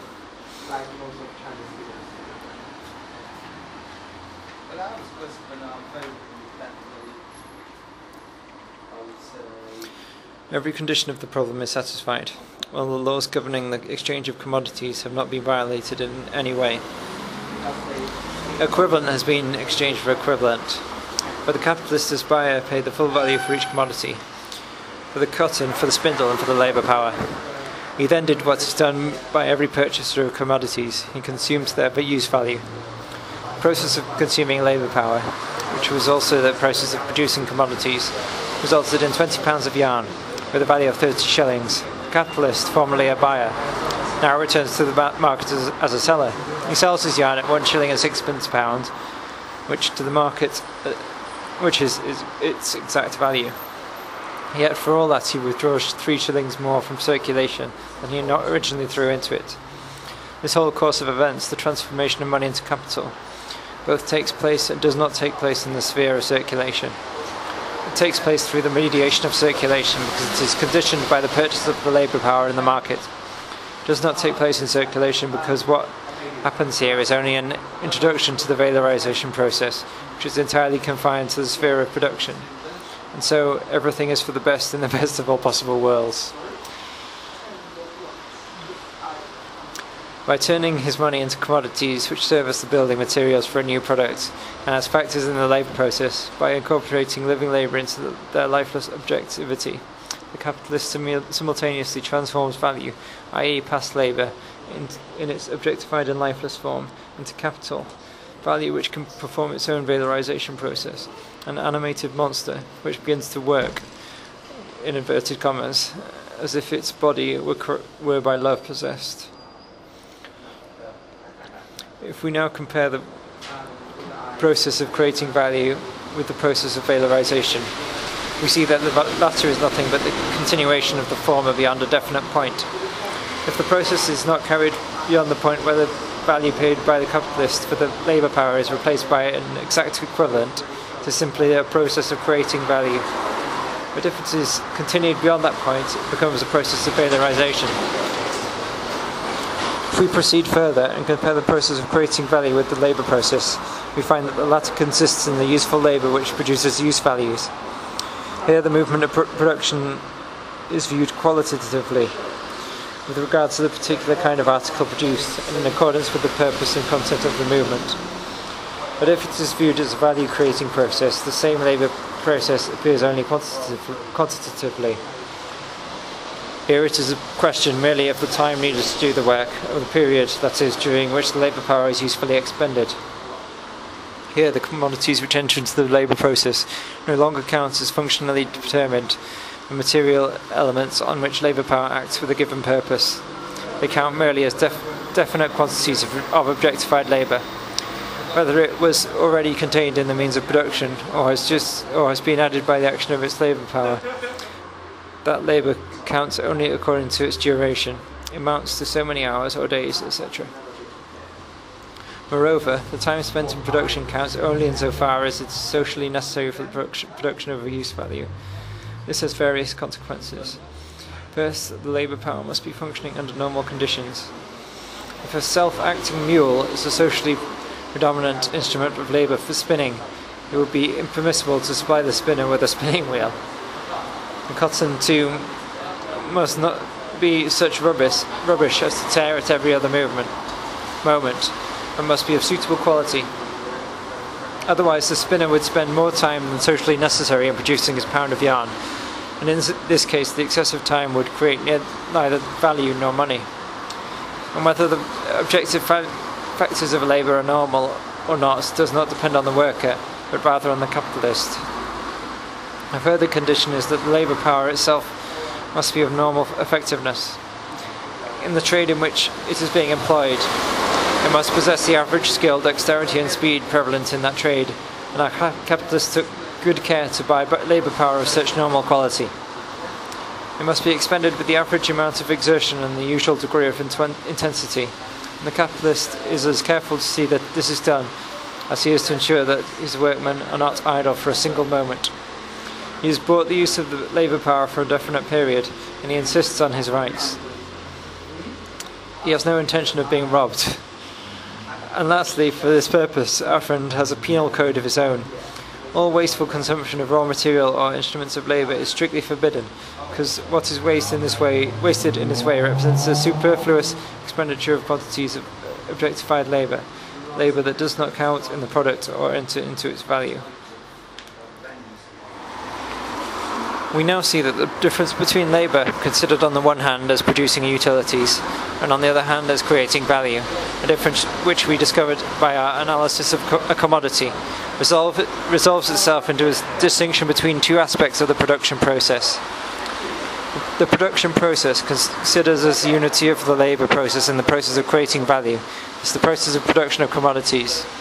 Considered as the unity of the labour process and the process of valorisation, it is the capitalist process of production, or the capitalist form of the production of commodities. We stated on a previous page that in the valorisation process, it does not matter in the least whether the labour appropriated by the capitalist is a simple labour of average social quality, or more complex labour with a higher specific gravity, as it were. All labour of a higher or more complicated character than average labour is expenditure of labour power of a more costly kind, labour power whose production has cost more time and labour than unskilled or simple labour power, and which therefore has a higher value. This power being of higher value, it expresses itself in labour of a higher sort, and therefore becomes objectified during an equal amount of time in proportionally higher values. Whatever difference in skill there may be between the labour of a spinner and that of a jeweller, the portion of this labour by which the jeweller merely replaces the value of his own labour power does not in any way differ in quality from the additional portion by which he creates a surplus value. In both cases, the surplus value results only from a quantitative excess of labour, from a lengthening of one and the same labour process. In the one case, the process of making jewels, on the other, the process of making yarn.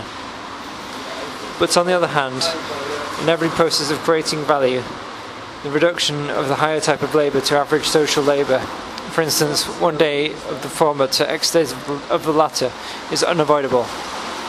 We therefore save ourselves a superfluous operation and simplify our analysis by the assumption that the labour of the worker employed by the capitalist is average simple labour.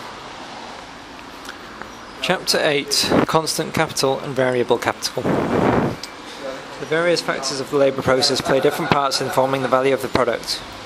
The worker adds fresh value to the material of his labour by expending on it a given amount of additional labour, no matter what the specific content, purpose and technical character of that labour may be.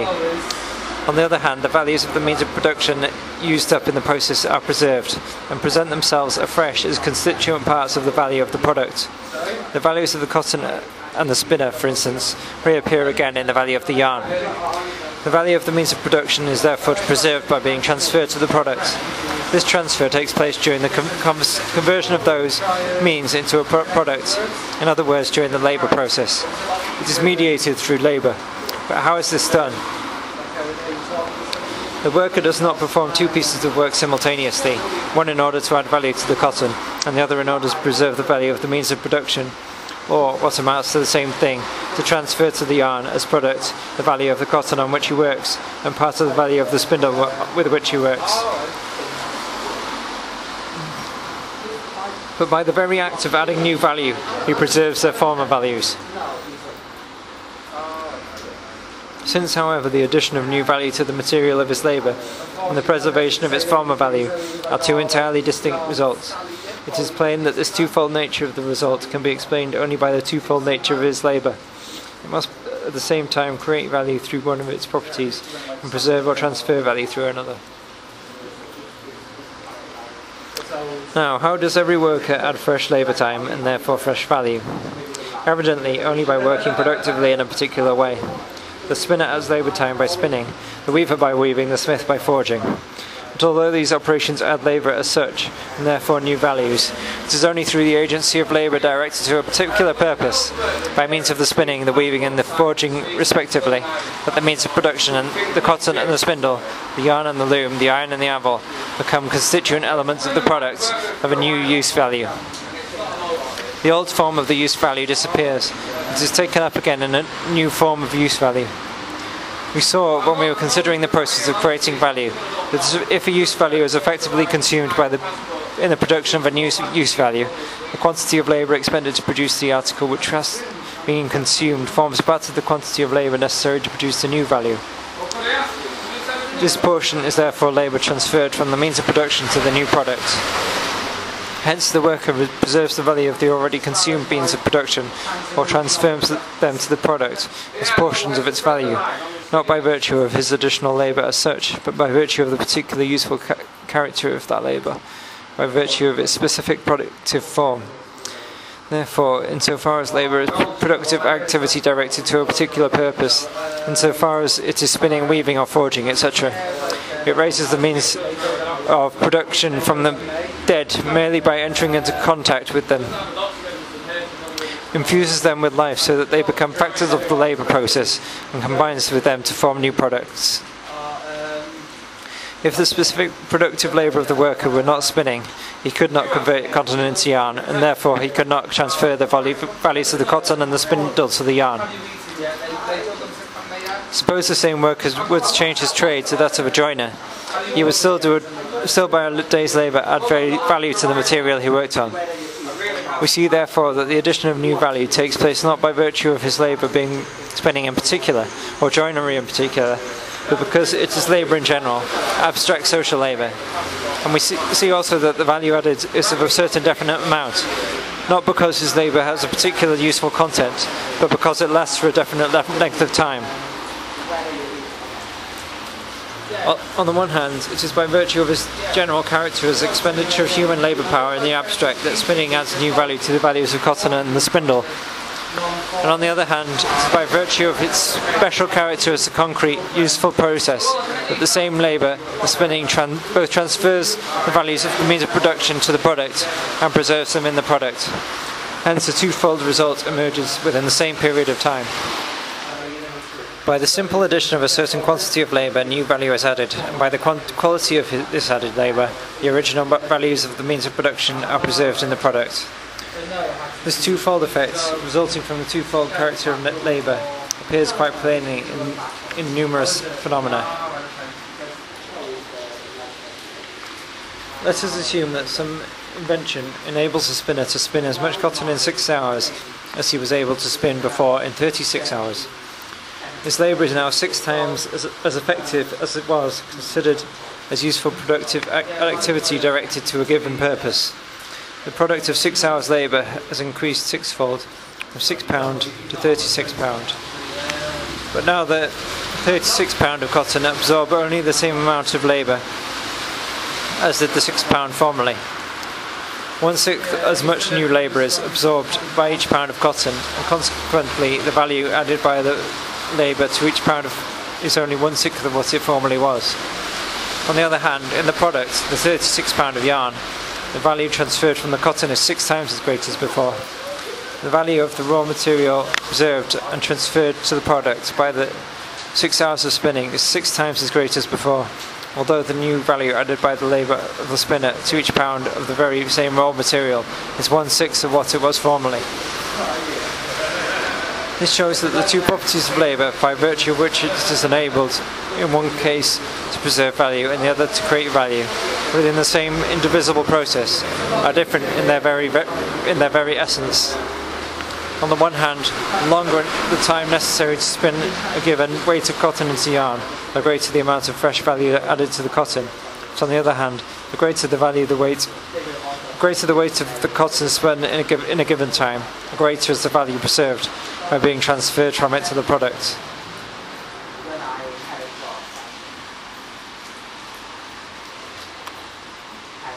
Let us now assume that the productivity of the spinner's labour, instead of varying, remains constant.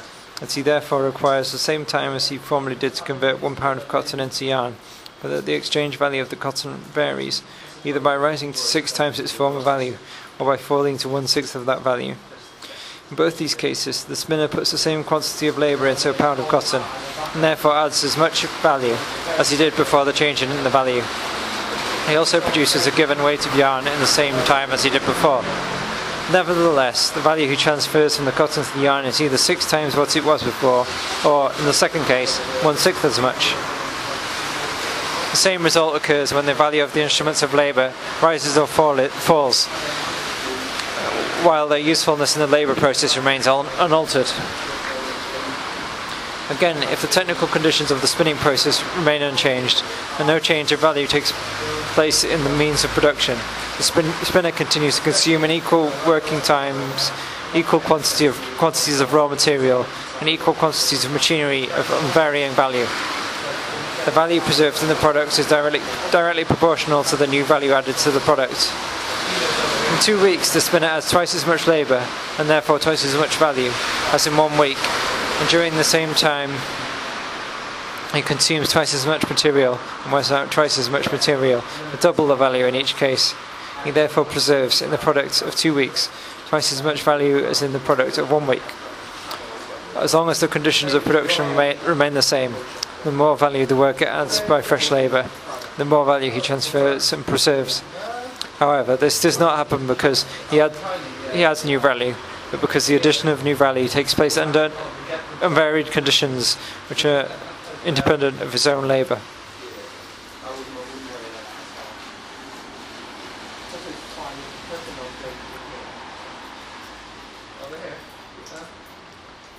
Of course, it may be said in a relative sense, the worker always preserves old value in proportion to the added quantity of new value. Whether the value of cotton rises from 1 shilling to 2 shillings or falls to 6pence, the worker invariably preserves in the product of 1 hour only half as much value as he preserves in 2 hours. Similarly, if the productivity of his own labour rises or falls, he will in the course of 1 hour spin either more or less cotton than he did before, and will consequently preserve more or less of the value of the cotton in the product of 1 hour. But all the same, he will preserve twice as much value in 2 hours labour as he will by 1. Value exists only in use values in things if we leave aside its purely symbolic representation in tokens. Man himself, viewed merely as the physical existence of labour power, is a natural object, a thing, although a living conscious thing, and labour is the physical manifestation of that power. If therefore any article loses its use value, it also loses its value. The reason why means of production do not lose their value at the same time as they lose their use value is that they lose in the labour process the original form of their use value, only to assume it in the product the form of a new use value. And however important it may be to value that it should have some use value to exist in, it is still a matter of complete indifference what particular object serves this purpose. We saw this when dealing with the metamorphosis of commodities. Hence it follows that in the labour process the means of production transfer their value to the product only insofar as they lose their exchange value along with their independent use value. They only give up to the product the value they themselves lose as means of production. But in this respect, the objective factors of the labour process do not all behave in the same way.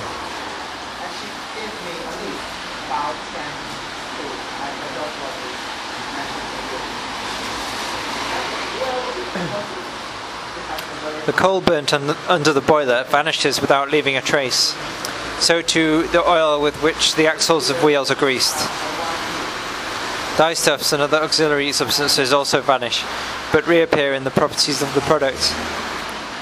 The raw material forms the substance of the product, but only after it has undergone a change in its form. Hence raw material and auxiliary substances lose the independent form with which they entered into the labour process. It is otherwise with the actual instruments of labour. Tools, machines, factory buildings and containers are only of use in the labour process as long as they keep their original shape and are ready each morning to enter into the same form. And just as during their lifetime, that is to say during the labour process, they retain their shape independently of the product, so too after their death. The mortal remains of machines, tools, workshops, etc., always continue to lead an existence distinct from that of the product they helped to turn out. If we now consider the case of any instrument of labour during the whole period of its service, from the day of its entry into the workshop to the day of its banishment to the lumber room, we find that during this period its use value has been completely consumed, and therefore its exchange value completely transferred to the product. For instance, if a spinning machine lasts for 10 years, it is plain that during that working period, its total value is gradually transferred to the product of the 10 years. The lifetime of an instrument of labour is thus spent in the repetition of a greater or lesser number of similar operations. The instrument suffers the same fate as the man. Every day brings the man 24 hours nearer to his grave, although no one can tell accurately, merely by looking at a man, how many days he has still to travel on that road. This difficulty, however, does not prevent life insurance companies from using the theory of averages to draw very accurate, and what is more, very profitable conclusions about the length of a man's life. So it is with the instruments of labour. It is known by experience how long, on average, a machine of a particular kind will last. Suppose its use value in the labour process lasts only 6 days.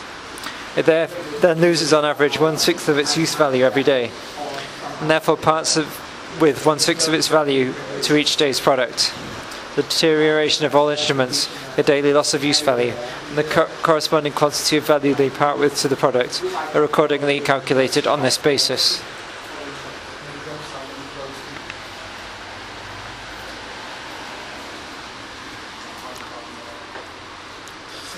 It is thus strikingly clear that means of production never transfer more value to the product than they themselves lose during the labour process by the destruction of their own use value. If an instrument of production has no value to lose, i.e. if it is not the product of human labour, it transfers no value to the product. It helps to create use value without contributing to the formation of exchange value. This is true of all those means of production supplied by nature without human assistance, such as land, wind, water, metals in the form of ore, and timber in virgin forests. Here we are confronted with another interesting phenomenon. Suppose a machine is worth £1,000 and wears out in 1,000 days. Then every day 1,000 of the value of the machine is transferred to the day's product. At the same time, the machine as a whole continues to take part in the labour process, though with diminishing vitality. Thus it appears that one factor of the labour process, a means of production, continually enters as a whole into that process, while it only enters in parts into the valorization process. The distinction between the labour process and the valorization process is reflected here in their objective factors, in that one and the same means of production, and one and the same process of production, counts in its totality as an element in the labour process, but only piece by piece as an element in the creation of value.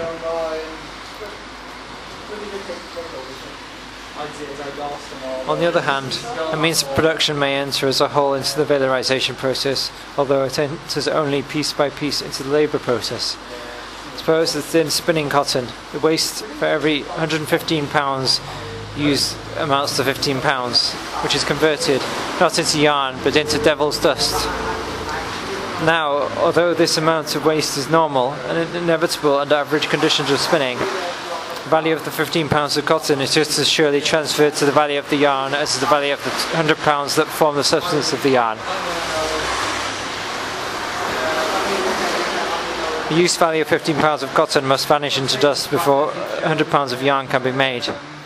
The destruction of this cotton is therefore a necessary condition for the production of the yarn. Because it is a necessary condition, and for no other reason, the value of that cotton is transferred to the product.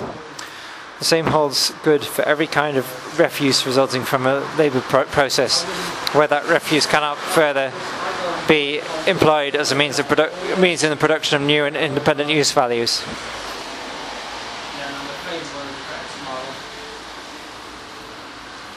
Such an employment of refuse can be seen in the large machine building factories at Manchester, The mountains of iron turnings are carted away to the foundry in the evening, only to reappear the next morning in the workshops as solid masses of iron.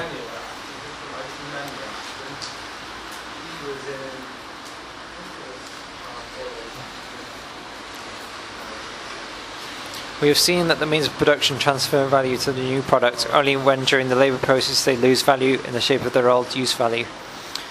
The maximum loss of value the means of production can suffer in the process is plainly limited by the amount of the original value with which they enter into it, or, in other words, by the labour time required to produce them.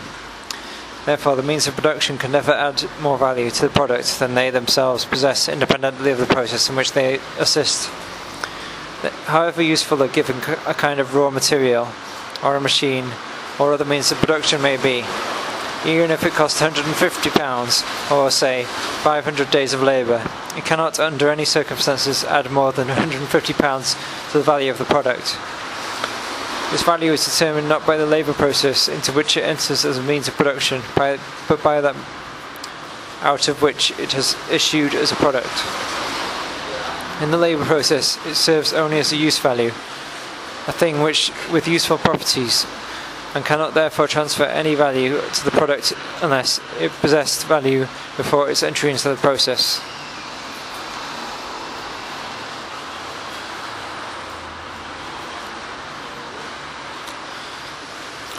While productive labour is changing the means of production into constituent elements of a new product, their value undergoes a metempsychosis.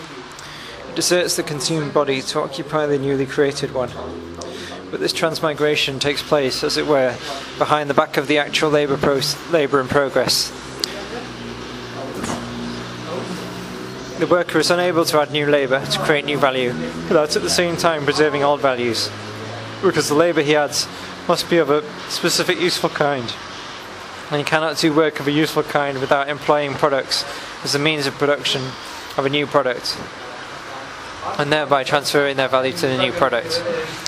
Property, therefore, which labour power in action, living labour, possesses of preserving value, at the same time it adds to it, is a gift of nature which costs the worker nothing, which is very advantageous to the capitalist, since it preserves the existing nature of his capital. As long as trade is good, the capitalist is too absorbed in making profits to take notice of this gratuitous gift of labour. Violent interruptions of the labour process, crises, make him painfully aware of it.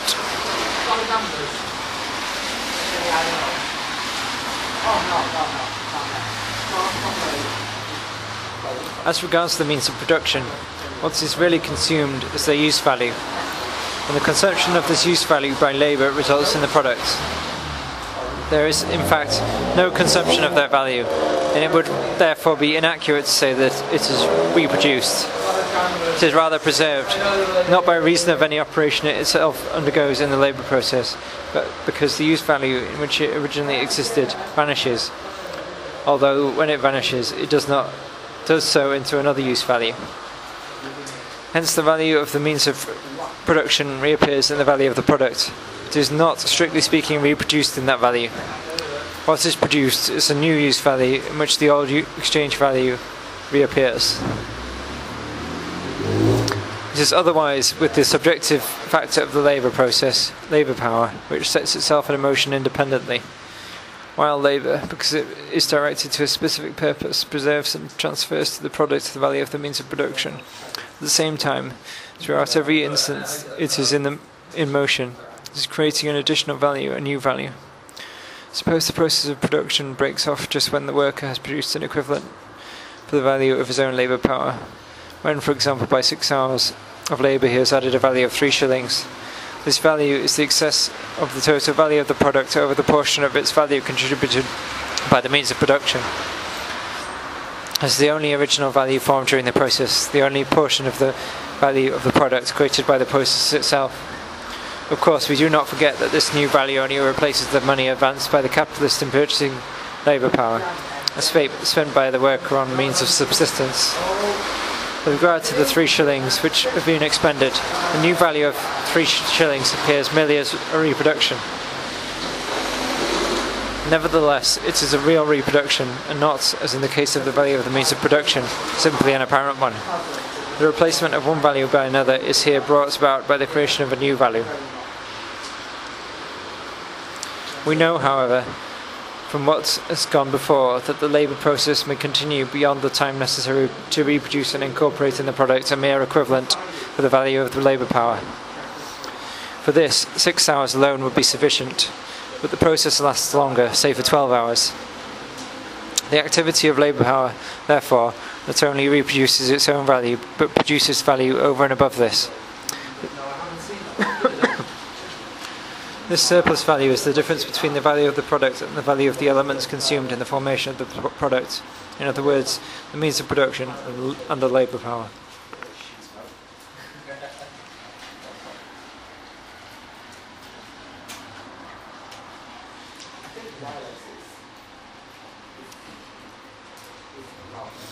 In presenting the different parts played by the various factors of the labour process in the formation of the product's value, we have in fact characterised the different functions allotted to the different elements of capital in its own valorisation process. The excess of the total value of the product over the sum of the values of its constituent elements is the excess of the capital which has been valorised over the value of the capital originally advanced. The means of production on the one hand, labour power on the other, are merely the different forms of existence which the value of the original capital assumed, when it lost its monetary form and was transformed into the various factors of the labour process. That part of capital, therefore, which was turned into means of production, i.e. the raw material, the auxiliary material and the instruments of labour, does not undergo any quantitative alteration of value in the process of production. For this reason, I call it the constant part of capital, or more briefly, constant capital.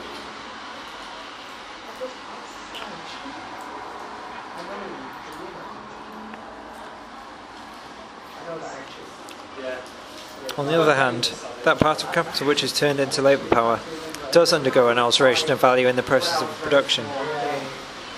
It both reproduces the equivalent of its own value and produces an excess, a surplus value, which may itself vary and be more or less according to circumstances. This part of capital is continually being transformed into from a constant into a variable magnitude. I therefore call it the variable part of capital, or more briefly, variable capital.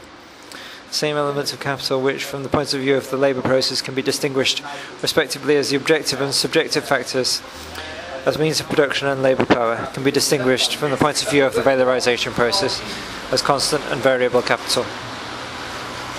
The definition of constant capital given above is by no means excludes the possibility of a change of value in its elements.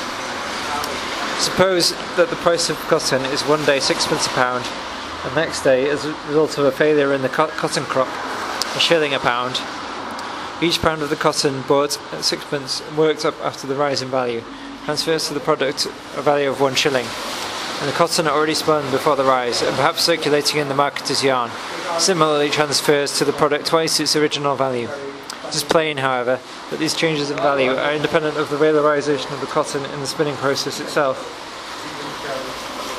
If the old cotton had never been spun, it could be resold at a shilling a pound after the rise instead of as 6p. Further, the fewer the processes the cotton has gone through, the more certain is this result. We therefore find that speculators make it a rule, when such sudden changes in value occur, to speculate in the raw material in its least worked up form, to speculate therefore in yarn rather than in cloth, and indeed in cotton itself rather than in yarn. The change of value in the case we have been considering originates not in the process in which the cotton plays the means of a part of a means of production, but in which it therefore functions as constant capital, but in the process in which the cotton itself is produced. The value of a commodity is certainly determined by the quantity of labour contained in it, but this quantity is itself socially determined. If the amount of labour time socially necessary for the production of any commodity alters, when a given weight of cotton represents more labour after a bad harvest than after a good one, this reacts back on all the old commodities of the same type, because they are only individuals of the same species, and their value at any given time is measured by the labour socially necessary to produce them, i.e. by the labour necessary under the social conditions existing at the time. As the value of the raw material may change, so too may that of the instruments of labour, the machinery, etc., employed in the process. And consequently, that portion of the value of the product transferred to it from them may also change. If, as a result of a new invention, machinery of a particular kind can be produced with a lessened expenditure of labour, the old machinery undergoes a certain amount of depreciation and therefore transfers proportionally less value to the product. But here too the change in value originates outside the process in which the machine is acting as a means of production. Once engaged in this process, the machine cannot transfer more value than it possesses independently of the process.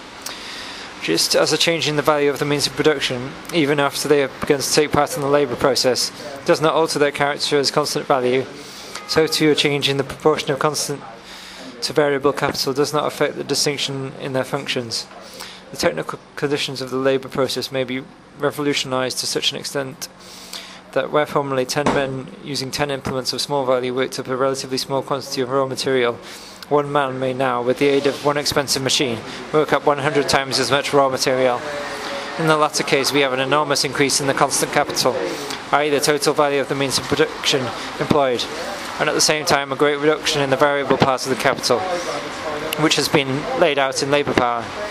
This change, however, alters only the quantitative relations between the constant and the variable capital, or the proportion in which the total capital is split up into constant and variable constituents does not in the least degree affect the essential difference between the two.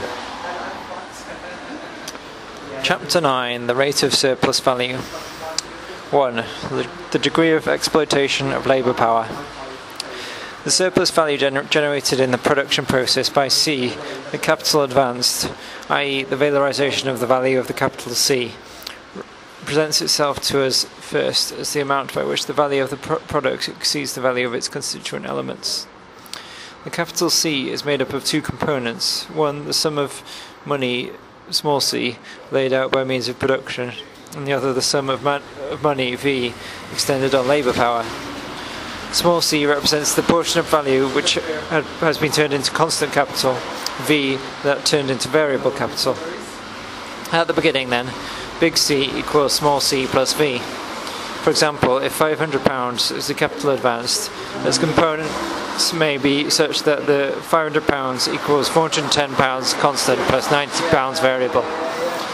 When the process of production is finished, we get a commodity whose value equals small c plus V plus S, where S is the surplus value, or taking our former figures, the value of this commodity is £410 constant plus £90 variable plus £90 surplus.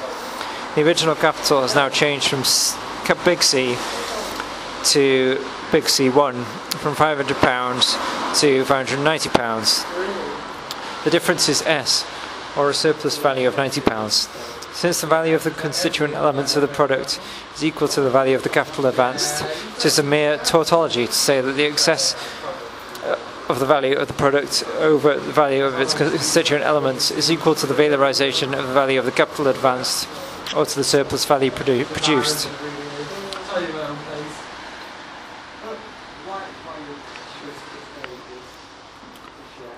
Nevertheless, we must examine this tautology a little more closely. The equation being made is between the value of the product and the value of its constituents consumed in the process of production. Now we have seen that how that portion of the constant capital which consists of the instruments of labour transfers to the product only a fraction of its value, while the remainder of that value continues in its old form of existence. Since this remainder plays no part in the formation of value, we may at present leave it on one side. To introduce it into the calculation would make no difference. For instance, taking our former example, small c equals £410. Assume that this sum consists of £312 value of raw material, £44 of auxiliary material, and £54 value of the machinery worn away in the process, and assume that the total value of the machinery employed is £1,054. Out of this latter sum, then, we reckon as advanced for the purpose of turning out the product the sum of £54 alone, which the machinery loses by wear and tear while performing its function, and therefore parts with to the product. Now if we also reckon the remaining £1,000, which continues to exist in its old form in the machinery, as transferred to the product, we would also have to reckon it as part of the value advanced, and thus make it appear on both sides of the calculation. We should, in this way, get £1,500 on one side and £1,590 on the other. The difference between these two sums, or the surplus value, would still be £90. When we refer, therefore, to constant capital advanced for the production of value, we always mean the value of the means of production actually consumed in the course of production, unless the context demonstrates the reverse. This being so, let us return to the formula big C equals small c plus v, which we saw was transformed into big C1 equals small c plus v plus s, big C becoming big C1. We know that the value of the constant capital is transferred to the product and merely reappears in it. The new value actually created in the process, the value product, is therefore not the same as the value of the product. It is not, as it would be at first sight appear, small c plus v plus s, or £140 constant plus £90 variable plus £90 surplus. And that should be £410 constant plus £90 variable plus £90 surplus. But rather v plus s, or £90 variable plus £90 surplus. In other words, not £590 but £180. If small c, the constant capital, equals O, in other words, if there were branches of industry in which the capitalist could dispense with all means of production made by previous labour, whether raw material, auxiliary material, or instruments, employing only labour power and materials supplied by nature, if that were the case, there would be no constant capital to transfer to the product. This component of the value of the product, i.e. the £410 in our example, would be eliminated, but the sum of £180, the amount of new value created, or the value produced, which contains £90 of surplus value, would remain just as great as if small c represented the highest value imaginable. We should have big C equals O plus V equals V.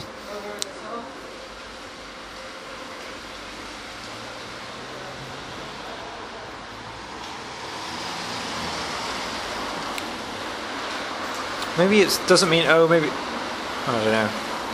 Anyway, and big C1, the valorized capital, equals V plus S, and therefore big C1 minus C, big C, equals S, as before. On the other hand, if S equals O, in other words, if the labour power whose value is advanced in the form of variable capital would produce only its equivalent, we would have big C equals small c plus V, and C, big C1, the value of the product, equals small c plus V plus O, hence big C equals big C1. In this case, the capital advance would not have valorized its value. From what has gone before, we know that surplus value is purely the result of an alteration in the value of V, of that part of the capital which was converted into labour power. Consequently, V plus S equals V plus delta V, V plus an increment of V. But the fact that it is V alone that varies, and the conditions of that variation, are obscured by the circumstance that in consequence of the increase in the variable component of the capital, there is also an increase in the sum total of the capital advanced. It was originally £500 and became £590.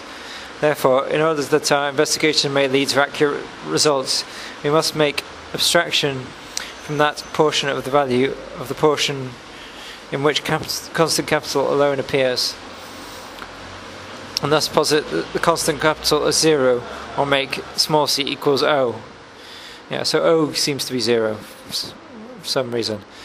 This is merely an application of a mathematical rule employed whenever we operate with constant and variable magnitudes related to each other only by the symbols of addition and subtraction. A further difficulty is caused by the original form of the variable capital. In our example, big C1 equals £410 constant plus £90 variable plus £90 surplus. But £90 is a given, and therefore a constant quantity, and hence it appears absurd to treat it as variable. In fact, however, the £90 variable is here merely as a symbol for the process undergone by this value. The portion of the capital invested in the purchase of labour power is a definite quantity of objectified labour a constant value, like the value of the labour power purchased. But in the process of production, the place of the £90 is taken by labour power, which sets itself in motion. Dead labour is replaced by living labour. Something stagnant is by something flowing, a constant by a variable. The result is the reproduction of V plus an increment of V. From the point of view of capitalist production, therefore, the whole process appears as the independent motion of what was originally constant value, but has now been transformed into labour power. Both the process and its results are ascribed to this independent motion of value. If therefore such expressions as £90 variable capital or such and such a quantity of self-valorising value appear to contain contradictions, this is only because they express a contradiction immanent in capitalist production.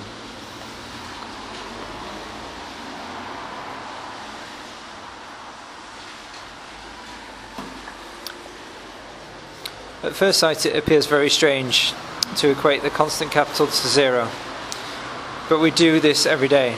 If, for example, we want to calculate the amount of profit gained by England from the cotton industry, we first of all deduct the sums paid for cotton to the United States, India, Egypt and various other countries, i.e. we posit the value of the capital that merely reappears in the value of the product as a zero magnitude. Of course, the ratio of surplus value not only to that portion of its capital from which it directly arises and whose change in value it represents, but also to the sum total of the capital advanced, is economically of very great importance. We shall therefore deal exhaustively with this ratio in our third book, in order to enable one portion of capital to realise its value by being converted into labour power. It is necessary that another portion be converted into means of production. In order that variable capital may perform its function, constant capital must be advanced to an adequate proportion appropriate to the special technical conditions of each labour process. However, the fact that retorts and other vessels are necessary to a chemical process does not prevent the chemist from ignoring them when he undertakes his analysis of the results. If we look at their creation and the alteration of value for themselves, i.e. in their pure form, in the means of production, this physical shape taken on by constant capital provides only the material in which fluid value-creating labour power has to be incorporated. Neither the nature nor the value of this material is of any importance. All that is needed is a sufficient supply of material to absorb the labour expended in the process of production. That supply once given, the material may rise or fall in value, or even be without any value in itself, like the land and the sea.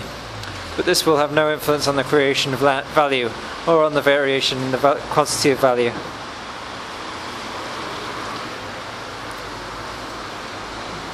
In the first place, therefore, we equate the constant part of capital with zero. The capital advanced is consequently reduced from C plus V, small c plus V, to V. And instead of the value of the product small c plus V plus S, we now have the value produced V plus S. Given that the new value produced equals £180, a sum which consequently represents the whole of the labour expended during the process. If we subtract £90 from it, being the value of the variable capital, we have £90 left, the amount of the surplus value. This sum of £90, or S, expresses the absolute quantity of surplus value produced. The relative quantity produced, or the ratio in which the variable capital has valorised its value, is plainly determined by the ratio of the surplus value to the variable capital, and expressed by S divided by V. In our example, this ratio is 90 divided by 90, or 100%. This relative increase in the value of the variable capital, or the relative magnitude of the surplus value, is called here the rate of surplus value. We have seen that the worker during one part of the labour process produces only the value of his labour power, i.e. the value of his means of subsistence. Since this work forms part of a system based on the social division of labour, it does not directly produce his own means of subsistence. Instead of this, he produces a particular commodity, yarn for example, with a value equal to the value of his means of subsistence, or of the money for it. The part of his day's labour devoted to this purpose will be greater or less in proportion to the value of his average daily requirements, or, what amounts to the same thing, in proportion to the labour time required on average to produce them. If the value of his daily means of subsistence represents an average of 6 hours objectified labour, the worker must work an average of 6 hours to produce that value. If instead of working for the capitalist he worked independently on his own account, he would, other things being equal, still be obliged to work for the same number of hours in order to produce the value of his labour power, and thereby to gain the means of subsistence necessary for his own preservation or continued reproduction. But as we have seen, during that part of his day's labour in which he produces the value of his labour power, say 3 shillings, he produces only an equivalent for the value of his labour power already advanced by the capitalist.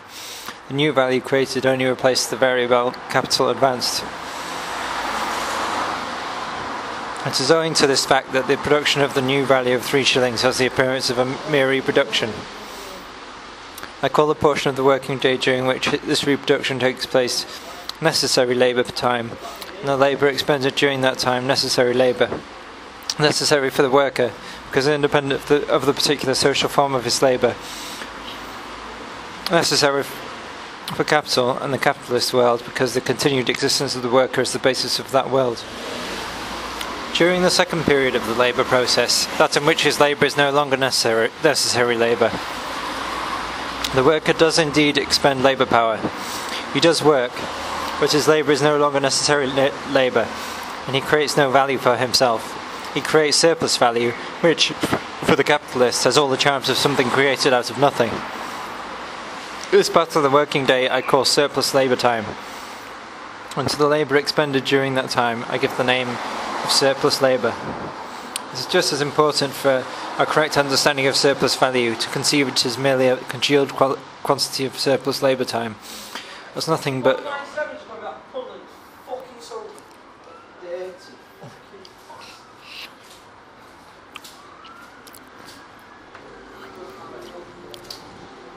It is just as important for a correct understanding of surplus value to conceive it as merely a congealed quantity of surplus labour time, as nothing but objectified surplus labour, as it is for a proper understanding, proper comprehension of value in general to conceive it as merely a congealed quantity of so many hours of labour, as nothing but objectified labour. What distinguishes the various economic formations of society? Distinction between, for example, a society based on slave labour and a society based on wage labour is the form in which this surplus labour is in each case extorted from the immediate producer, the worker.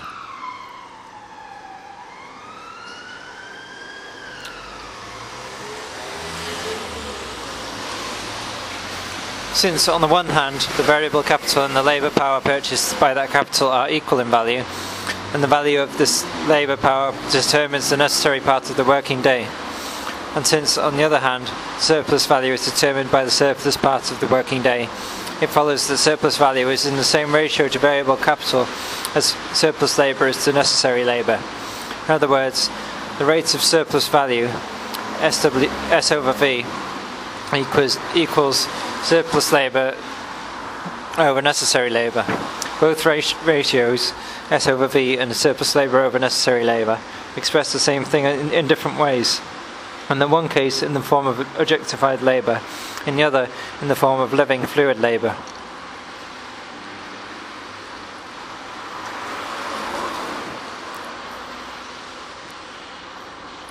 The rate of surplus value is therefore an exact expression for the degree of exploitation of labour power by capital, or of the worker by the capitalist. We assumed in our example that the value of the products equals £410 constant plus £90 variable plus £90 surplus, and that the capital advanced equals £500. Since the surplus value equals £90 and the capital advanced equals £500, we should, according to the usual way of reckoning, get 18% as the rate of surplus value, because it is generally confused with the rate of profit. A rate so low it might well cause a pleasant surprise to Mr. Carey and other harmonisers.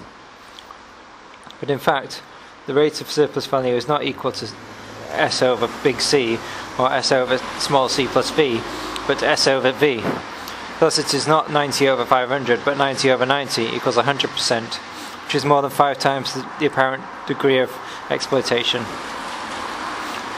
Although in the case we have supposed, we do not know the actual length of the working day, or the duration in days and weeks of the labour process, or the number of workers set in motion simultaneously by the variable capital of 90%, the rate of surplus value, S over V, accurately discloses to us, by means of its equivalent expression surplus labour over necessary labour, the relation between the two parts of the working day. The relation here is one of equality, being 100%. Hence the worker in our example works one half of the day for himself and the other half for the capitalist.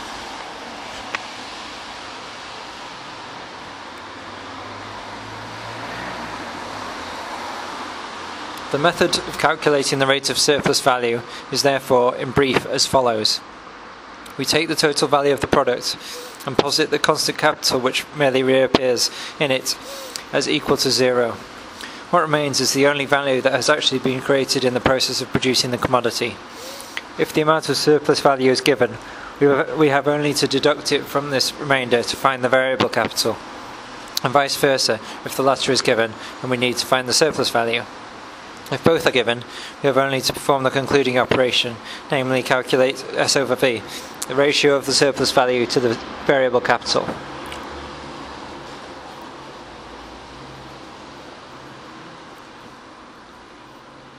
Simple as the method is, it may not be amiss, by means of a few examples, to exercise the reader in the application of the novel principles underlying it.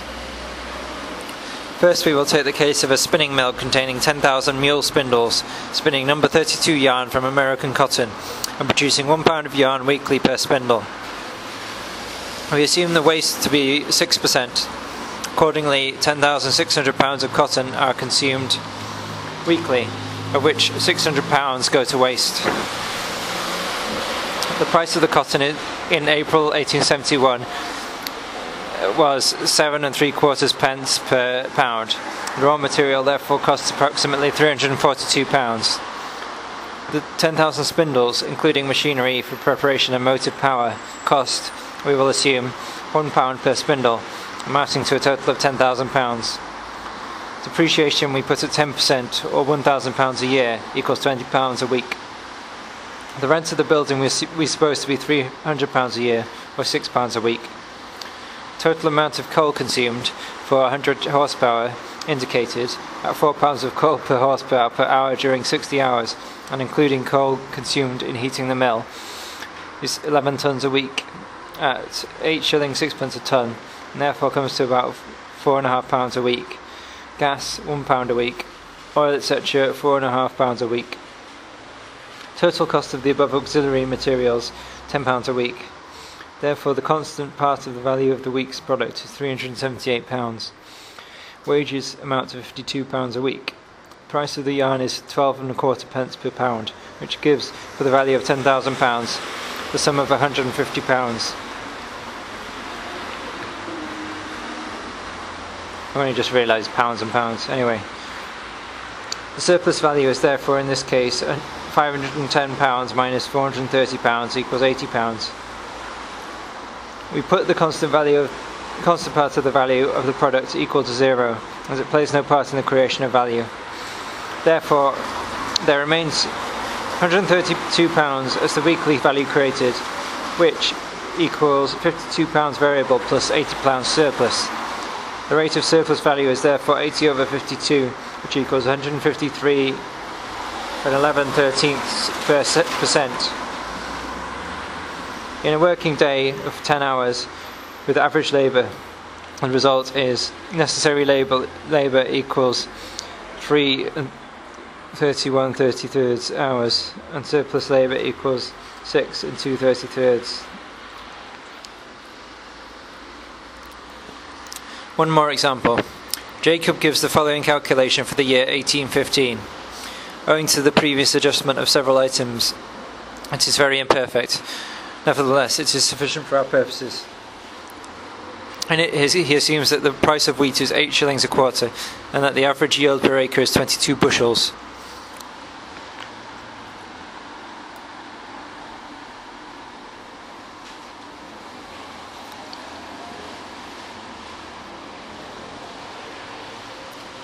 Here the assumption is always made that the price of the product is the same as its value. Moreover, surplus value is distributed under the various headings of profit, interest, rent, etc. To us these headings are irrelevant. We simply add them together, and the sum is a surplus value of £3, 11 shillings and 0 pence. The sum of £3 and 19 shillings 0 pence paid for seed and manure is constant capital, and we put it equal to 0. There is left the sum of £3 and 10 shillings, which is the variable capital advanced. We see that a new value of £3 and 10 shillings plus £3 and 11 shillings has been produced in its place. Therefore S over V equals £3 and 11 shillings over £3 and 10 shillings, i.e. more than 100%. The worker employs more than half his working day in producing the surplus value, which different persons then share amongst themselves on different pretexts.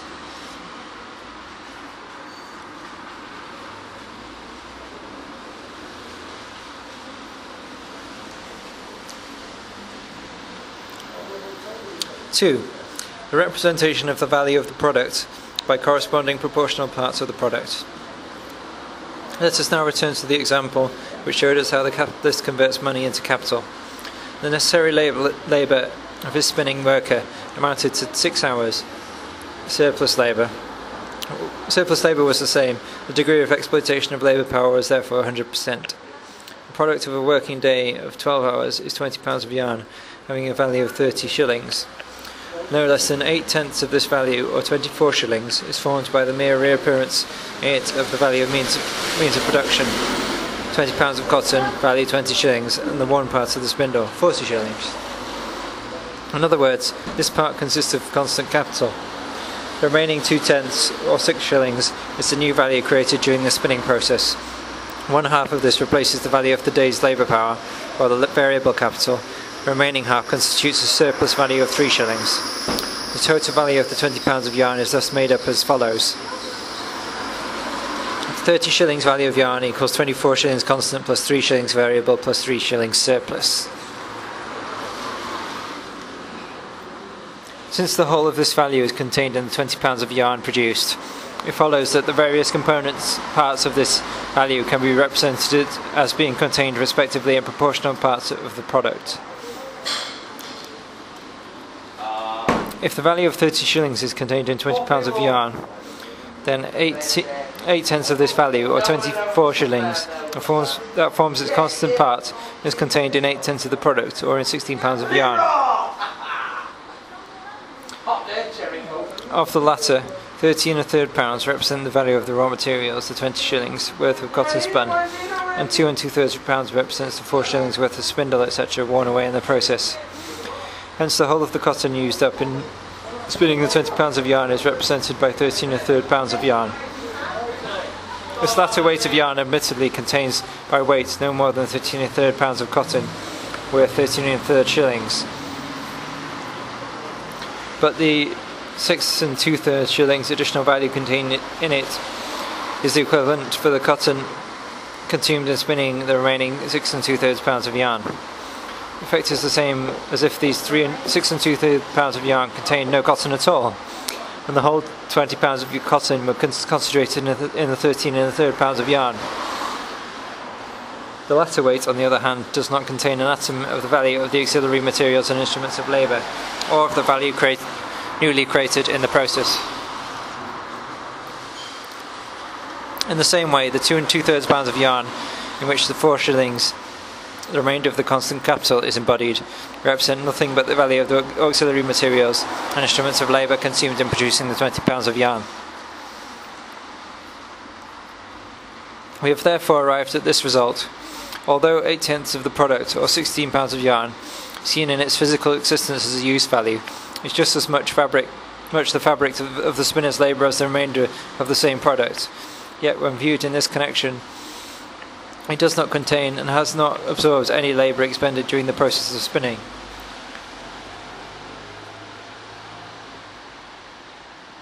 It is just as if the cotton had converted itself into yarn without any help. It is just as if the shape it has assumed was mere trickery and deceit. In fact, when the capitalist has sold it for his 24 shillings, and when the money replaced his means of production, it became evident that £16 of yarn is nothing more than cotton, spindle waste, and coal in disguise.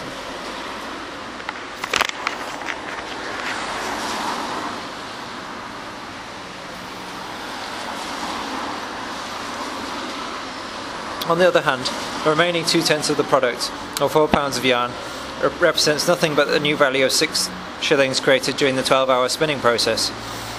All the value transferred to those £4 from the raw material and instruments of labour consumed was, so to speak, intercepted in order to be incorporated into the £16 first spun. In this case, it was as if the spinner had spun £4 of yarn out of the air, or as if he had spun it with the aid of cotton and spindles which are available in nature without human intervention, and therefore transferred no value to the product. Of this £4 of yarn, in which the whole of the value created in the daily process of spinning is condensed, 1/2 represents the equivalent for the value of the labour consumed, or the £3 of variable capital. The other half represents the 3 shillings of surplus value. Since 12 hours labour put in by the spinner are objectified in 6 shillings, it follows that 60 hours labour are objectified in yarn with a value of 30 shillings. And this quantity of labour time does in fact exist in the £20 of yarn, for 8/10 of the yarn, or £16, is a materialisation of the 48 hours labour expended before the beginning of the spinning process on the means of production. The other 2/10, or £4, is a materialisation of the 12 hours labour expended during the process itself. On a former page, we saw that the value of the yarn is equal to the new value created during the production of that yarn plus the value previously existing in the means of production. It has now been shown how the different constituents of the value of the product, distinguished according to their function or according to their concept, may be represented by corresponding proportional parts of the product itself. In this way, the product, i.e. the result of the process of production, is split up into different parts, one part representing only the labour previously spent on the means of production, or the constant capital, another part only the necessary labour spent during the process of production, or the variable capital, and another and last part only the surplus labour expended during the process, or the surplus value. The decomposition of the product is as simple a task as it is important. This will be seen later when we apply it to complex and hitherto unsolved problems.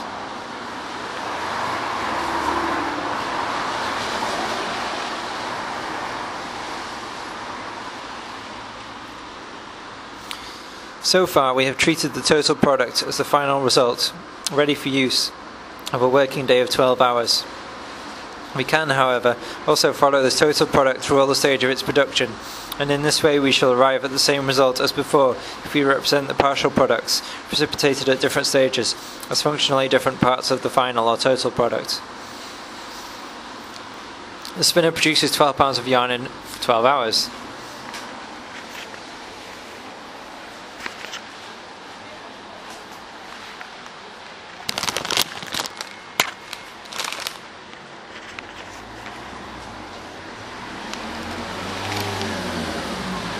Hence he produces 1 2/3 pounds in 1 hour and 13 1/3 pounds in 8 hours, or a partial product equal in value to all the cotton that is spun in a whole day.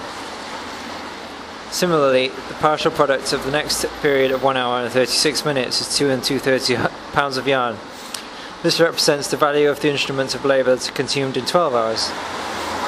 In the following hour and 12 minutes, the spinner produces 2 pounds of yarn worth 3 shillings, a value equal to the whole value he creates in his 6 hours of necessary labour. Finally, in the last hour and 12 minutes, he produces another 2 pounds of yarn, whose value is equal to the surplus value created by his surplus labour in the course of half a day. This method of calculation serves the English manufacturers for everyday use.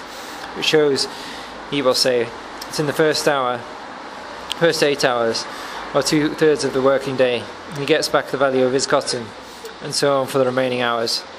This is also a perfectly correct method, since it is in fact the first method given above, only transferred from the spatial sphere, in which the different parts of the completed product lie side by side, to the temporal sphere, in which those parts are produced in succession. But it can also be accompanied by very barbaric notions, especially in the heads of people who are as much interested practically in the valorization process as they are theoretically in misunderstanding it. It may be imagined, for instance, that our spinner producer replaces in the first 8 hours of the working day the value of the cotton, in the following hour and 36 minutes the value of the deterioration of the instruments of labour, in the next hour and 12 minutes the value of his wages, and finally he devotes only the famous last hour to the production of surplus value for the factory owner. In this way the spinner is made to perform the twofold miracle, not only of producing cotton, spindles, steam engine, coal, oil, etc. at the same time as he is using them to spin, but also turning one working day of a given level of intensity into 5 similar days. For, in the example we are considering, the production of the raw material in the instruments of labour requires 24 divided by 6 equals 4 working days with 12 hours each, and their conversion into yarns requires another such day. That the love of profit induces an easy belief in such miracles, and that there is no lack of sycophantic doctrinaires to prove their existence, is demonstrated by the following famous historical example.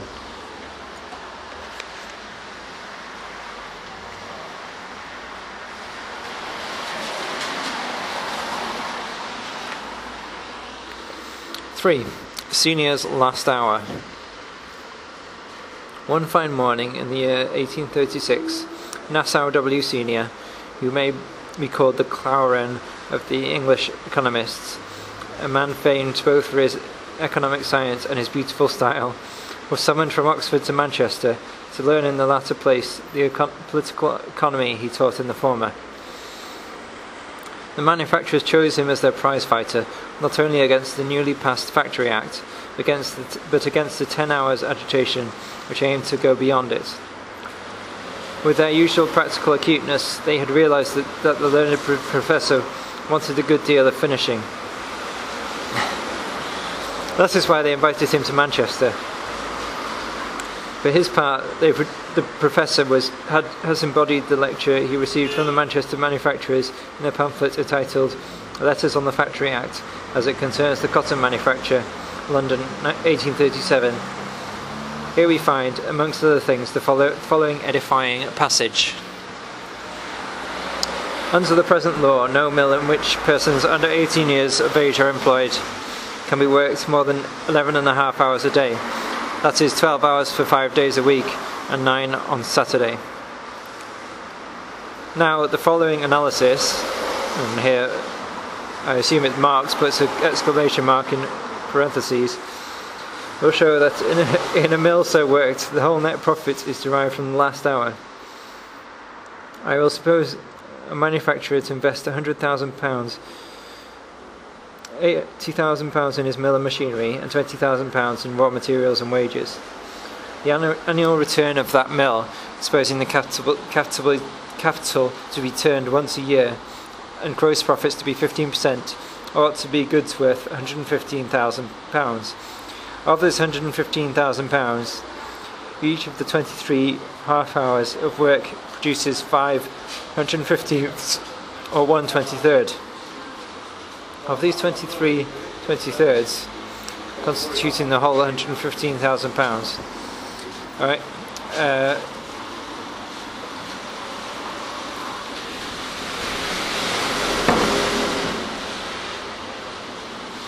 Of this £115,000, each of the 23 half hours of work produces 5 115ths, or 1/23rd.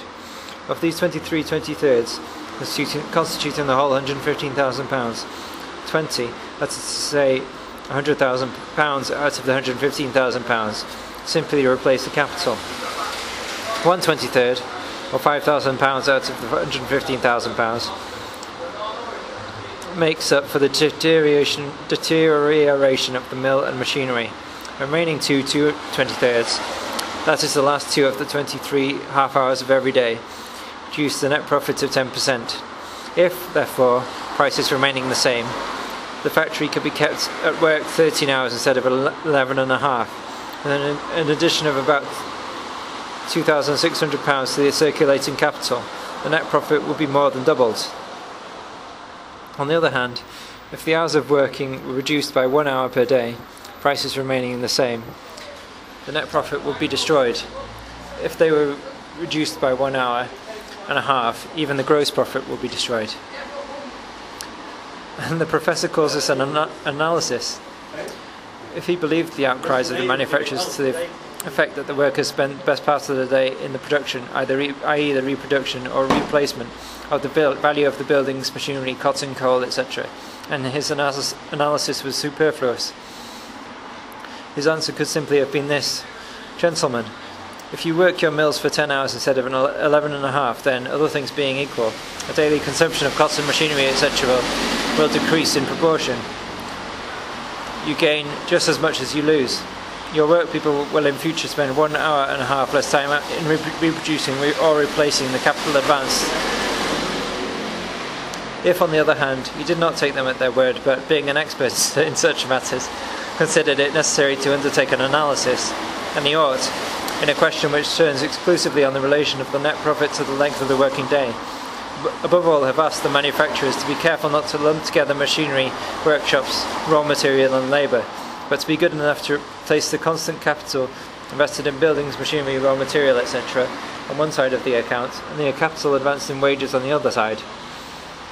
If it then turned out that, according to the calculations of the manufacturers, the worker reproduced or replaced his wages in 2.5 hours, 2 half hours, in that case, you should have continued his analysis as follows.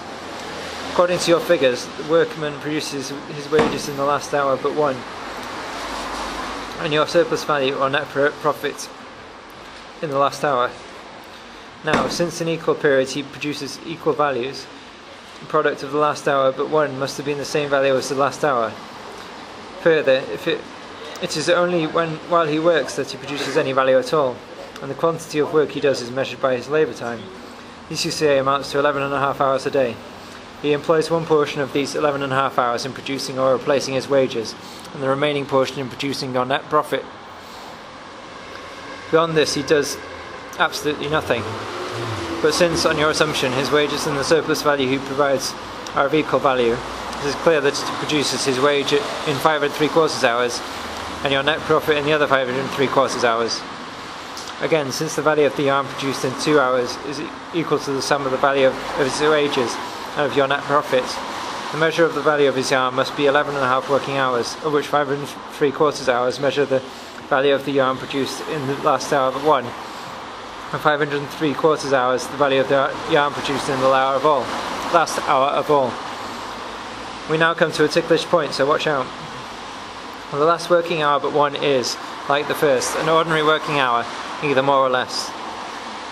How then can the spinner produce in 1 hour, in the shape of yarn, a value that embodies 5 3/4 hours labour? Truth is that he does not perform any such miracle. The use value produced by him in 1 hour is a definite quantity of yarn. The value of his yarn is measured by 5 3/4 working hours, of which 4 3/4 were, without any assistance from him, previously embodied in the means of production, in the cotton, the machinery, and so on. The remaining 1 hour alone is added by him. Therefore, since his wages are produced in 5 3/4 hours, and the yarn produced in 1 hour also contains 5 3/4 hours work, there is no witchcraft in the result that the value created by his 5 3/4 hours of spinning is equal to the value of the product spent in 1 hour. You are altogether on the wrong track if you think that he loses a single moment of his working day in reproducing or replacing the values of the cotton, the machinery, and so on. On the contrary, it is because his labour converts the cotton and the spindles into yarn. Because he spins, that the value of the cotton and the spindles go over to the yarn of their own accord. This is a result of the quality of his labour, not its quantity.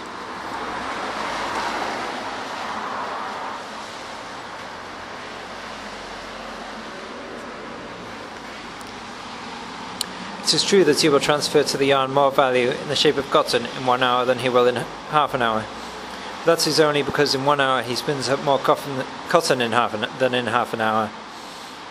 I see then that your assertion that the workman produces in the last hour but one the value of his wages, and in the last hour your net profit, amounts to no more than this: that in the yarn produced by him in 2 working hours, whether they are the 2 first or the 2 last hours of the working day, there are incorporated 11.5 working hours, i.e. precisely as many hours as there are in the working day.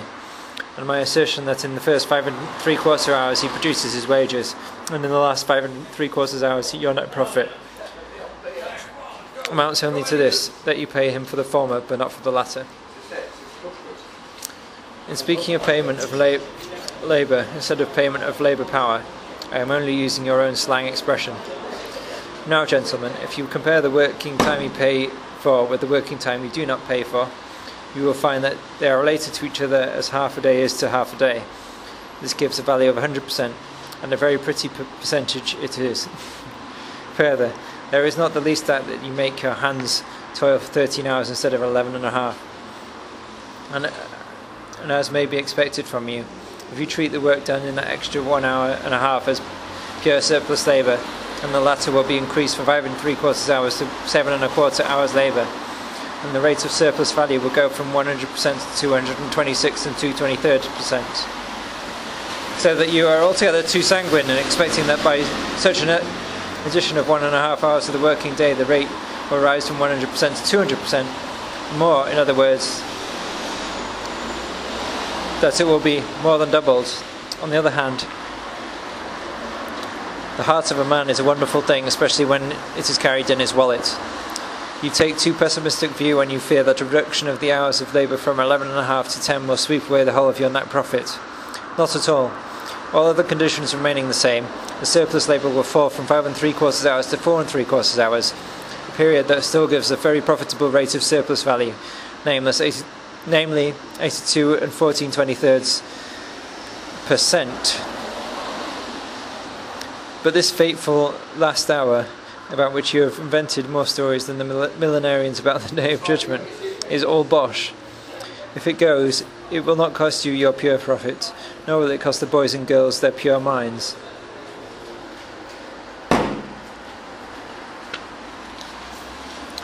Whenever your last hour strikes in earnest, think of the Oxford professor. And now, gentlemen, farewell, and may we meet again in a better world, but not before. Yes.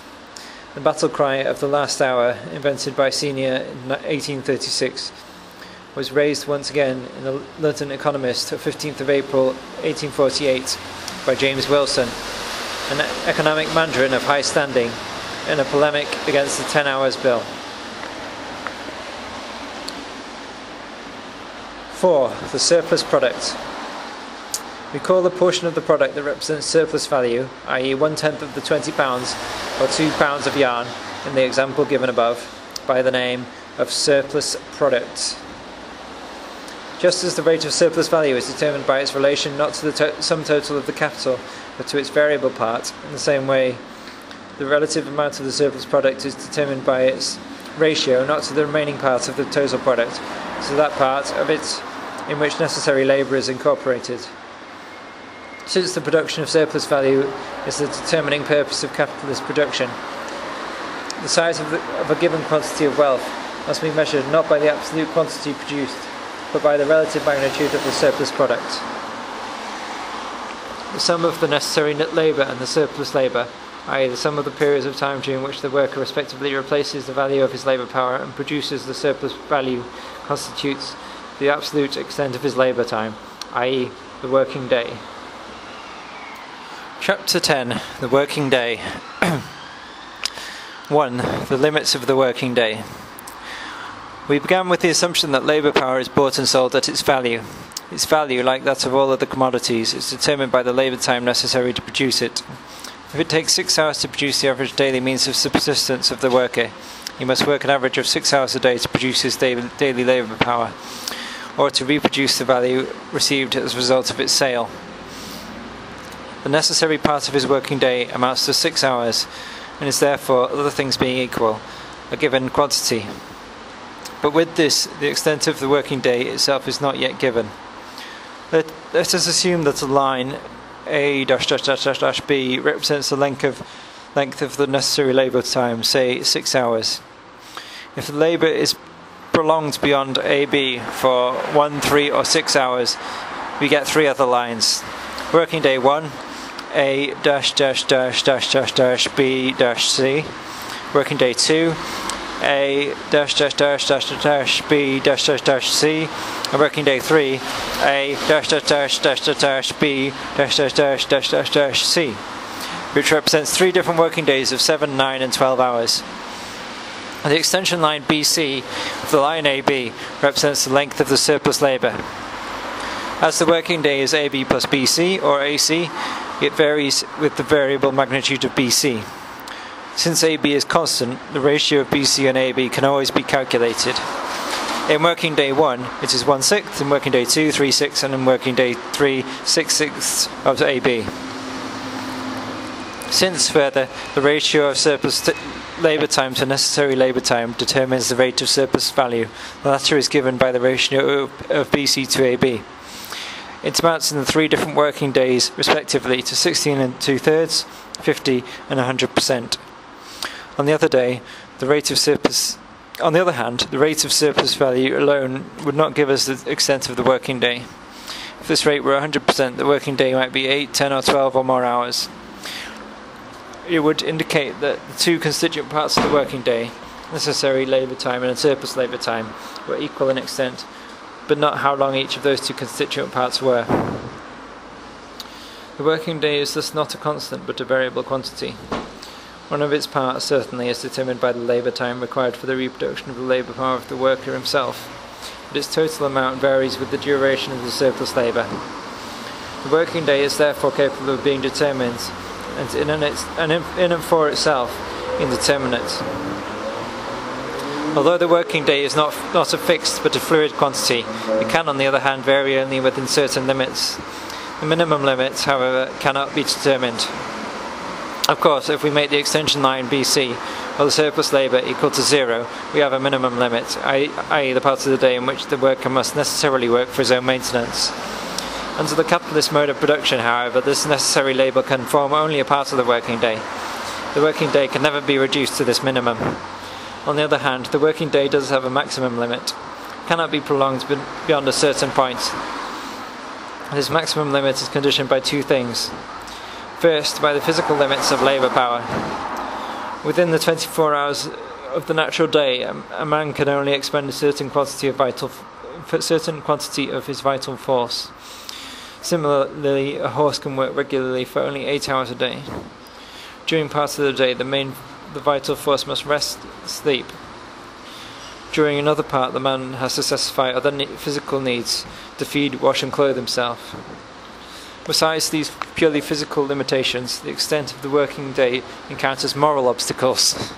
The worker needs time in which to satisfy his intellectual and social requirements, and the extent and the number of these requirements is conditioned by the general level of civilization. The length of the working day therefore fluctuates within boundaries both physical and social. But these limiting conditions are of a very elastic nature and allow a tremendous amount of latitude. So we find working days of many different lengths, of 8, 10, 12, 14, 16 and 18 hours.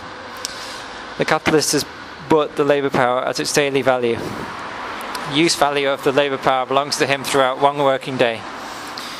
He has thus acquired the right to make the worker work for him during one day. But what is a working day? At all events, it is less than a natural day. How much less? The capitalist has his own views on this point of no return, a necessary limit of the working day. As a capitalist, he is only capital personified. His soul is the soul of capital. But capital has one sole driving force, the drive to valorise itself, to create surplus value, to make its constant part, the means of production, absorb the greatest possible amount of surplus labour. Capital is dead labour which, vampire-like, lives only by sucking living labour, and lives the more labour it sucks. And the time during which the worker works is the time during which the capitalist consumes the labour power he has brought from him. If the worker consumes his disposable time for himself, he robs the capitalist. The capitalist, therefore, takes his stand on the law of commodity exchange. Like all other buyers, he seeks to extract the maximum possible benefit from the use value of his commodity. Suddenly, however, there arises the voice of the worker, which had previously been stifled in the sound and fury of the production process. The commodity I have sold you differs from the ordinary crowd of commodities in that its use creates value, a greater value than it costs. That is why you bought it. What appears on your side as a valorization of capital is on my side an excess expenditure of labour power. You and I know on the market only one law, that of the exchange of commodities. And the consumption of the commodity belongs not to the seller who parts with it, but to the buyer who acquires it. The use of my daily labour power therefore belongs to you. But by means of the price you pay for it every day, I must be able to reproduce it every day, thus allowing myself to sell it again. Apart from natural deterioration through age, etc., I must be able to work tomorrow with the same normal amount of strength, health and freshness as today. You are constantly preaching to me the gospel of saving and abstinence. Very well. Like a sensible, thrifty owner of property, I will husband my soul wealth, my labour power, and abstain from wasting it foolishly. Every day I will spend, set in motion, transfer into labour, only as much of it as is compatible with its normal duration and healthy development. By an unlimited extension of the working day, you may in one day use up a quantity of labour power greater than I can restore in 3. What you gain in labour, I lose in the substance of labour. Using my labour and despoiling it are quite different things. If the average length of time an average worker can live, while doing a reasonable amount of work, is 30 years, the value of my labour power, which you pay me from day to day, is 1 over 365 times 30, or 1 over 10,950 of its total value. But if you consume it in 10 years, you pay me daily 1 over 10,950 instead of 1 over 3,650 of its total value, i.e. only 1/3 of its daily value, and you therefore rob me every day of 2/3 of the value of my commodity. You pay me for 1 day's labour power, while you use 3 days of it. That is against your contract and against our contract and the law of commodity exchange. I therefore demand a working day of normal length. I demand it without any appeal to your heart, for in money matters sentiment is out of place. You may be a model citizen, perhaps a member of the RSPCA, and you may be in the odour of sanctity as well, but the one thing you represent when you come face to face with me has no heart in its breast. What seems to throb there is my own heartbeat. I demand a normal working day because, like every other seller, I demand the value of my commodity. We see then that, leaving aside certain extremely elastic restrictions, the nature of commodity exchange itself imposes no limit to the working day, no limit to surplus power. The capitalist maintains his rights as a purchaser when he tries to make the working day as long as possible, and where possible, to make 2 working days out of 1. On the other hand, the peculiar nature of the commodity sold implies a limit to its consumption by the purchaser, and the worker maintains his right as a seller when he wishes to reduce the working day to a particular normal length. There is here, therefore, an antinomy of right against right, both equally bearing the seal of the law of exchange. Between equal rights, force decides. Hence, in the history of capitalist production, the establishment of a norm for the working day presents itself as a struggle over the limits of that day, a struggle between collective capital, i.e. the class of capitalists, and collective labour, i.e. the working class.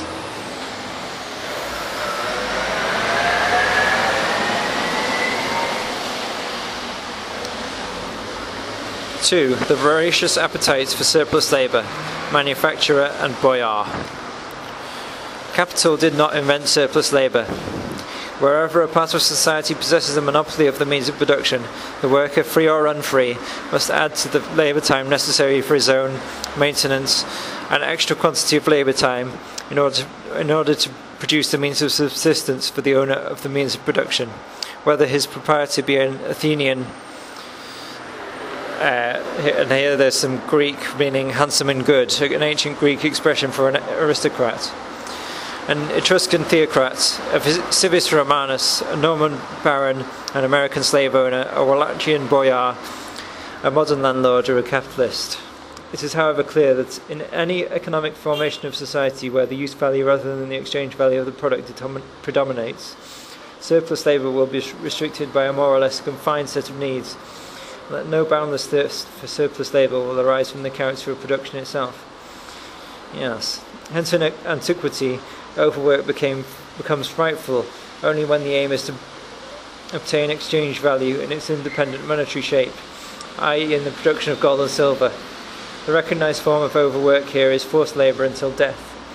One only needs to read Diodorus Siculus. Nevertheless, these are exceptions in antiquity. But as soon as people whose production still moves within the lower forms of slave labour, the corvée, etc., are drawn into a world market dominated by the capitalist mode of production, whereby the sale of their products for export develops into their principal interest, the civilized horrors of overwork are grafted onto the barbaric horrors of slavery, serfdom, etc. Hence the Negro labour in the southern states of the American Union preserved a moderately patriarchal character as long as production was chiefly directed to the satisfaction of immediately local requirements. But in proportion as the export of cotton became a vital interest to those states, the overworking of the Negro, or sometimes the consumption of his life in 7 years of labour, became a factor in a calculated and calculating system. It was no longer a question of obtaining from him a certain quantity of useful products, but rather of the production of surplus value itself. The same is true of the corvée in the Danubian principalities, for instance. The comparison of the appetite for surplus labour in the Danubian principalities with the same appetite as found in English factories has a special interest because the corvée presents surplus labour in an independent and an immediately perceptible form. Suppose the working day consists of 6 hours of necessary labour and 6 hours of surplus labour. Then the free worker gives the capitalist 6 times 6 or 36 hours of surplus labour every week, which is the same as if he had worked 3 days in the week for himself and 3 days in the week gratis for the capitalist. But this fact is not directly visible. Surplus labour and necessary labour are mingled together. I can therefore express the same relation by saying, for instance, that in every minute the worker works 30 seconds for himself and 30 seconds for the capitalist, etc. It is otherwise with the corvée. The necessary labour which the Wallachian peasant performs for his own maintenance is distinctly marked off from his surplus labour on behalf of the boyar. The one he does on his own field, the others on the seigneurial estate. Both parts of the labour time thus exist independently, side by side with each other. In the corvée, the surplus labour is accurately marked off from the necessary labour. However, this clearly alters nothing in the quantitative relation of surplus labour to necessary labour. 3 days surplus labour in the week remains 3 days that yields no equivalent to the worker himself, whether the surplus labour is called corvée or wage labour. But in the capitalist, the appetite for surplus labour appears in the drive for an unlimited extension of the working day, while in the boyar it appears more simply in a direct hunt for days of corvée. In the Danubian principalities, the corvée was linked with rents in kind and other appurtenances of serfdom, but it formed the most important tribute paid to the ruling class. Where this was the case, the corvée rarely arose from serfdom. Instead, serfdom arose inversely from the corvée. This is what took place in the Romanian provinces.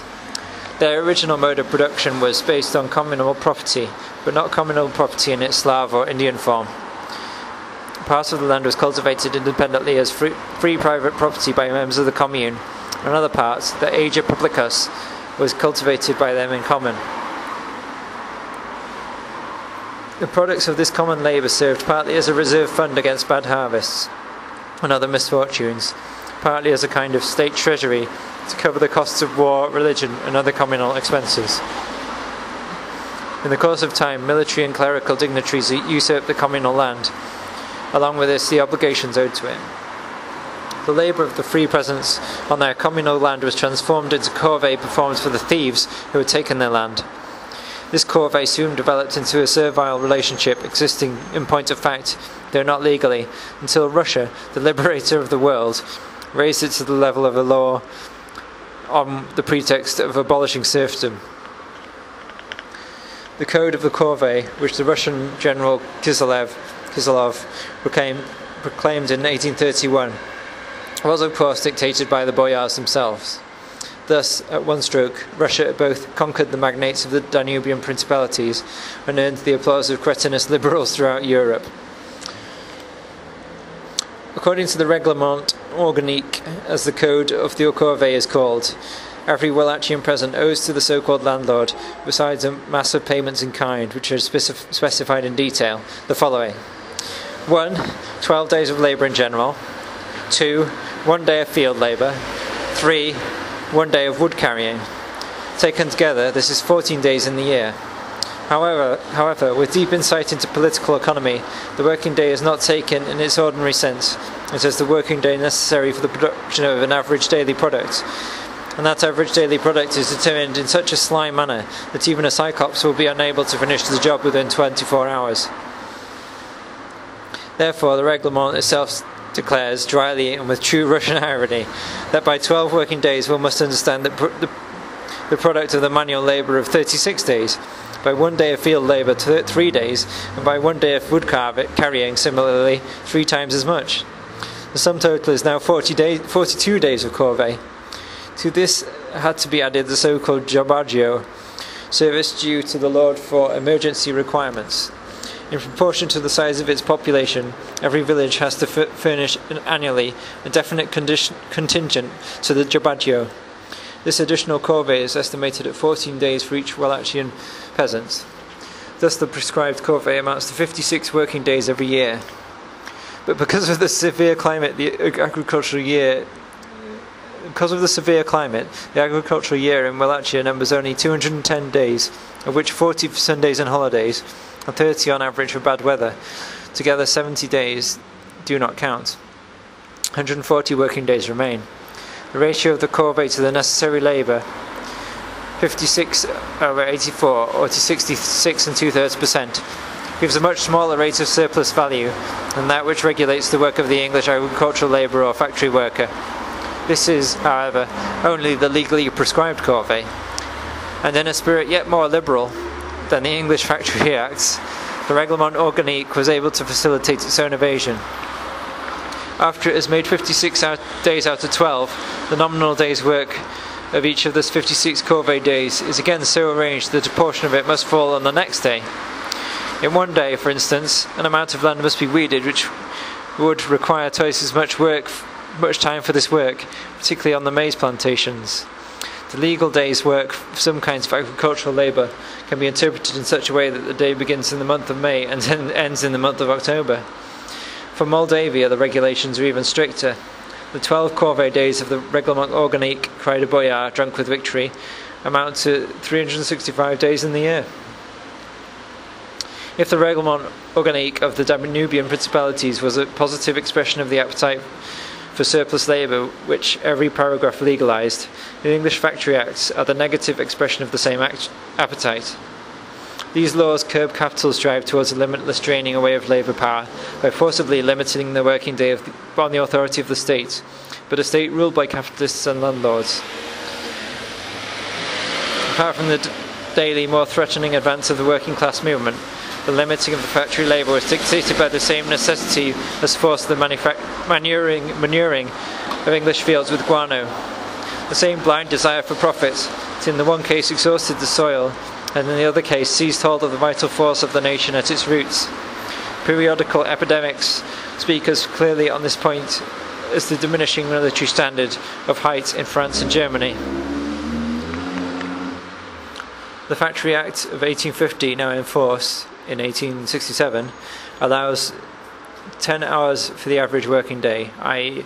for the first 5 days 12 hours from 6 a.m. to 6 p.m, including half an hour for breakfast and an hour for dinner, thus leaving 10 and a half working hours, and 8 hours for Saturday from 6 a.m. to 2 p.m, of which half an hour is subtracted for breakfast. 60 working hours are left, 10 and a half for each of the first 5 days, 7 and a half for the last. Certain guardians of these laws are appointed, factory inspectors, directly under the Home Secretary, and their reports are published every 6 months by order of Parliament. They therefore provide regular and official statistics of the voracious appetite of the capitalists for surplus labour. Let us listen for a moment to the factory inspectors. The fraudulent mill owner begins work at a quarter of an hour, sometimes more, sometimes less, before 6 a.m, and leaves off a quarter of an hour, sometimes more, sometimes less, after 6 p.m. He takes 5 minutes from the beginning and from the end of the half hour nominally allowed for breakfast, and 10 minutes at the beginning and end of the hour nominally allowed for dinner. He works for a quarter of an hour, sometimes more, sometimes less, after 2 p.m. on Saturday. Thus his gain is before 6 a.m. 15 minutes, after 6 p.m. 15 minutes, at breakfast time 10 minutes, at dinner time 20 minutes, which gives a total of 60 minutes. Total for 5 days 300 minutes. On Saturday before 6 a.m. 15 minutes, at breakfast time 10 minutes, after 2 p.m. 15 minutes, giving a total of 40 minutes. Weekly total, therefore, 340 minutes. Or 5 hours and 40 minutes weekly, which, multiplied by 50 working weeks in the year, allowing 2 for holidays and occasional stoppages, is equal to 27 working days. 5 minutes a day's increased work, multiplied by weeks, are equal to 2.5 days of produce in the year. An additional hour a day gained by small instalments before 6 a.m., after 6 a.m. and at the beginning and end of the times nominally fixed for meals is nearly equivalent to working 13 months in the year. Crises during which production is interrupted and the factories work short time, i.e. for only parts of the week, naturally do not affect the tendency to extend the working day. The less business there is, the more profit has to be made on the business done. The less time spent in work, the more of that time has to be turned into surplus labour time. This is how the factory inspectors report on the period of crisis from 1857 to 1858. It may seem inconsistent that there should be any overworking at a time when trade is so bad. But that very badness leads to the transgression by unscrupulous men. They get the extra profit of it. In the last half year, says Leonard Horner, 122 mills in my district have been given up. 143 were found standing, yet overwork is continued beyond the legal hours.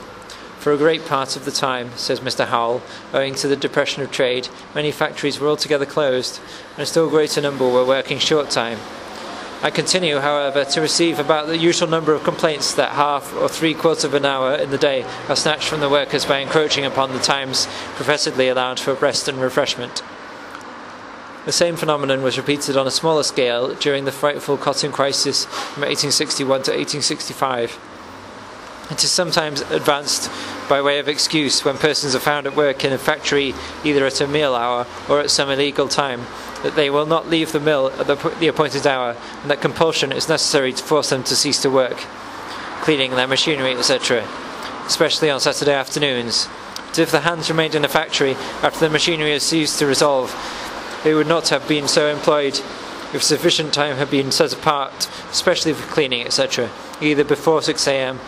or before 2 p.m. on Saturday afternoons.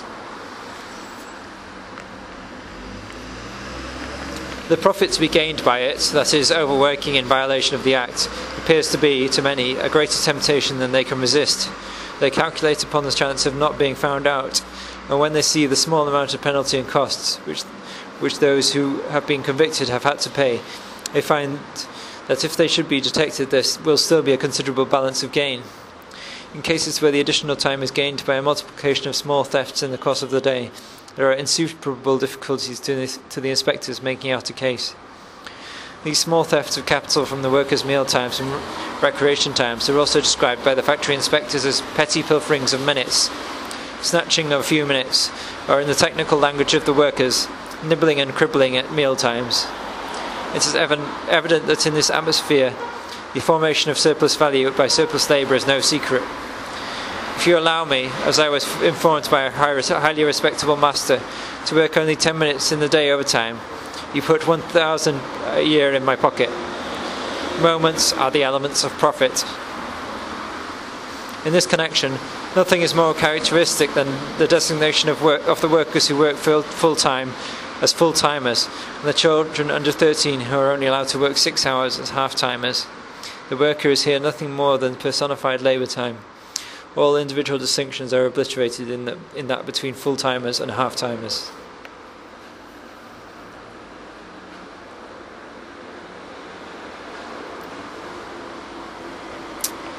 Three, branches of English industry without legal limits to exploitation.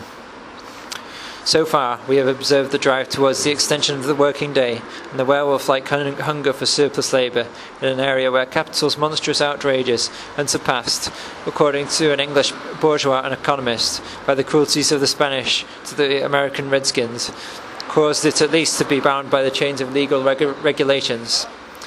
Now let us cast a glance at certain branches of production in which the exploitation of labour is either still unfettered even now, or was so yesterday.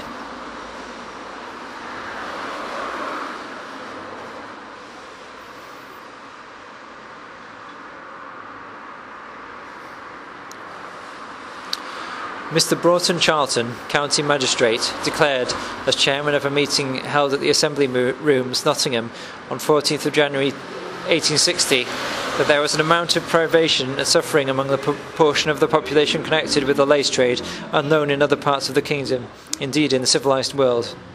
Children of 9 or 10 years are dragged from their squalid beds at 2, 3 or 4 o'clock in the morning and compelled to work for a bare subsistence until 10, 11 or 12 at night, their limbs wearing away, their frames dwindling, their faces whitening, and their humanity absolutely sinking into a stone-like torpor, utterly horrible to contemplate. We are not surprised, he went on, that Mr. Mallet or any other manufacturer should stand forward and protest against discussion. The system, as the Reverend Montague Valpy describes it, is one of unmitigated slavery, socially, physically, morally, and spiritually. What can be thought of a town which holds a public meeting to petition that the period of labour for men shall be diminished to 18 hours a day? We declaim against the Virginian and Carolinian cotton planters. Is their black market, their lash, and their barter of human flesh more detestable than their slow sacrifice of humanity, which takes place in order that veils and collars may be fabricated for the benefit of capitalists? The potteries of Staffordshire have, during the last 22 years, formed the subject matter of 3 parliamentary inquiries. The results are embodied in Mr. Scriven's report of 1841 to the Children's Employment Commissioners, in Dr. Greenhouse's report of 1860, published by order of the Medical Officer of the Privy Council, Public Health, 3rd Report, 102-13. And lastly, in Mr. Long's report of 1862, printed in the Children's Employment Commission, 1st Report, dated 13th of June 1863. For my purpose, it is enough to take some of the depositions of the exploited children themselves from the reports of 1860 and 1863. From the children we may deduce the situation of the adults, especially the girls and women, and in a branch of industry, indeed, alongside which cotton spinning appears as a very agreeable and healthy occupation. William Wood, 9 years old, was 7 years 10 months old when he began to work. He ran moulds, which means he carried ready moulded articles into the drying room, afterwards bringing back the empty mould from the very beginning. He came to work every day in the week at 6 a.m. and left off at 9 p.m. I worked till 9 o'clock at night 6 days in the week. I've done so for the last 7 or 8 weeks. 15 hours of labour for a child of 7. J. Murray, 12 years of age, says, I turn jigger and run moulds. I come at 6, sometimes I come at 4. I worked all night last night, till 6 o'clock in the morning. I have not been in bed since the night before last. There were 8 or 9 other boys working last night. All but one have come this morning. I get 3 shillings and 6pence. I do not get any more for working at night. I worked 2 nights last week. Ferniehaff, a boy of 10. I have not always an hour for dinner. I have only half an hour sometimes on Thursday, Friday and Saturday. Dr. Greenhouse states that the average life expectancy in the pottery districts of Stoke-on-Trent and Woolstanton is extraordinarily low. Although only 36.6% of the male population over the age of 20 are employed in the potteries in the district of Stoke, and 30.4% in Woolstanton. More than half the deaths among men of that age in the first district and nearly 2/5 in the second district are the result of pulmonary diseases among the potters. Dr. Boothroyd, a medical practitioner at Hanley, says, each successive generation of potters is more dwarfed and less robust than the preceding one. Similarly, another doctor, Mr. McBean, states, since I began to practice among the potters 25 years ago, I have observed a marked degeneration, especially shown in diminution of stature and breadth. These statements are taken from Dr. Greenhouse's report of 1860. From the report of the Commissioners in 1863, the following. Dr. J.T. Arledge, senior physician of the North Staffordshire Infirmary, says,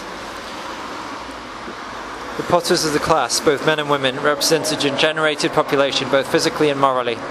They are, as a rule, stunted in growth, ill-shaped, and frequently ill-formed in the chest. They become prematurely old, and are certainly short-lived. They are phlegmatic and bloodless, and exhibit their debility of constitution by obstinate attacks of dyspepsia and disorders of the liver and kidneys, and by rheumatism. But of all diseases, they are especially prone to chest disease, to pneumonia, I don't know if I pronounce that, phthisis, bronchitis, and asthma. One form would appear peculiar to them, and is known as Potter's asthma, or Potter's consumption. Scrofula attacking the glands or bones or other parts of the body is a disease of 2/3 or more of the Potters. That the degenerescence of the population of this district is not even greater than it is due to the constant recruiting from the adjacent country and intermarriages with more healthy races." Mr. Charles Parsons, until recently the house surgeon of the same hospital, writes in a letter to Commissioner Long, amongst other things, "I can only speak from personal observation and not from statistical data, but I do not hesitate to assert that my indignation has been aroused again and again at the sight of poor children whose health has been sacrificed to gratify the avarice of either parents or employers." He enumerates the causes of the disease of the Potters and sums them up in the phrase, "long hours." In their report, the Commissioners expressed the hope that a manufacture which has assumed so prominent a place in the whole world will not long be subject to the remark that its great success is accompanied with the physical deterioration, widespread bodily suffering, and early death of the workpeople, by whose labour and skill such great results have been achieved. All that holds of the potteries in England is true of those in Scotland. The manufacture of matches dates from 1833, from the discovery of the method of applying phosphorus to the match itself. Since 1845, this branch of industry has developed rapidly in England and has spread out from the thickly populated parts of London to the cities of Manchester, Birmingham, Liverpool, Bristol, Norwich, Newcastle, and Glasgow. It has brought with it tetanus, a disease which a Vienna doctor already discovered in 1845 to be peculiar to the makers of matches. Half the workers are children under 13 and young persons under 18. The manufacture of matches, on account of its unhealthiness and unpleasantness, has such a bad reputation that only the most miserable part of the working class, half-starved widows and so forth, deliver up their children to it, the ragged, half-starved, untaught children. Of the witnesses examined by Commissioner White, 1863, 270 were under 18, 50 under 10, 10 only 8, and 5 only 6 years old. With a working day ranging from 12 to 14 or 15 hours, night labour, irregular meal times, and meals mostly taken in the workrooms themselves, pestilent with phosphorus, Dante would have found the worst horrors in his Inferno surpassed in this industry. In the manufacture of wallpaper, the coarser sorts are printed by machine, the finer by hand, by block printing. The most active business months are from the beginning of October to the end of April. During this time, the work often lasts almost uninterrupted from 6 a.m. to 10 p.m. or further into the night. J. Leach's deposition.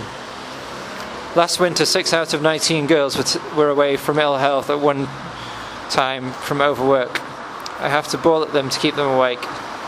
W. Duffy. I have seen when the children could none of them keep their eyes open for the work. Indeed, none of us could. J. Lightbourne says, I'm 13. We worked last winter till 9 in the evening, and the winter before till 10. I used to cry with sore feet every night last winter. G. Apston.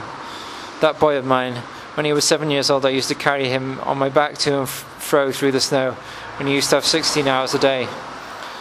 I have often knelt down to feed him as he stood by the machine, for he could not leave it or stop.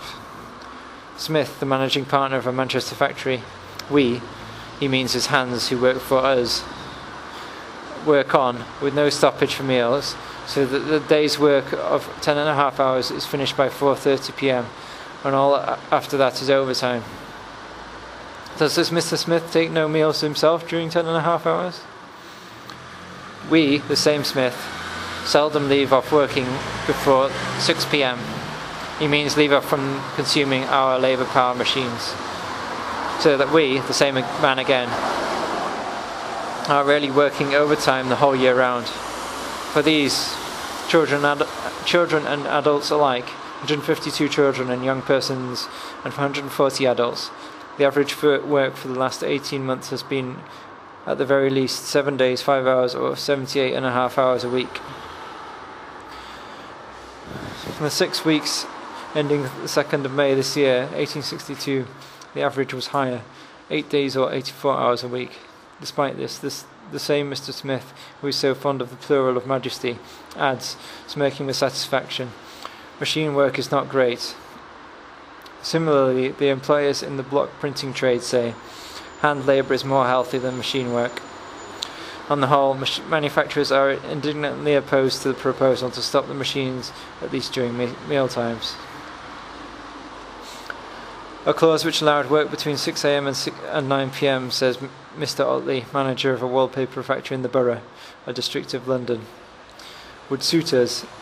And here Marx interposes exclamation mark in parentheses, very well. But the factory hours, 6 a.m. to 6 p.m, are not suitable. Our machine is always stopped for dinner. What generosity! There is no waste of paper and colour to speak of. But, he adds sympathetically, I can understand the loss of time not being liked.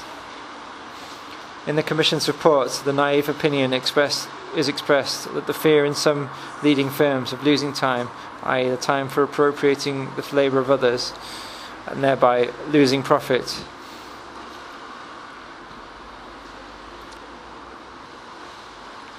is not a sufficient reason for allowing children under 13 and young persons under 18 working 12 to 16 hours a day to lose their dinner, nor for giving it up to them as coal and water are supplied to the steam engine, soap to wool, oil to the wheel, namely during the process of production itself, as merely auxiliary material for the instruments of labour.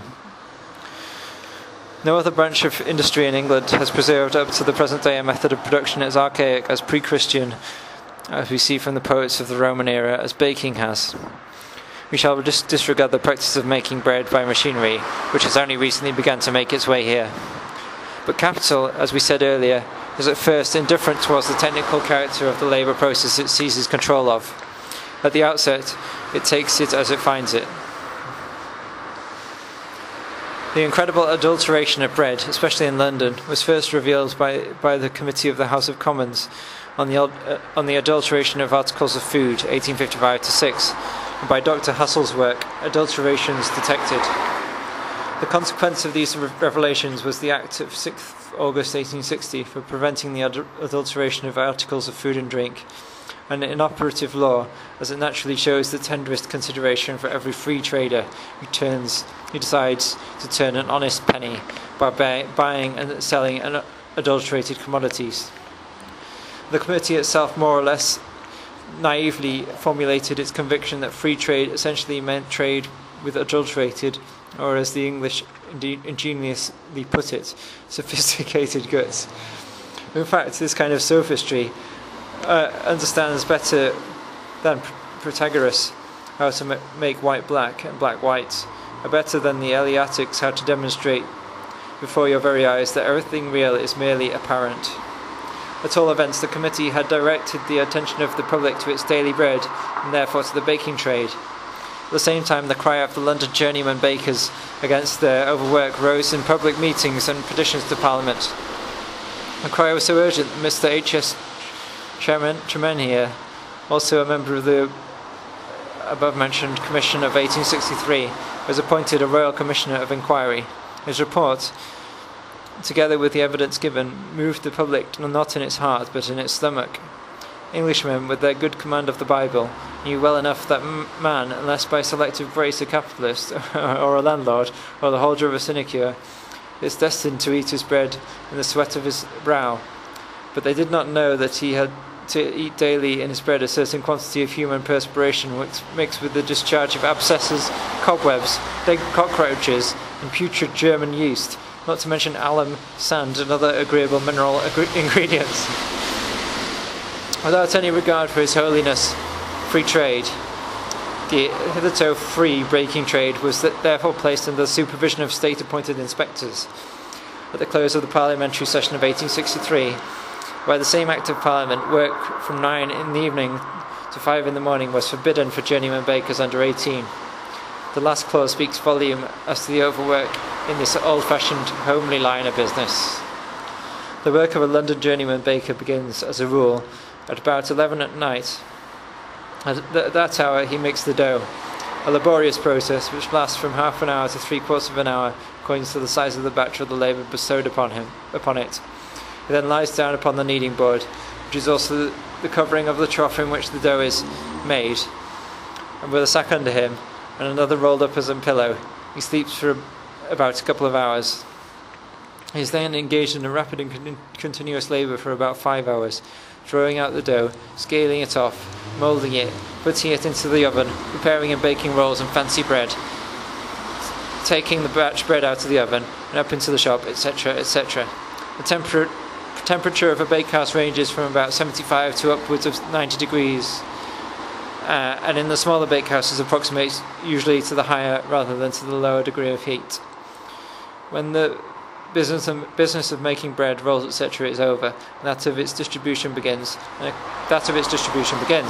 a considerable proportion of the journeymen of the trade, after working hard in the manner described during the night, are upon their legs for many hours during the day, carrying baskets or wheeling hand carts, and sometimes again in the bakehouse, leaving off work at various hours between 1 and 6 p.m. according to the season of the year or the amount and nature of their master's business, while others are again engaged in the bakehouse in bringing out more batches until late in the afternoon.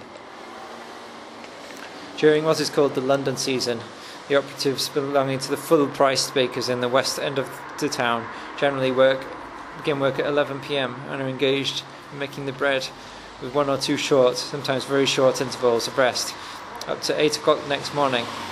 They are then engaged all day long, up to 4, 5, 6, and as late as 7 o'clock in the evening, carrying out bread, or sometimes in the afternoon in the bakehouse again, assisting in the biscuit baking. They may have, after they have done their work, sometimes 5 or 6, sometimes only 4 or 5 hours sleep before they begin again. On Fridays they always begin sooner, some about 10 o'clock, and continue in some cases at work, either in making or delivering the bread, up to 8 p.m. on Saturday night, but generally up to 4 or 5 o'clock Sunday morning. On Sundays the men must attend 2 or 3 times during the day for an hour or 2 to make preparations for the next day's bread. The men employed by the underselling masters, who sell their bread under the full price, and who, as already pointed out, comprise 3/4 of the London bakers, have not only to work on average longer hours, but their work is almost entirely confined to the bakehouse. The underselling masters generally sell their bread in the shop. If they send it out, which is not common, except as supplying chandlers' shops, they usually employ other hands for that purpose. This is not their practice to deliver bread from house to house. Towards the end of the week, the men begin on Thursday night at 10 o'clock and continue with only slight intermission until late on Saturday evening. Even the bourgeois, from his standpoint, grasps the position of the underselling masters. The unpaid labour of the men was made the source whereby the competition was carried on, and the full-priced baker denounces his underselling competitors to the Commission of Inquiry as thieves of other people's labour and adulterators of the product. They only exist now by first defrauding the public, and next getting 18 hours work out of their men for 12 hours wages. The adulteration of bread and the formation of a class of bakers who sell bread for less than its full price are developments which have taken place in England since the beginning of the 18th century, i.e. as soon as the corporate character of the trade was lost, and the capitalist stepped behind the nominal master baker in the shape of a miller or a flour factor. This laid the foundation of capitalist production in this trade, with the unlimited extension of the working day and for night work, although the last mentioned has secured a real foothold only since 1824, even in London.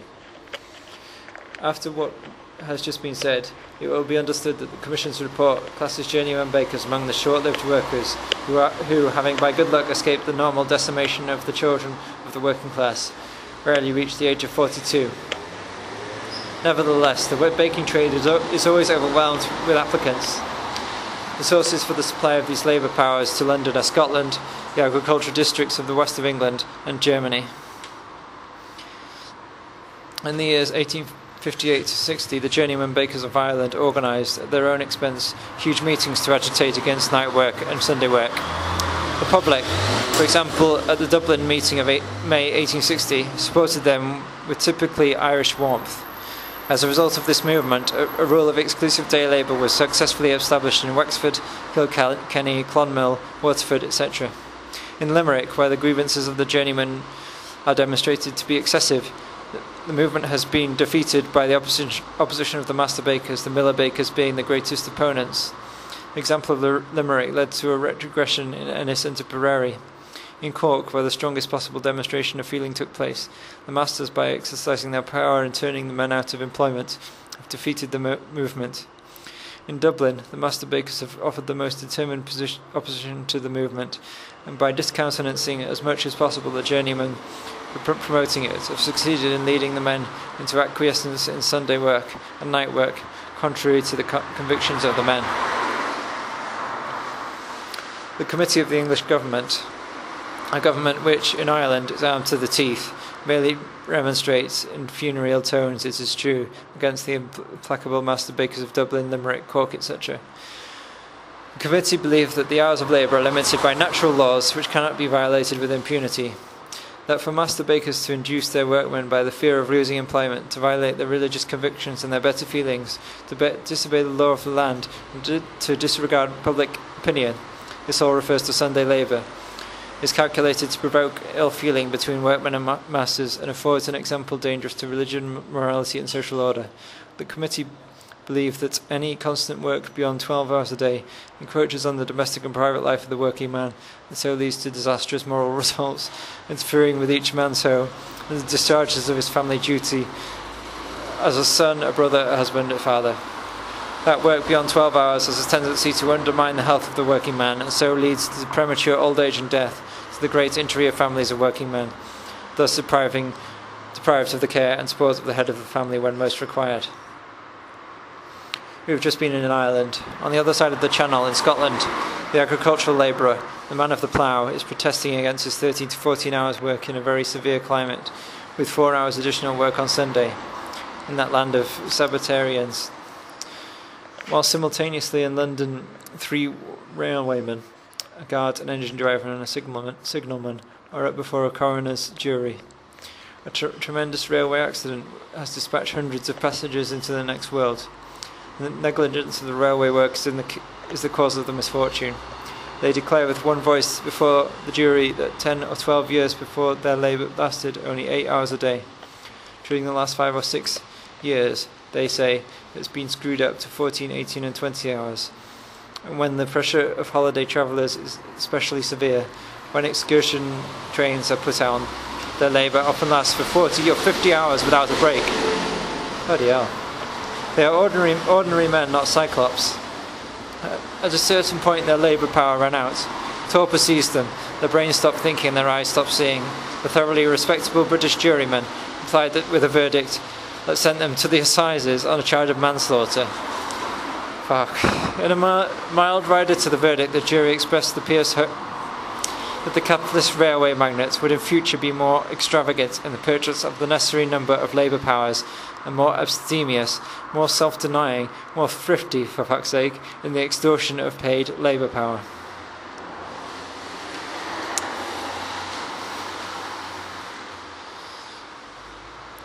From the motley crowd of workers of all callings, ages and sexes, who throng around us more urgently than did the souls of the slain around Ulysses, on whom we see at a glance the signs of overwork, without referring to the blue books into their arms, let us select 2 more figures, whose striking contrast proves that all men are alike in the face of capital, a milliner and a blacksmith.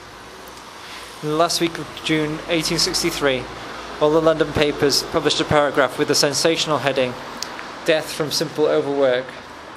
It dealt with the death of the milliner, Mary Ann Walkley, 20 years old, employed in a highly respectable dressmaking establishment, exploited by a lady with the pleasant name of Elise.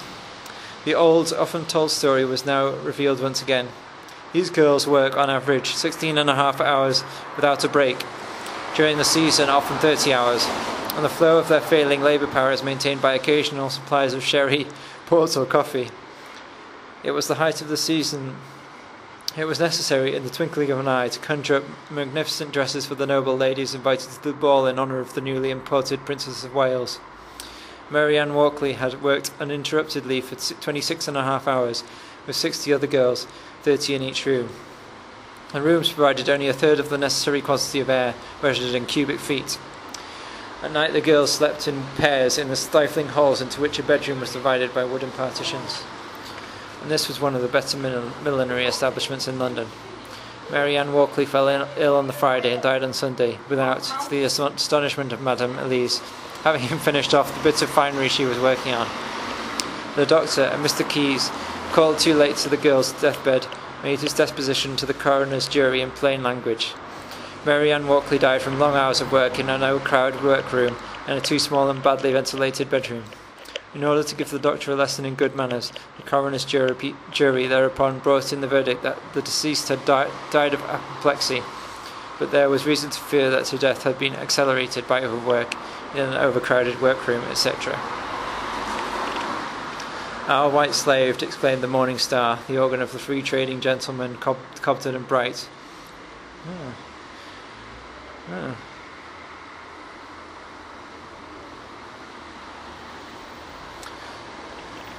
"Our white slaves, who are toiling into the grave, for the most part silently pine and die. It is not only in dressmakers' rooms that working to death is the order of the day, but in 1,000 other places, and every place, I had almost said, where a thriving business, in inverted commas, has to be done. We will take the blacksmith as a type. If the poets were true, there is no man so hearty, so merry as the blacksmith. He rises early and strikes his sparks before the sun, eats and drinks and sleeps as no other man. Working in moderation, he is, in fact, in one of the best of human positions, physically speaking. But we follow him into the city or town, and we see the stress of the work on that strong man, and what then is his position in the death rate of this country. In Marylebone, blacksmiths die at the rate of 31 per 1,000 per annum, or 11 above the mean of the male adults of the country in its entirety. The occupation, instinctive almost as a portion of human art, and objectionable as a branch of human industry, is made by mere excess of work, the destroyer of the man. He can strike so many blows per day, walk so many steps, breathe so many breaths, produce so much work, and live an average, say, of 50 years. He is made to strike so many more blows, to walk so many more steps, to breathe so many more breaths per day, and to increase altogether a fourth of his life. He meets the effort. The result is that, producing for a limited time a fourth more work, he dies at 37 for 50.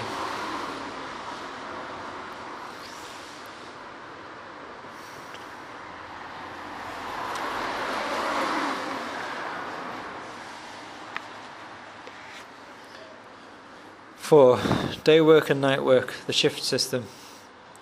Constant capital, the means of production, only exists considered from the standpoint of the process of valorization in order to absorb labour, and with every drop of labour, a proportional quantity of surplus labour. Insofar as the means of production fail to do this, a mere existence forms a loss for the capitalist in a negative sense, for while they lie fallow, they represent a useless advance of capital. This loss becomes a positive one as soon as the interruption of employment necessitates an additional outlay when the work begins again. The prolongation of the working day beyond the limits of the natural day into the night only acts as a palliative. It only slightly quenches the vampire thirst for the living blood of labour. Capitalist production therefore drives, by its inherent nature, towards the appropriation of labour throughout the whole of the 24 hours in the day. But since it is physically impossible to exploit the same individual labour power constantly, during the night as well as the day, capital has to overcome this physical obstacle. An alternation becomes necessary between the labour powers used up by day and those used up by night. This can be accomplished in various ways. For instance, it may be arranged that part of the working personnel is employed for 1 week on day work and for the next week on night work. It is well known that this shift system, this alternation of two sets of workers, predominantly in the full-blooded springtime of the English cotton industry, and that at the present time it still flourishes, amongst other places, in the cotton spinning factories of the Moscow gubernia. This 24-hour process of production exists today as a system in many of the as yet free branches of industry in Great Britain, in the blast furnaces, forges, rolling mills and other metallurgical establishments of England, Wales and Scotland. Here the labour process includes a great part of the 24 hours of Sunday, in addition to the 24 hours of the 6 working days. The workers consist of men and women, adults and children of both sexes. The ages of the children and young persons run through all the intermediate grades from 8, in some cases from 6 to 18. In some branches of industry, the girls and women work through the night together with the male personnel. Leaving aside the general harmful effects of night labour, the duration of the process of production, unbroken for 24 hours, offers very welcome opportunities for exceeding the limits of the normal working day. For example, in the branches of industry already mentioned, which are themselves very strenuous. The official working day usually comes to 12 hours by night or day for all workers. But the amount of overwork done in excess of this limit is in many cases, to use the words of the official English report, truly fearful. Leaving aside the generally harmful effects of night labour, the duration of the process of production, unbroken for 24 hours, offers very welcome opportunities for exceeding the limits of the normal working day. For example, the branches of industry already mentioned, which are themselves very strenuous, the official day usually comes to 12 hours by night or day for all workers, but the amount of overwork done in excess of this limit is in many cases, to use the words of the official English report, truly fearful. It is impossible, says the report, for any mind to realise the amount of work described in the following passages as being performed by boys from 9 to 12 years of age without coming irresistibly to the conclusion that such abuses of the power of parents and employers can no longer be allowed to exist. The practice of boys working at all by day and night turns either into the usual course of things or at pressing times seems inevitably to open the door to their not infrequently working unduly long hours. These hours are indeed in some cases not only cruelly but even incredibly long for children. Amongst a number of boys it will of course not infrequently happen that one or more are from some cause absent. When this happened, their place is usually made up by one or more boys who work in the other term. That this is a well-understood system is plain from the answer to the manager of some large rolling mills, who when I asked him how the place of boys' absence from their term was made up, "I dare say, sir, you know that as well as I do," and admitted the fact. At the rolling mill, where the proper hours were from 6 a.m. to 5:30 p.m., a boy worked about 4 nights every week until 8:30 p.m. at least, and this for 6 months. Another at 9 years old sometimes made 3 12-hour shifts running, and when 10 has made 2 days and 10 nights running. A third, now 10, worked from 6 a.m. to 12 p.m., 3 nights and 9 p.m. on the other nights. Another, now 13, worked from 6 p.m. till 12 noon next day for a week together, and sometimes for 3 shifts together, e.g. from Monday morning until Tuesday night. Another, now 12, has worked in an iron foundry at Staveley from 6 a.m. until 12 p.m. for a fortnight on end. Could not do any more. George Allingsworth, aged 9, came here as a cellar boy last Friday. Next morning we had begun at 3, so I stopped here all night. Lived 5 miles off, slept on the floor of the furnace overhead with an apron under me and a bit of jacket over me. The 2 other days I have been here at 6 a.m. Aye, it is hot here. Before I came here I was nearly a year at the same work at some works in the country. Began there too at 3 on Saturday morning. Always did, but was never again near home and could sleep at the home. Other days I began at 6 in the morning, and I'd given over 6 or 7 in the evening, etc. Let us now hear how capital itself regards this 24-hour system, the extreme forms of the system, its abuse in the cruel and incredible extension of the working day. are naturally passed over in silence. Capital only speaks of the system in its normal form. Myers, Naylor and Vickers, steel manufacturers who employ between 600 and 700 persons, among whom only 10% are under 18, with only 20 boys under 18 working on the night shift, have the following comments to make. The boys do not suffer from the heat. The temperature is probably 86 degrees to 90 degrees. At the forges and in the rolling mills, the hands work night and day in relays, but all other parts of the work are day work, i.e. from 6 a.m. to 6 p.m. In the forge, the hours are from 12 to 12. Some of the hands always work in the night, without any alteration of day and night work. We do not find any difference in the health of those who work regularly by night. Andy? Yeah. Chris, I'll come up with a picture for you. It's here. You can just give it to him, because you need to be here for the reading group. Basically, we've given, and why not? We're giving about 12 to 3 Why do boys not learn their craft in the daytime? Your reason, owing to the men working days and nights in alternative weeks, the men would be separated half the time from their boys and would lose half the profit which they make from them. The training which they give to the apprentice is considered as part of the return for the boy's labour, and thus enables the men to get it at a cheaper rate. Each man would want half of his profit, Thanks, honey. That's great. which they make from them. The training which they give to an appearance is considered as part of the return for the boy's labour, and thus enables the men to get it at a cheaper rate. Each man would want half of this profit.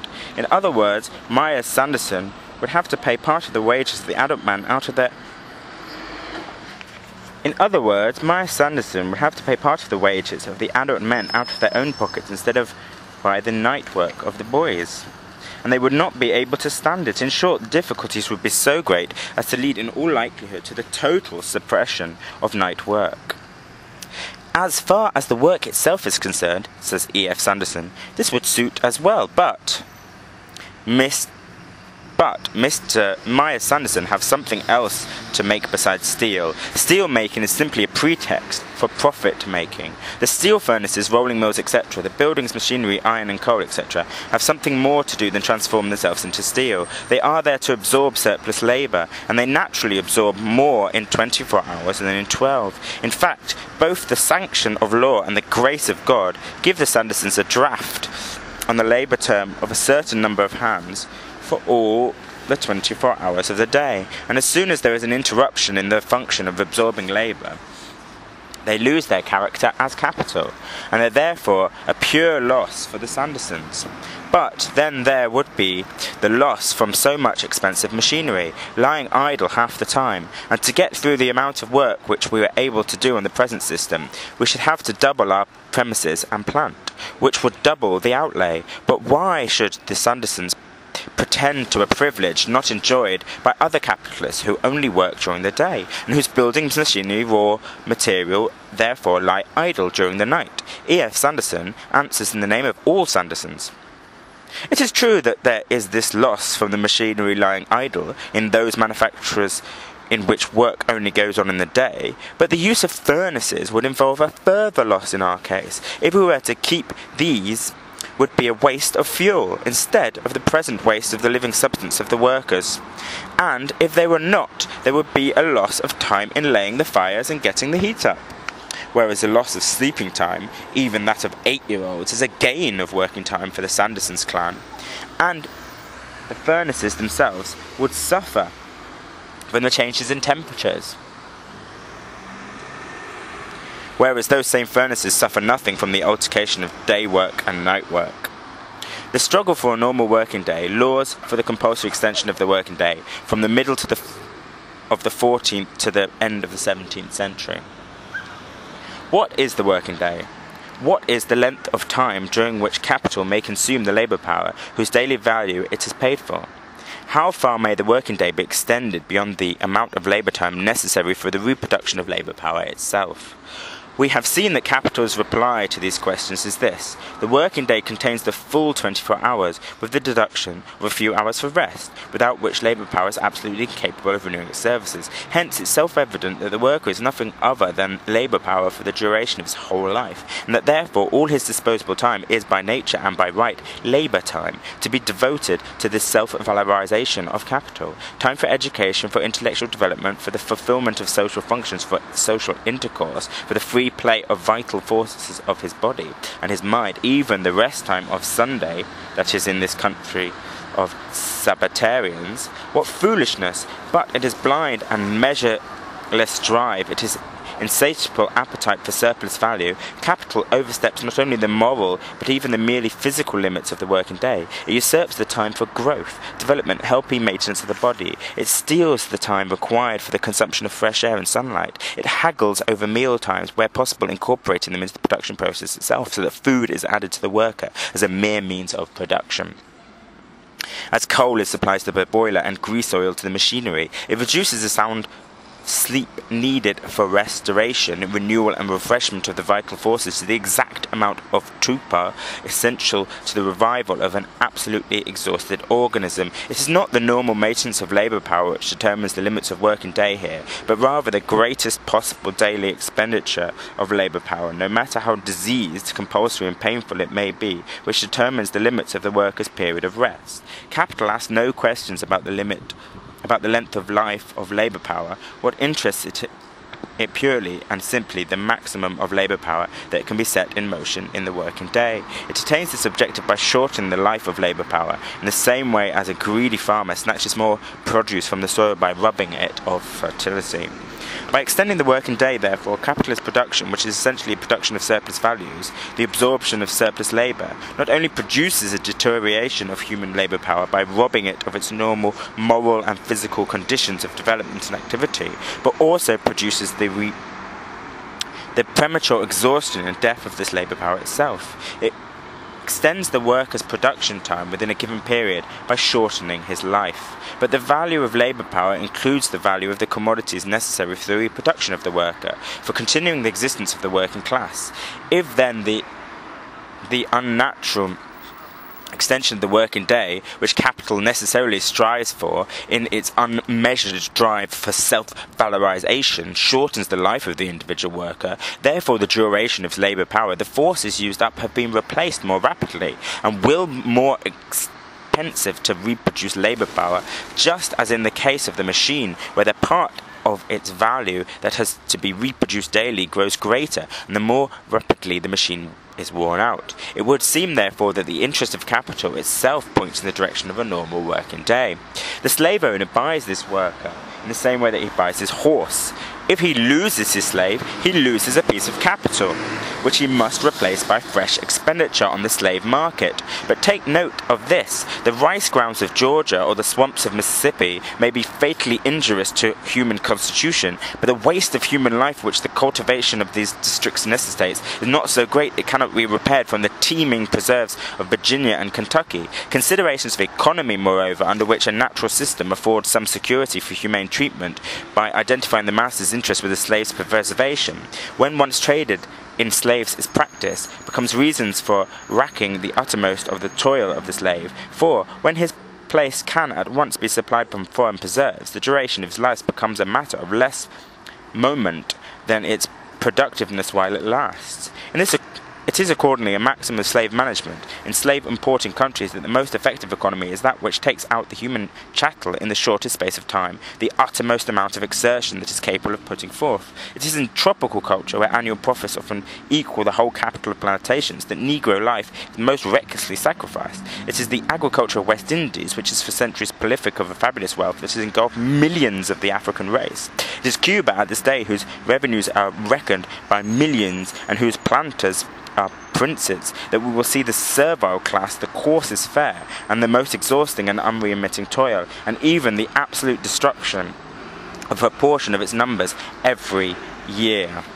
It is in Cuba at this day, whose revenues are reckoned by millions and whose planters are princes, that we see the servile class the coarsest fare, the most exhausting and unremitting toil, and even the absolute destruction of a proportion of its numbers every year. For slave trade, read labour market. For Kentucky and Virginia. Ireland and the agricultural districts of England, Scotland and Wales. For Africa and Germany. We have heard how overwork has thinned the ranks of the bakers in London. Nevertheless, the London labour market is always overstocked with German and other candidates for death in the bakeries. Pottery, as we saw, is one of the branches of industry with the lowest life expectancy. Pottery, as we saw, is one of the branches of industry with the lowest life expectancy. Does this lead to a shortage of potters? Joshua Westwood, the inventor of modern pottery, and himself an ordinary worker by origin, said in 1785,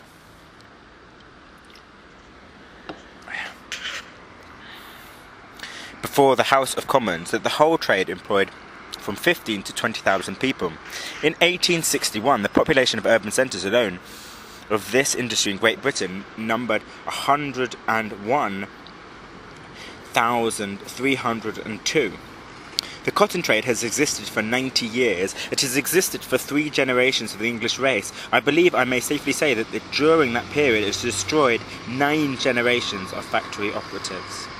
Admittedly, the labour market shows significant gaps in certain epochs of feverish expansion, in 1834 for example, but then the manufacturers proposed to the Poor Law Commissions that they should spend the surplus population of the agricultural districts to the north with the expansion that the manufacturers would absorb and use it up. Agents were appointed with the consent of the Poor Law Commissioners. An office was set up in Manchester to which lists were sent of those work people in agricultural districts wanting employment, and the names were registered in books. Agents were appointed with the consent of the Poor Law Commissioners. An office was set up in Manchester to which lists were sent of those work people in the agricultural districts wanting employment. The names were registered in books. The manufacturers attended at these offices and were selected such persons as they choose. When they had selected such persons as their wants required, they gave instructions for them to have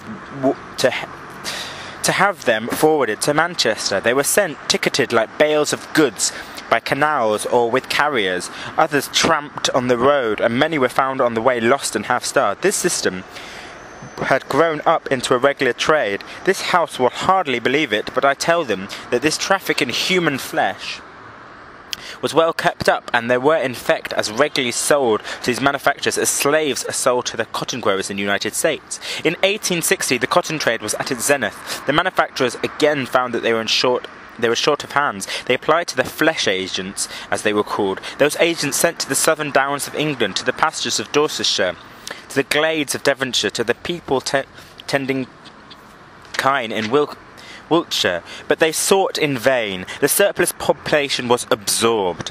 The Bury Guardian lamented that after the conclusion of the Anglo-French commercial treaty, 10,000 additional hands could be absorbed by Lancashire, and that 30,000 or 40,000 will be needed. After the flesh agents and sub-agents had vainly combined combed through the agricultural districts, a deputation came up to London and waited on the Right Honourable Gentleman, Mr. Villiers, President of the Poor Law Board, with the view of obtaining poor children for certain union houses for the mills of Lancashire.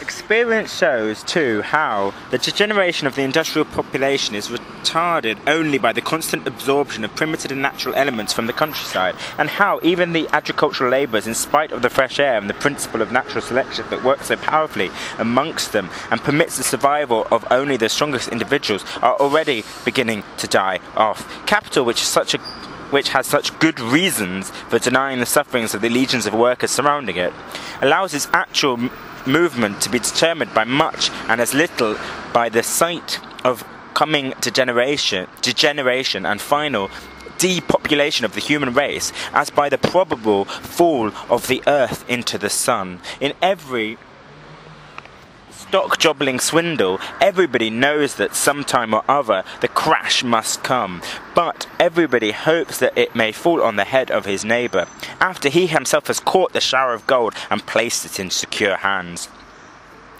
Aprisement le déluge is the watchword of every capitalist and of every capitalist nation. Capital, therefore, takes no account of the health and the life and length of the work. Capital, therefore, takes no account of the health and the length of life of the worker unless society forces it to.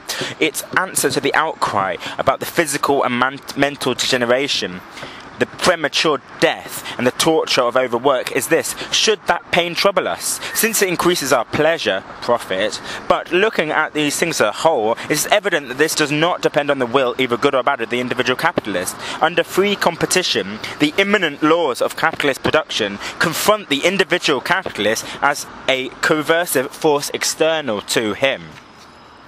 This establishment of a normal working day is the result of centuries of struggle between the capitalist and the worker, but the history of this struggle displays two opposite tendencies. Compare, for example, the English factory legislation of our time with the English labour statutes of the 14th century, as well into the middle of the 18th. While the modern Factories Act compulsorily shortened the working day, the earlier statutes tried forcibly to lengthen it. Of course, the prestige of capital in embryonic state, in its state of becoming, when it cannot yet use the sheer force of economic relations to secure its right to absorb a sufficient quantity of surplus labour, must be aided by the power of the state. Its pretensions in this situation appear very modest in comparison with the concessions it has to make, complainingly and unwillingly in its adult condition. Centuries are required before the free worker, owing to the great development of capitalist mode of production, makes a voluntary agreement, i.e. is compelled by social conditions to sell the whole of his active life, his very capacity for labour, in return for the price of his customary means of subsistence, to sell his birthright for a mess of pottage.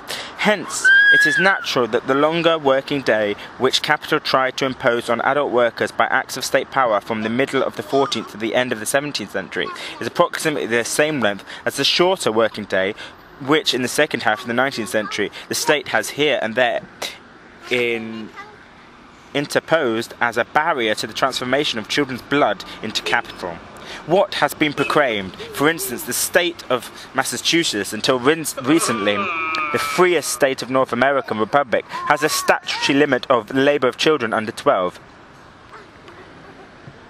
As the statutory limit of the labour of children under 12 was in England, even in the middle of the 17th century, the normal working day of able-bodied artisans, robust ploughmen and gigantic blacksmiths. The first statute of labourers, 23rd Edward III, 1349, found it imminent pretext, not its cause, for legislation of this kind outlives its pretext by centuries, in the Great Plague that decimated the population, so that, as a Tory writer said, the difficulty of getting men to work on reasonable terms, i.e. at the price they left their employers as reasonable quantity of surplus labour, grew to such a height as to be quite intolerable. Reasonable wages were therefore fixed by law, as well as by the limits of the working day. The latter point, the only one that interests us here, is repeated in the statute of 1496, Henry VI. The working day for all craftsmen, artificers, and field labourers from March to September was supposed to last from 5 in the morning to between 7 and 8 in the evening, although this was never enforced. The meal times, however, consisted of 1 hour for breakfast, 1.5 hours for dinner, and half an hour for noon meat, i.e. exactly twice as much as under the Factory Acts now in force. In winter, work has to last from 5 in the morning until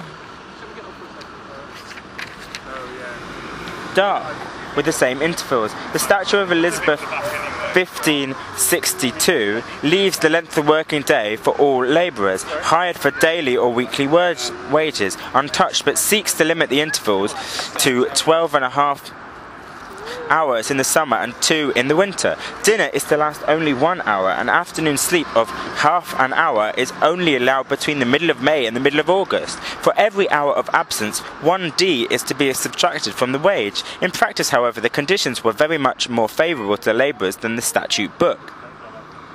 William Petty, the father of political economy and to some extent the founder of statistics, says in a work he published in the last third of the 17th century, labouring men, the measure then was agricultural labourers, work 10 hours per diem and make 20 meals per week, v.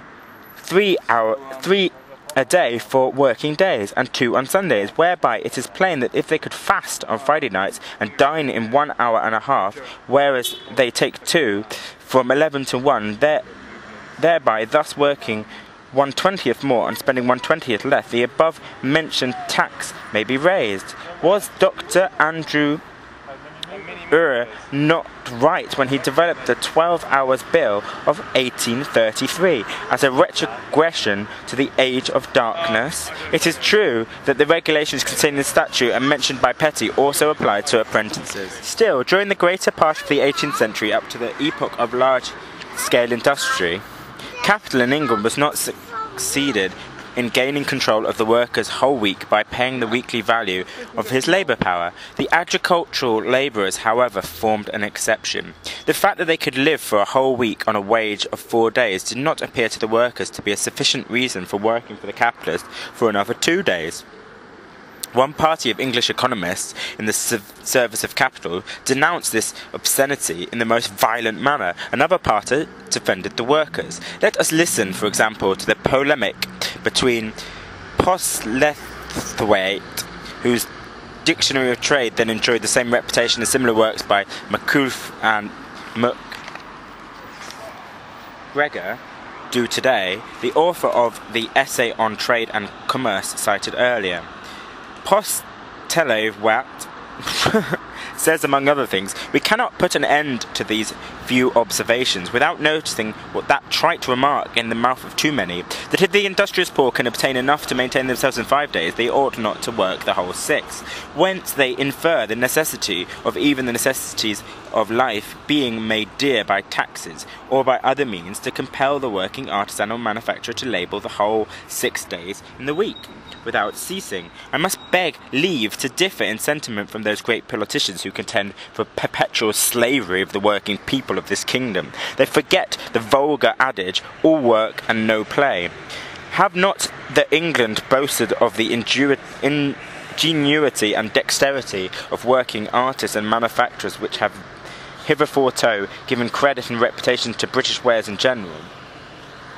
What has this been owing to? To nothing more probable than the relaxation of the working day of the working people in their own way. Where are they obliged to toil the year round, the whole 6 days a week, in repetition of the same work? Might it not blunt their ingenuity, and render them stupid instead of alert and dexterous? Might not our workmen lose their reputation, instead of maintaining it by such eternal slavery? And what sort of workmanship could we expect from such hard-driven animals? Many of them will execute as much work in 4 days as a Frenchman will in 5 or 6. But if Englishmen are to be external drudges, 'tis to be feared that they will degenerate below the Frenchmen. As our people are famed for bravery in war, do we not say that it is owing to good English roast beef and pudding in their bellies, as well as their constitutional spirit of liberty? And why may not the superior ingenuity and dexterity of our artists and manufacturers be owing to that freedom and liberty to direct themselves in their own way? And I hope we shall never have them deprived of such privileges, and that good living from whence their ingenuity, no less than their courage, may proceed. To this, the author of the Essay on Trade and Commerce replies, if the making of every 7th day and holiday is supposed to be of divine institution, as it implies the appropriating the other 6 days to labour, he means capital, as we shall soon see, surely it will not be thought cruel to enforce it. That mankind in general are naturally inclined to ease and indolence, we fatally experience to be true from the conduct of our manufacturing populace, who do not labour upon an average above 4 days a week, unless provisions happen to be very dear. But all the necessities of the poor under one denomination, for example, call them all wheat, or suppose that the bushel of wheat shall cost 5 shillings, and that he, the worker, earns a shilling a day by his labour, he would then be obliged to work 5 days only in a week. If the bushel of wheat cost but 4 shillings, he would be obliged to work but 4 days. But as wages in this kingdom are much higher in proportion to the prices and necessities, the manufacturer, i.e. the manufacturing worker, who lays 4 days, has a surplus of money to lie idle with the rest of the week. I hope I have said enough to make it appear that a moderate labour of 6 days in a week is no slavery. Our labouring people, i.e. the agricultural labourers, do this, and to all appearances are the happiest of all our labouring poor. But the Dutch do this in manufactories, and appear To be very happy people, the French do so when holidays do not intervene, but our populace have adopted a notion that as Englishmen they enjoy the birthright privilege of being more free and independent than any other country in Europe. Now this idea, as far as it may affect the bravery of our troops, may be of some use, but the less manufacturing poor have of it certainly a better for them selves and for the state. The labouring people should never think themselves independent of the superiors. It is extremely dangerous to encourage mobs in a commercial state like ours, where perhaps 7 parts out of 8 of the whole are people with little or no property. The cure will not be perfect till our manufacturing poor are contented to labour 6 days for the same sum which they now earn in 4 days. To this end, and for appreciating idleness, debauchery and excess, promoting a spirit of industry, lowering the price of labour in our manufactories and easing the lands of the heavy burden of the poor's rates, our faithful Ecrat of Capital proposes the well-tried method of locking up the workers who become dependent on public support, in one word paupers, in an ideal workhouse. Such an ideal workhouse must be made the house of terror, and not an asylum for the poor, where they are to be plentifully fed, warmly and decently clothed, and where they do but little work. In this house of terror, this ideal workhouse, the poor shall work 14 hours in a day, allowing proper times for meals in such a manner that there remain 12 hours of neat labour. 12 working hours a day in the ideal workhouse, the House of Terror, in 1770, 63 years later, in 1833, when the English Parliament reduced the working day for children of 13 to 18 years to 12 4 hours in 4 branches of industry, the day of judgment seemed to have dawned for English industry. In 1852, when Louis Bonaparte sought to secure his position with the bourgeoisie by tampering with the legal working day, the people of France cried out with one voice, "The law that limits the working day to 12 hours is the one good, and let us remain with us to the legislation of the Republic." At Zurich, the work of children over 10 is limited to 12 hours. In Agaraga, in 1862, the work of children between 13 and 16 was reduced from 12.5 to 12 hours. In Australia, in 1860, for children between 14 and 16, the same reduction was made. What progress since 1770?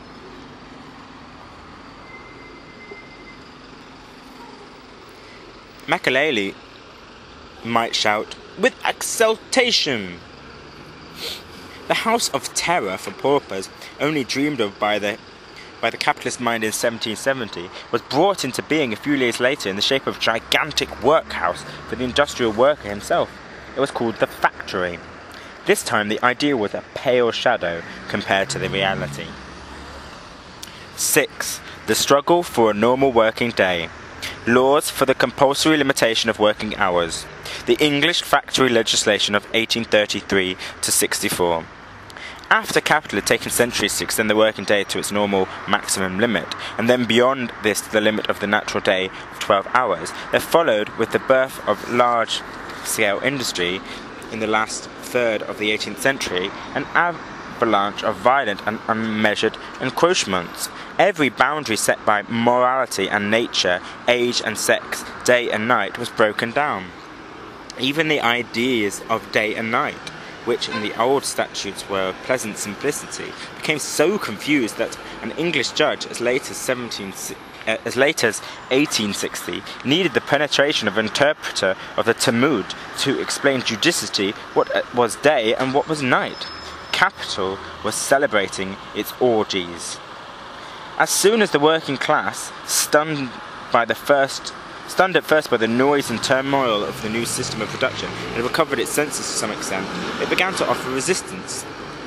First of all in England, the native land of large-scale industry. 3 decades later, however, the concessions wrung from industry by the working class remained purely nominal. Parliament passed 5 labour laws between 1802 and 1833, but was shrewd enough not to vote for a penny for the compulsory implementation, for the necessary official personnel. They remained a dead letter. The fact is that prior to the Act of 1833, young persons and children worked all day and all night, or both, ad libitum. A normal working day for the modern industry dates only from the Factory Act of 1833, which included cotton, wool, flax and silk factories. Nothing characterised the spirit of capital better than the history of English factory legislation from 1833 to 1864. The Act of 1833 lays down that the ordinary factory working day should begin at 5:30 in the morning and end at 8:30 in the evening, and within these limits, a period of 15 hours, it's lawful to employ young persons, i.e. persons between 13 and 18 years of age, at any time of the day, provided that no one young person works more than 12 hours in one day, except in certain cases especially provided for. The 6th chapter of the Act provided that there shall be allowed in the course of every day not less than 1.5 hours for meals to every such person restricted as hereinbefore provided. The employment of children under 9, with exceptions mentioned later on, was forbidden. The work of children between 9 and 13 was limited to 8 hours a day. Night work, i.e. according to this Act, work between 8:30 p.m. and 5:30 a.m. was forbidden for all persons between 9 and 18. The lawmakers were so far from wishing to interfere with the freedom of capital to exploit adult labour power, or as they called it, the freedom of labour, that they created a special system in order to prevent the Factories Act from having such a frightful consequence. The great evil of the factory system, as at present conducted, says the first report of the Central Board of the Commission on 28th of June 1833, has appeared to us to be that it entails the necessity of continuing the labour of children to the uttermost length of that of the adults. The only remedy for this evil, short of limitation of the labour of adults, which would, in our opinion, create an evil greater than that which is sought to be remedied, appears to be the plan of working double sets of children. Under the name of the system of relays, relay means in English, also in French, the changing of the post horses at each different halting place. This plan was therefore carried out, so that, for example, one set of children between 18 and 13 were put into a harness from 5:30 a.m. till 1:30 p.m. and another set from 1:30 p.m. till 8:30 p.m. and so on, in order to reward the manufacturers for having in the most impudent way ignored all the acts relating to child labour passed during the previous 22 years. The pill was yet further gilded for them.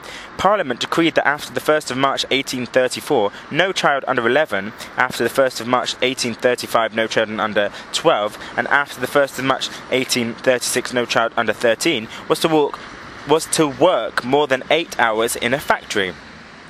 This liberalism, so full of consideration for capital, was more noteworthy than that the Dr. Ferry, Sir A. Carlyle, Sir B. Brodie, Sir C. Bell, and Mr. Guthrie, etc., in a word, the most distinguished physicians and surgeons in London, had declared in their evidence before the House of Commons that there was a danger of delay.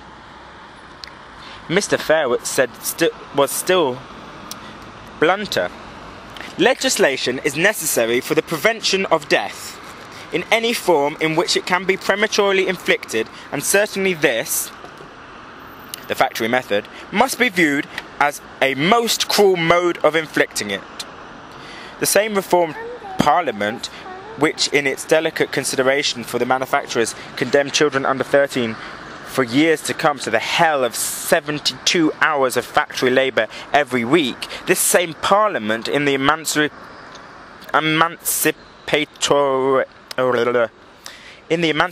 Act, which also administered freedom drop by drop, forbade the planters from the very beginning to work any Negro slave for more than 45 hours a week. But capital was by no means soothed. It soon began a noisy and long-lasting agitation. This turned to the age limit of the category of human beings who, under the name children, were restricted to 8 hours of work and were subjected to a certain amount of compulsory education. According to the anthropology of capitalists, the age of childhood ended at 10, or the outside 11. The nearer the deadline approached the full implementation of the Factory Act, the fatal year of 1836, the wider became the range of mob of manufacturers. They managed, in fact, to intimidate the government to such an extent that in 1835 it proposed to lower the limit of the age of childhood from 13 to 12. But now, with the pressure from without, it became more threatening. The House of Commons lost its nerve. It refused to throw children under 13 under a juggernaut wheels of capital for more than 8 hours a day. And the Act of 1833 came into full operation. It remained unaltered until June 1844. During the decade in which it regulated factory work, at first in part and then entirely, the official reports of the factory inspectors team, with complaints about the impossibility of enforcing it. The point of time within 15 hours from 5:30 a.m. to 8:30 p.m. at which each young person and each child was to begin, break off and resume or end his 12 or 8 hours of labour was left by the Act of 1833 to free the decision of the Lords of Capital. Similarly, the Act also permitted them to assign different meal times to different persons. Thanks to this provision, the capitalists soon discovered a new system of relays by which the workhorses were not changed at fixed stations but were always reharnessed at different stations.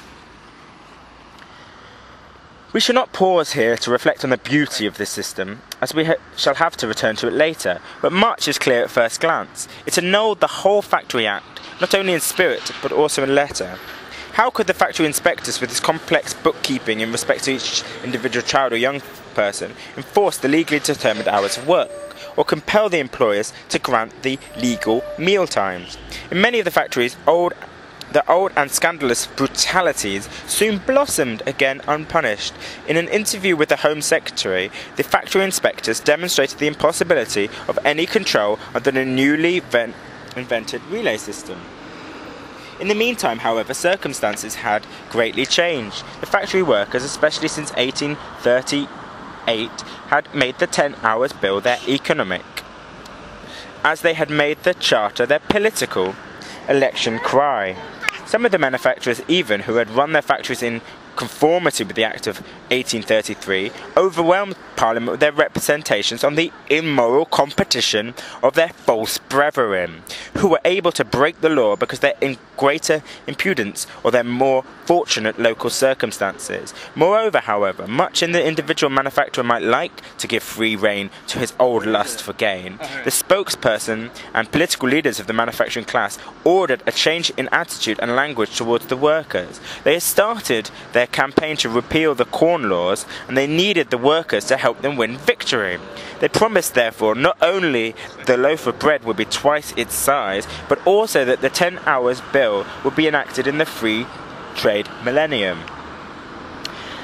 Thus, they were even less inclined and less able to oppose the measure intended only to make the law of 1833 a reality, and finally the Tories, threatened with their most sacred interest, the rent of land, thundered with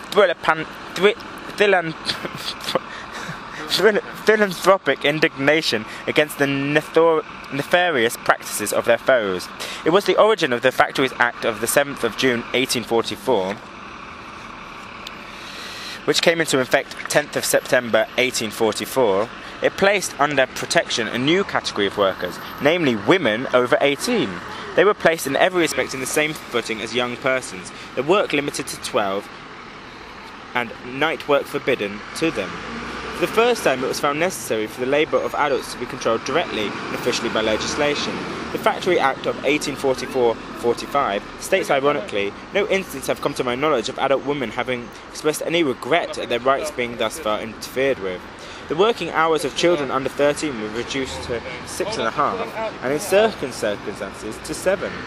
To get rid of the abuses of this spurious system of relays, the law established among other things the following important regulation.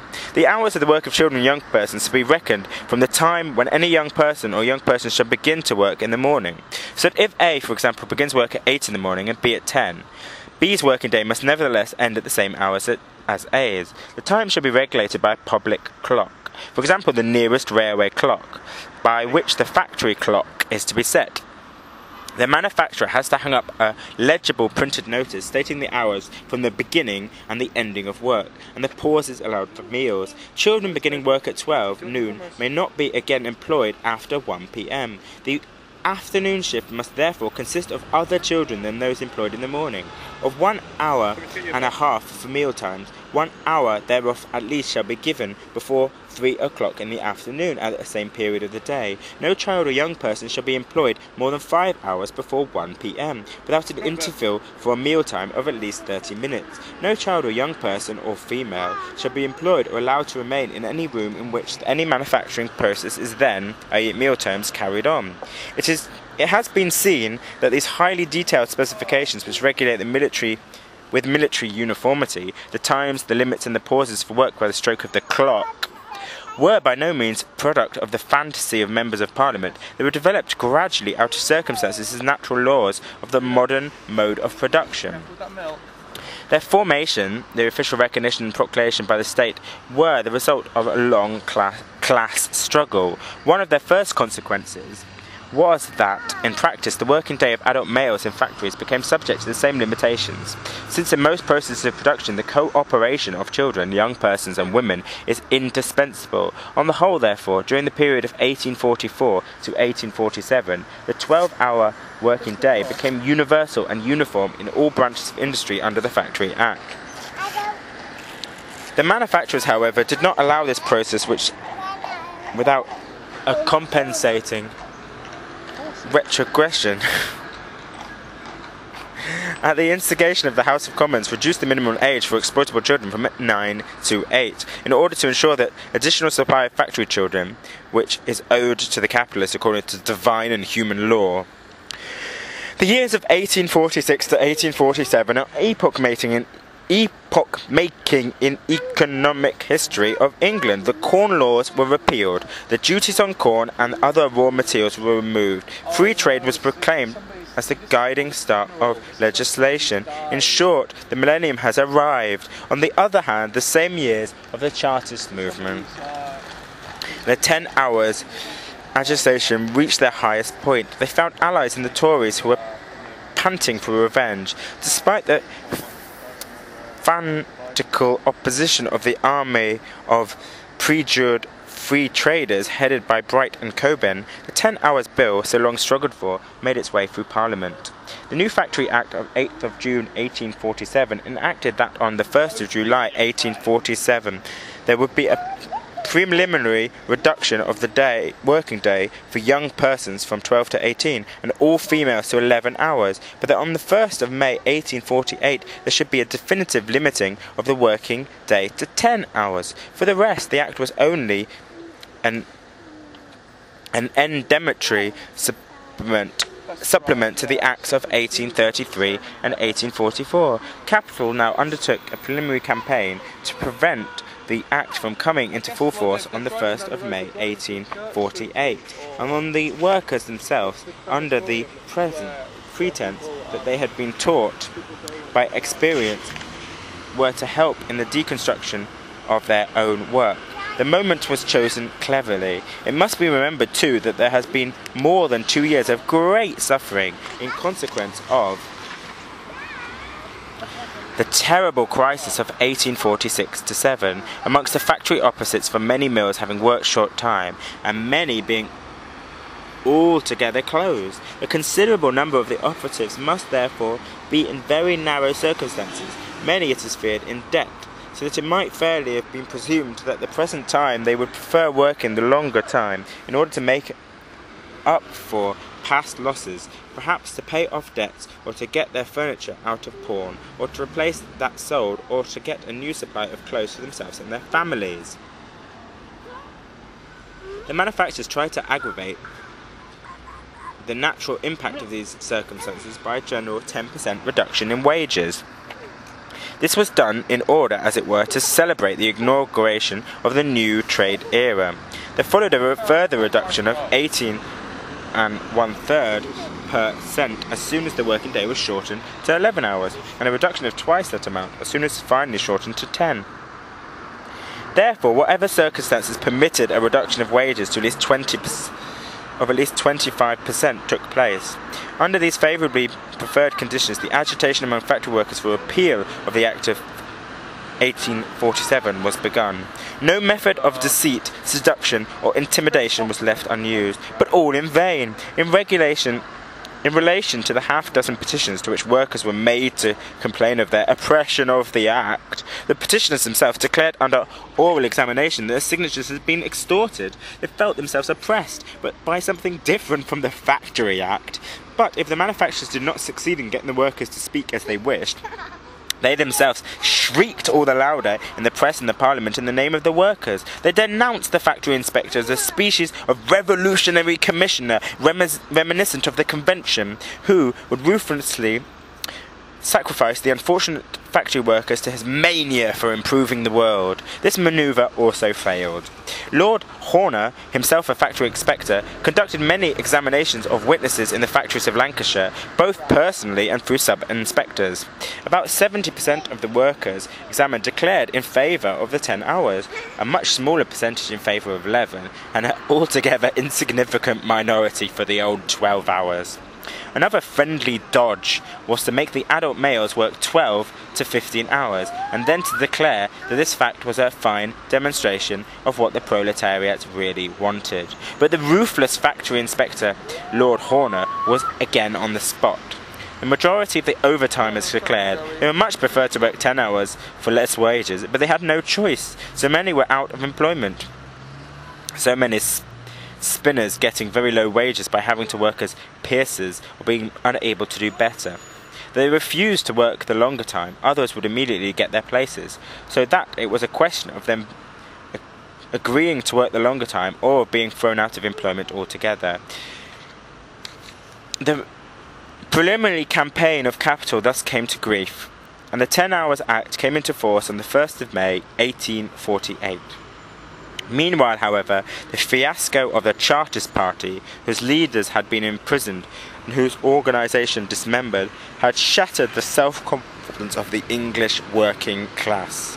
Soon after this, the June insurrection in Paris and its bloody suppression united in England, as on the continent, all factions of the ruling class, landowners and capitalists, stock exchange sharks and small-time shopkeepers, protectionists and free traders, government and opposition, priests and freethinkers, young whores and old nuns, under the common slogan of the salvation of property, religion, family and society. Everywhere the working class was outlawed and anathematized, placed under the law des suspects. The manufacturers no longer needed to restrain themselves.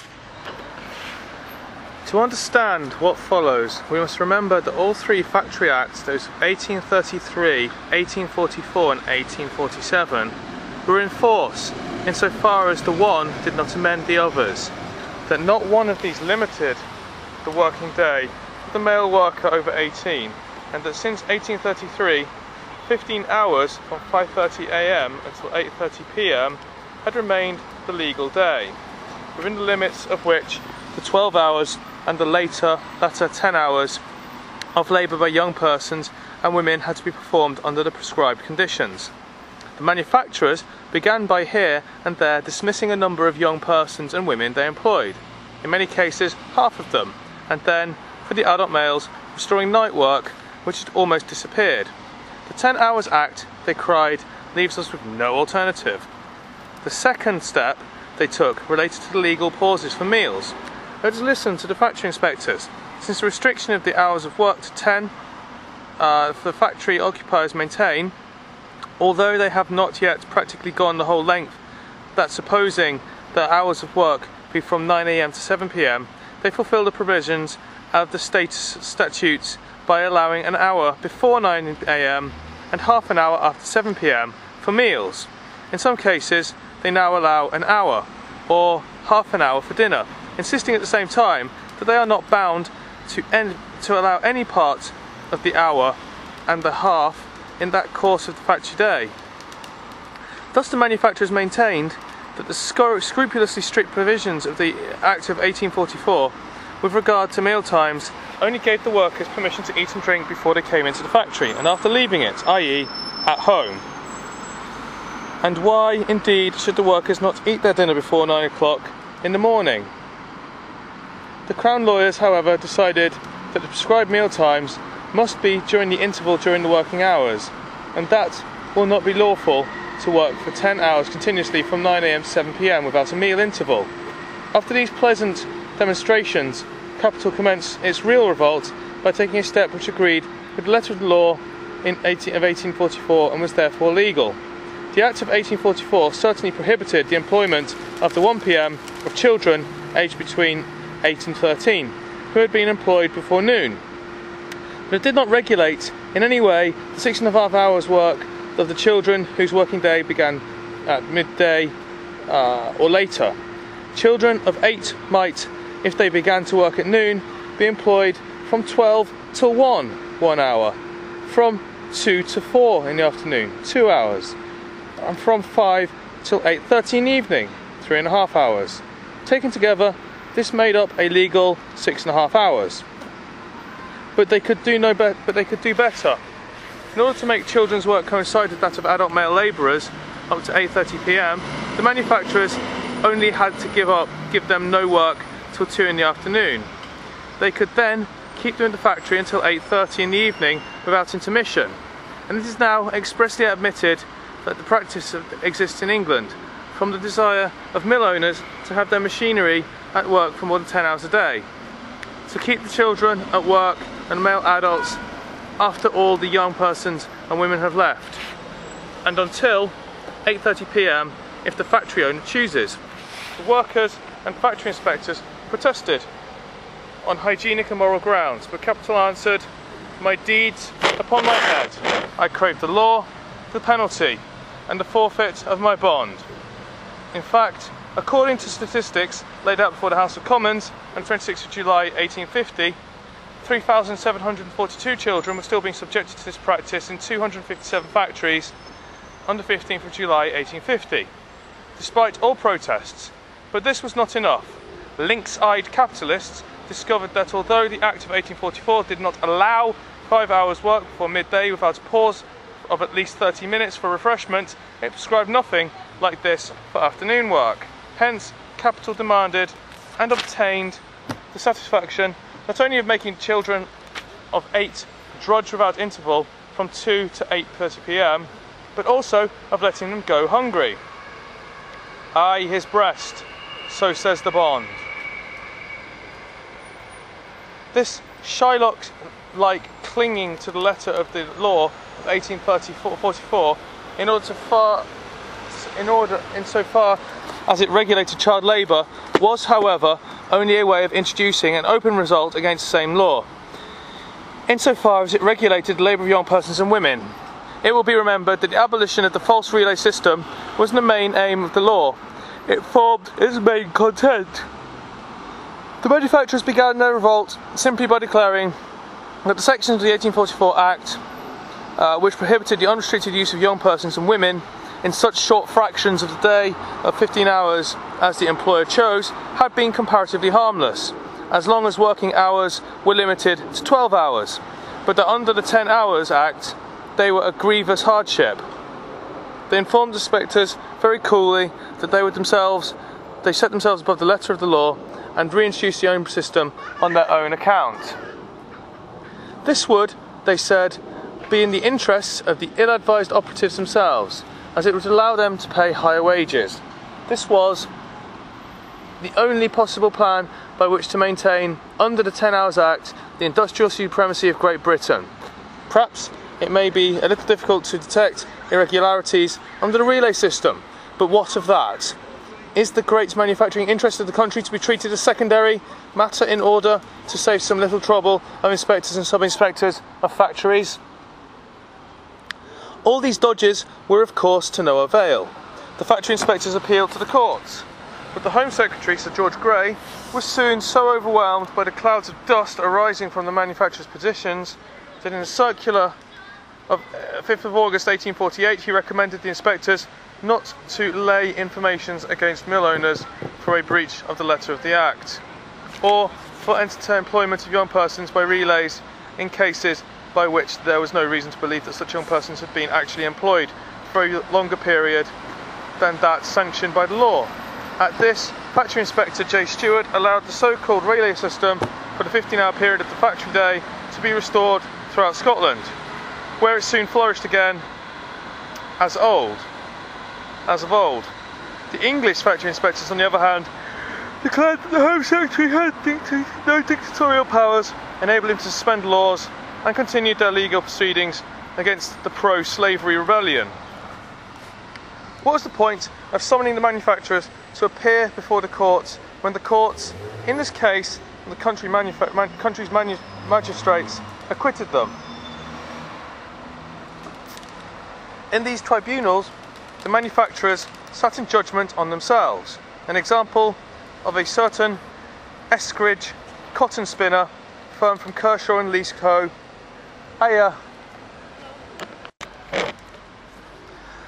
All of these dodges were of course to no avail. The factory inspectors appealed to the courts, but the Home Secretary, Sir George Grey, was so soon overwhelmed by the clouds of dust arising from the manufacturers' petitions that in a circular of 1848 he recommended the inspectors to not lay informations against mill owners for breach of the letter of the Act or for employment of young persons by relays in case of which there was no reason to believe that such young persons were actually employed for any longer period than that sanctioned by the law. At this, Factory Inspector J. Stewart allowed the so-called relay system for a 15-hour period of factory day to be restored throughout Scotland, where it soon flourished again as old. The English factory inspectors, on the other hand, declared that the Home Secretary had no dictatorial powers, enabling him to suspend the laws, and continued their legal proceedings against the pro-slavery rebellion. But what was the point of summoning the manufacturers to appear before the courts when the courts, in this case of the county magistrates, acquitted them? In these tribunals, the manufacturers sat in judgment on themselves. An example, a certain Eskridge, a cotton spinner of the firm Kershaw, Lee & Co., had laid before the factory inspector of his district the details of a relay system intended for his mill. Receiving a refusal, he at first kept quiet. A few months later, an individual named Robinson, also a cotton spinner, and if not Eskridge's man Friday, at least his relative, appeared before the borough magistrates in Stockport on the charge of introducing the very plan of relays Eskridge had devised. The bench consisted of 4 justices, 3 of them cotton spinners, and was headed by the same inevitable Eskridge. Eskridge acquitted Robinson, and now decided that what was right for Robinson was fair for Eskridge. Supported by his own legal decision, he at once introduced a new relay system into his own factory. Of course, the composition of this tribunal was in itself a blatant violation of the law. These judicial farces, exclaims Inspector Howell, urgently call for a remedy. Either that the law should be so altered as to be made to conform to these decisions, or that it should be administered by a less fallible tribunal, whose decisions would conform to the law. When these cases are brought forward, I long for a stipendiary magistrate. The Crown lawyers declared the manufacturer's interpretation of the Act of 1848 absurd, but the saviours of society would not allow themselves to be turned from their purpose. Leonard Horner, having endeavoured to enforce the Act by 10 prosecutions in 7 magisterial divisions, and having been supported... Hi mate. Sorry. No, keep going.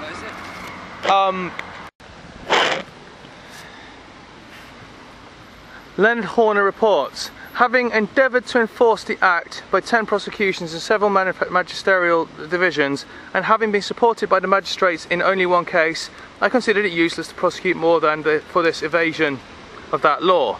That part of the Act of 1848 which was framed for securing uniformity of the hours of work is thus no longer in force in my district, Lancashire.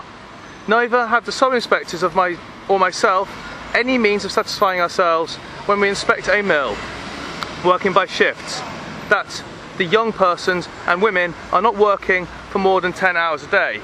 In a return of the 30th of April of mill owners working by shifts, the number amounts to 114. and has been for some time rapidly increasing. In general, the time of working the mill is extended to 13.5 hours, from 6 AM to 7:30 PM. In some instances, it amounts to 15 hours, 5:30 AM to 8:30 PM. Leonard Horner already possessed in December 1848 a list of 65 manufacturers and 29 factory overseers who unanimously declared that no system of supervision could, under this relay system, prevent the most extensive amount of overwork.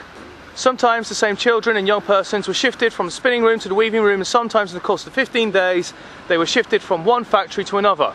How was it possible to control the system under the guise of relays is one of the many plans for shuffling the hands about in endless variety and shifting the hours of work and of rest for different individuals throughout the day, so that you may never have one complete set of hands working together in the same room at the same time.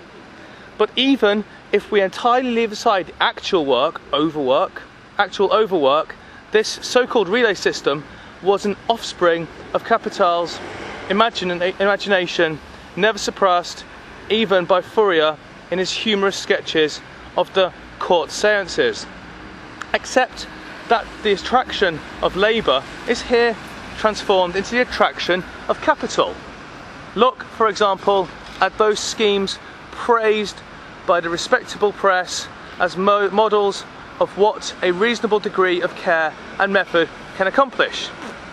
This working personnel was sometimes divided into from 12 to 15 categories, and these categories themselves constantly underwent changes in their composition. During the 15 hours of a factory day, capital dragged in the worker, now for 30 minutes, now for an hour, and then pushed him out again to drag him into the factory and thrust him out fresh, pounding him hither and thither in scattered shreds of time, without even letting go until the final 10 hours of work was done. As on the stage, the same persons had to appear in turn in the different scenes of the different acts. And just as an actor is committed to the stage throughout the course of the play, so the workers were committed to the factory for the course of the 15 hours, without reckoning the time taken in coming and going. Thus the hours of rest were turned into hours of enforced idleness, which drove the young men to the taverns and the young girls to the brothels.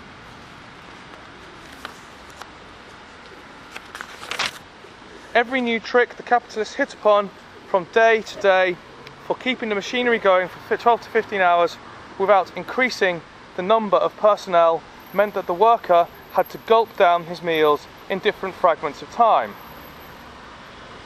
During the 10 hours agitation, the manufacturers cried out that the mob of workers were petitioning in the hope of obtaining 12 hours wages for 10 hours work. Now they reversed the medal. They paid 10 hours wages for 12 to 15 hours disposition of the workers' labour power. This was the heart of the matter. This was the manufacturer's edition of the 10 hours law.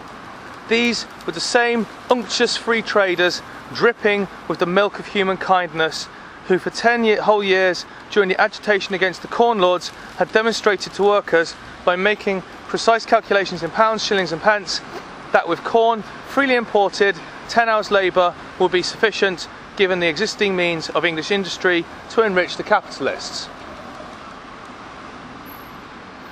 This result of capital was after 2 years finally crowned with victory by a decision handed down by one of the 4 highest courts in England, the Court of the Exchequer, which in the case brought before it on the 8th of February 1850 decided that the manufacturers were certainly acting against the sense of the Act of 1844, but that this Act itself contained certain words that rendered it meaningless.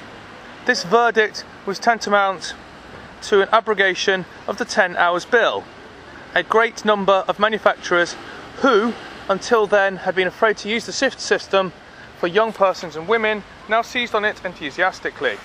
But this apparently decisive victory of capital was immediately followed by a counterstroke. So far as workers had offered a resistance which was passive through the inflexible and unceasing,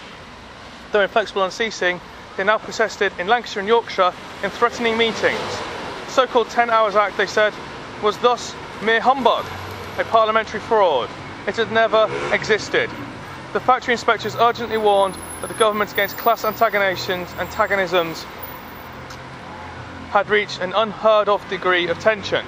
Some of the manufacturers themselves grumbled on account of the contradictory decisions of the magistrates and conditions of things altogether normal and anarchical obtains.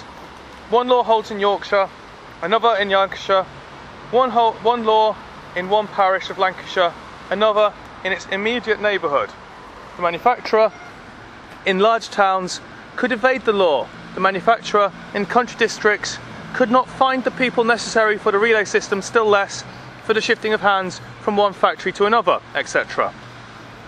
And the most fundamental right under the law of capital is equal exploitation of power, of labour power, by all capitalists.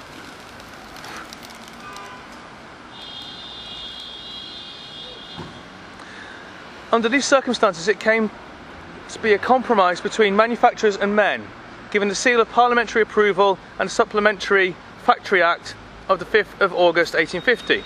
The working day for young persons and women was lengthened from 10 to 10.5 hours for the first 5 days of the week and shortened to 7.5 hours on Saturday. The work had to take place between 6 AM and 6 PM, with pauses of no less than 1.5 hours for meal times.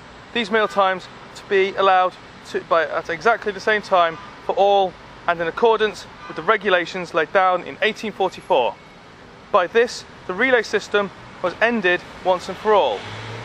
For child labour, the Act of 1844 remained in force. One set of manufacturers secured to themselves special seigneurial rights over the children of the proletariat, just as they had done before. These were silk manufacturers. In 1833, they had howled threateningly that if the liberty of the working children at any age for 10 hours a day were taken away, it would stop their works. It would be impossible for them to buy sufficient number of children over 13. They extorted the privilege they had desired. Subsequent investigation showed that the pretext was a deliberate lie. This did not, however, prevent them throughout the following decade from spinning silk for 10 hours a day out of the blood of little children who had been put on stools to perform their work. The Act of 1844 certainly robbed the silk manufacturers of the liberty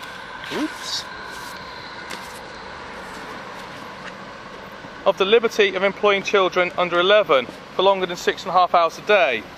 But against this, it secured them the privilege of working children between 11 and 13 for 10 hours a day, and annulling in their case the education which had been made compulsory for all other factory children. This time the pretext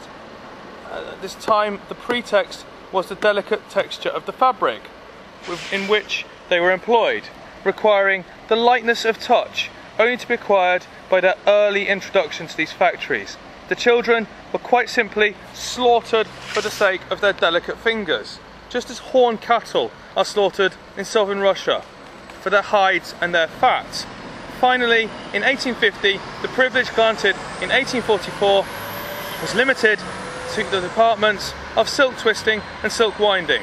But here, in order to compensate capital for the loss of its liberty, the hours of labour for children aged between 11 and 13 were increased from 10 to 10.5. Pretext: labour in silk mills was lighter than in mills of other fabrics, and less likely in other respects also to be prejudicial to health.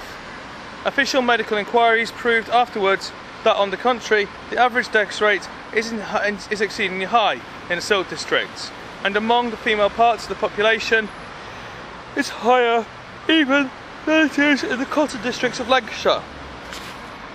Despite the protests the factory inspectors repeated every 6 months, this evil has lasted to the present day.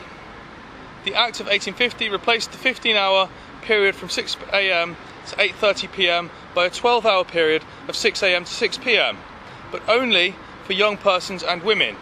It did not therefore affect children, who could always be employed for half an hour before this period and 2.5 hours after it, provided the total distribution of their labour did not exceed 6.5 hours. Whilst the bill was under discussion, the factory inspectors laid before Parliament statistics relating to the infamous abuses which had arisen from this anomaly, but in vain. In the background lurked the intention of using the children to force the working day of adult males up to 15 hours in years of prosperity. The experience of these 3 years which followed demonstrated that such an attempt was bound to fail in the face of the resistance of adult male workers. The Act of 1850 was therefore finally completed in 1853 by the prohibition of the employment of children in the morning before and in the evening after young persons and women.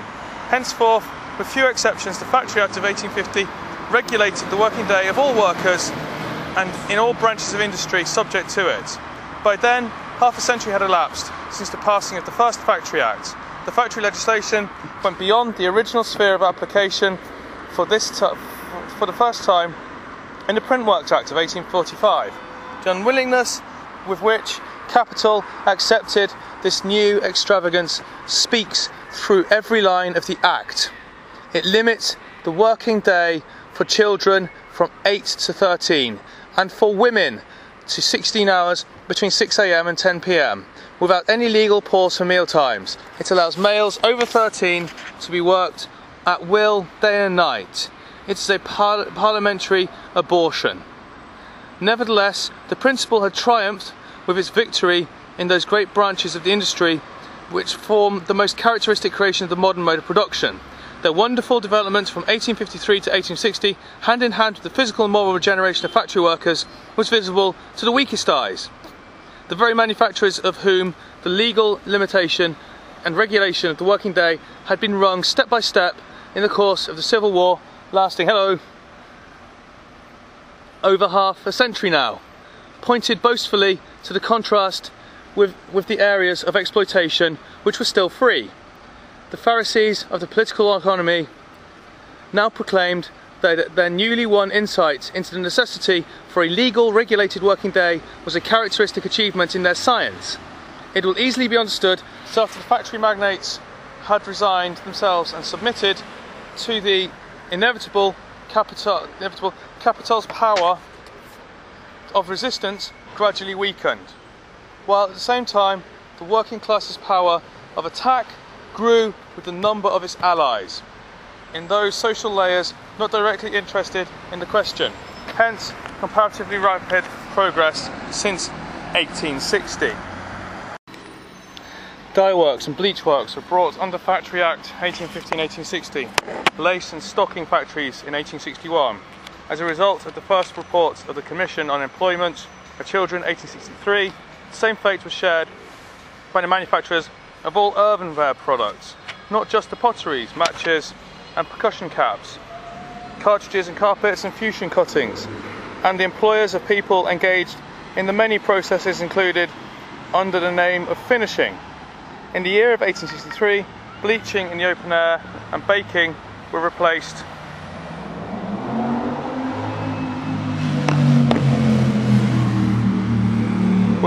under the special acts by which the former case, the labouring of young persons and women at night, was forbidden from 8 in the evening to 6 in the morning, and in the latter the employment of journeymen bakers under 18 and 9 in the between 9 in the evening and 5 in the morning.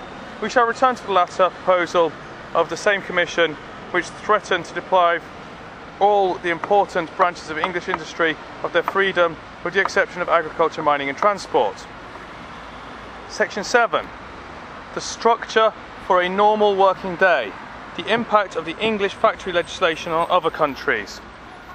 The reader will recall that the production of surplus value or the extraction of surplus labour forms the specific content and purpose of the capitalist production, quite apart from any reconstruction of the mode of production itself, which may arise from the subordination of labour to capital.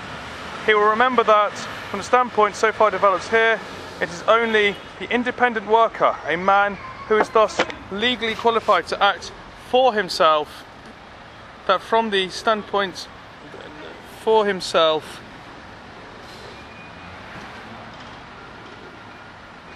who enters into a contract with the capitalist as a seller of a commodity.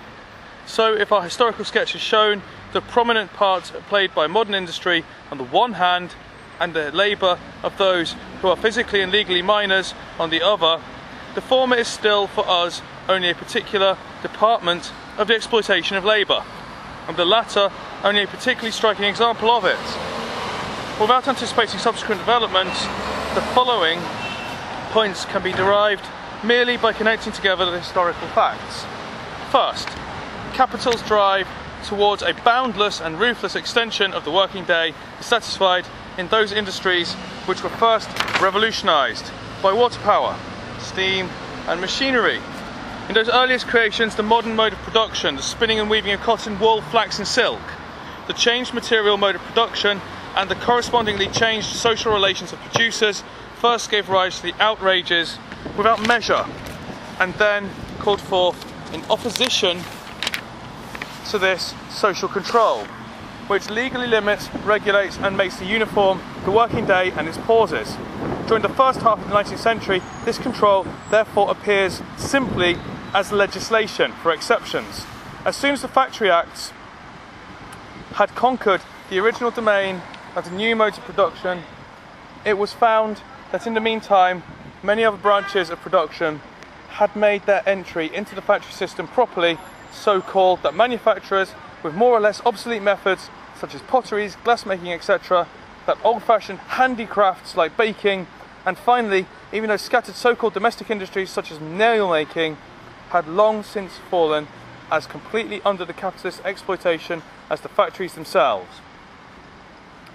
Factory legislation was therefore compelled gradually to strip itself of an exceptional character, or to declare that any house in which work was done was a factory, as in England, where the law proceeds in the manner of the Roman casuists.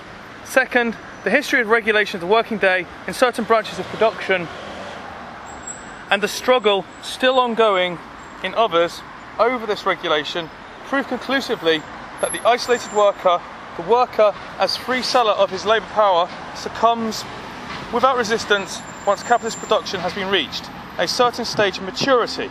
The establishment of a normal working day is therefore the product of a protracted and more or less concealed civil war between the capitalist class and the working class. Since the contest taking place in the arena of modern industry is fought out first of all in the homeland of that industry, England. The English factory workers were the champions not only of the English working class, but of the modern working class in general, just as their theorists were the first to throw down the gauntlet to the theory of the capitalists. Hence, the philosopher of the factory, Urey, considers it a mark of indistinguishable disgrace on the part of the English working class that they wrote the slavery of the Factory Acts on their banners as opposed to capital, which was striving manfully to perfect the freedom of labour. France limps slowly behind England. The French 12 hours law needed the February Revolution to bring it into the world. And it was far many more loopholes than its English model. Nevertheless, the French revolutionary method has its own peculiar advantages. At one stroke, it dictates the same limits to the working day in all shops and factories without distinction, whereas the English legislation yields reluctantly to the pressure of the circumstances, now on this point and now on that, and is well on the way to creating an inextricable, tangible tangle of contradictory enactments. Moreover, the French law proclaims that as principle, what in England was only one in the name of children, minors and women, and has only recently been claimed for the first time as a universal right. In the United States of America, every independent workers' movement was paralysed as long as slavery disfigured a part of the Republic. Labour in a white skin cannot emancipate itself where it is branded in a black skin. However, a new life immediately arose from the death of slavery. The first fruit of the American Civil War was the 8 Hours Agitation, which ran from the Atlantic to the Pacific, from New England to California, with the 7 league boots of the locomotive. The General Congress of Labour, held at Baltimore in August 1866, declared the first and great necessity of the present to free the labour of this country from the capitalistic slavery is the passing of a law by which 8 hours shall be the normal working day in all states of the American Union. We are resolved to put forth all our strength until this glorious result is attained. At the same time, the beginning of September 1866, the Congress of the International Working Men's Association, held at Geneva, passed following resolution, proposed by the London General Council. We declare that the limitation of the working day is a preliminary condition without which all further attempts at improvement and emancipation must prove abortive. The Congress proposes 8 hours as the legal limit of the working day. Thus, the working class movement on both sides of the Atlantic, which had grown instinctively out of relations of production themselves, set its seal on the words of the English factory inspector R.J. Saunders. Further steps towards the reformation of society can never be carried out with any hope of success unless the hours of labour are limited and the prescribed limit strictly enforced. It must be acknowledged that our worker emerges from the process of production looking different from when he entered it. In the market, as owner of commodity labour power, he stood face to face with other owners of commodities, one owner against another owner. The contract by which he sold his labour power to the capitalist proved in black and white, so to speak, that he was free to dispose himself. But when the transaction was concluded, it was discovered that he was no free agent, that the period of time for which he was free to sell his labour power is the period of time for which he is forced to sell it. That in fact the vampire will not let go, while there remains a single muscle of sinew or drop of blood to be exploited. For the protection against the serpent of these agonies, the workers have to put their heads together and as a class compel the passing of a law, an all-powerful social barrier by which they can be prevented from selling themselves and their families into slavery and death by voluntary contract with capital. In the place of the pompous catalogue of the inalienable rights of man, there steps the modest Magna Carta of the legally limited working day, which at last makes clear when the time which the worker sells is ended and when he begins, his own begins. Quantum mutatus ab illo.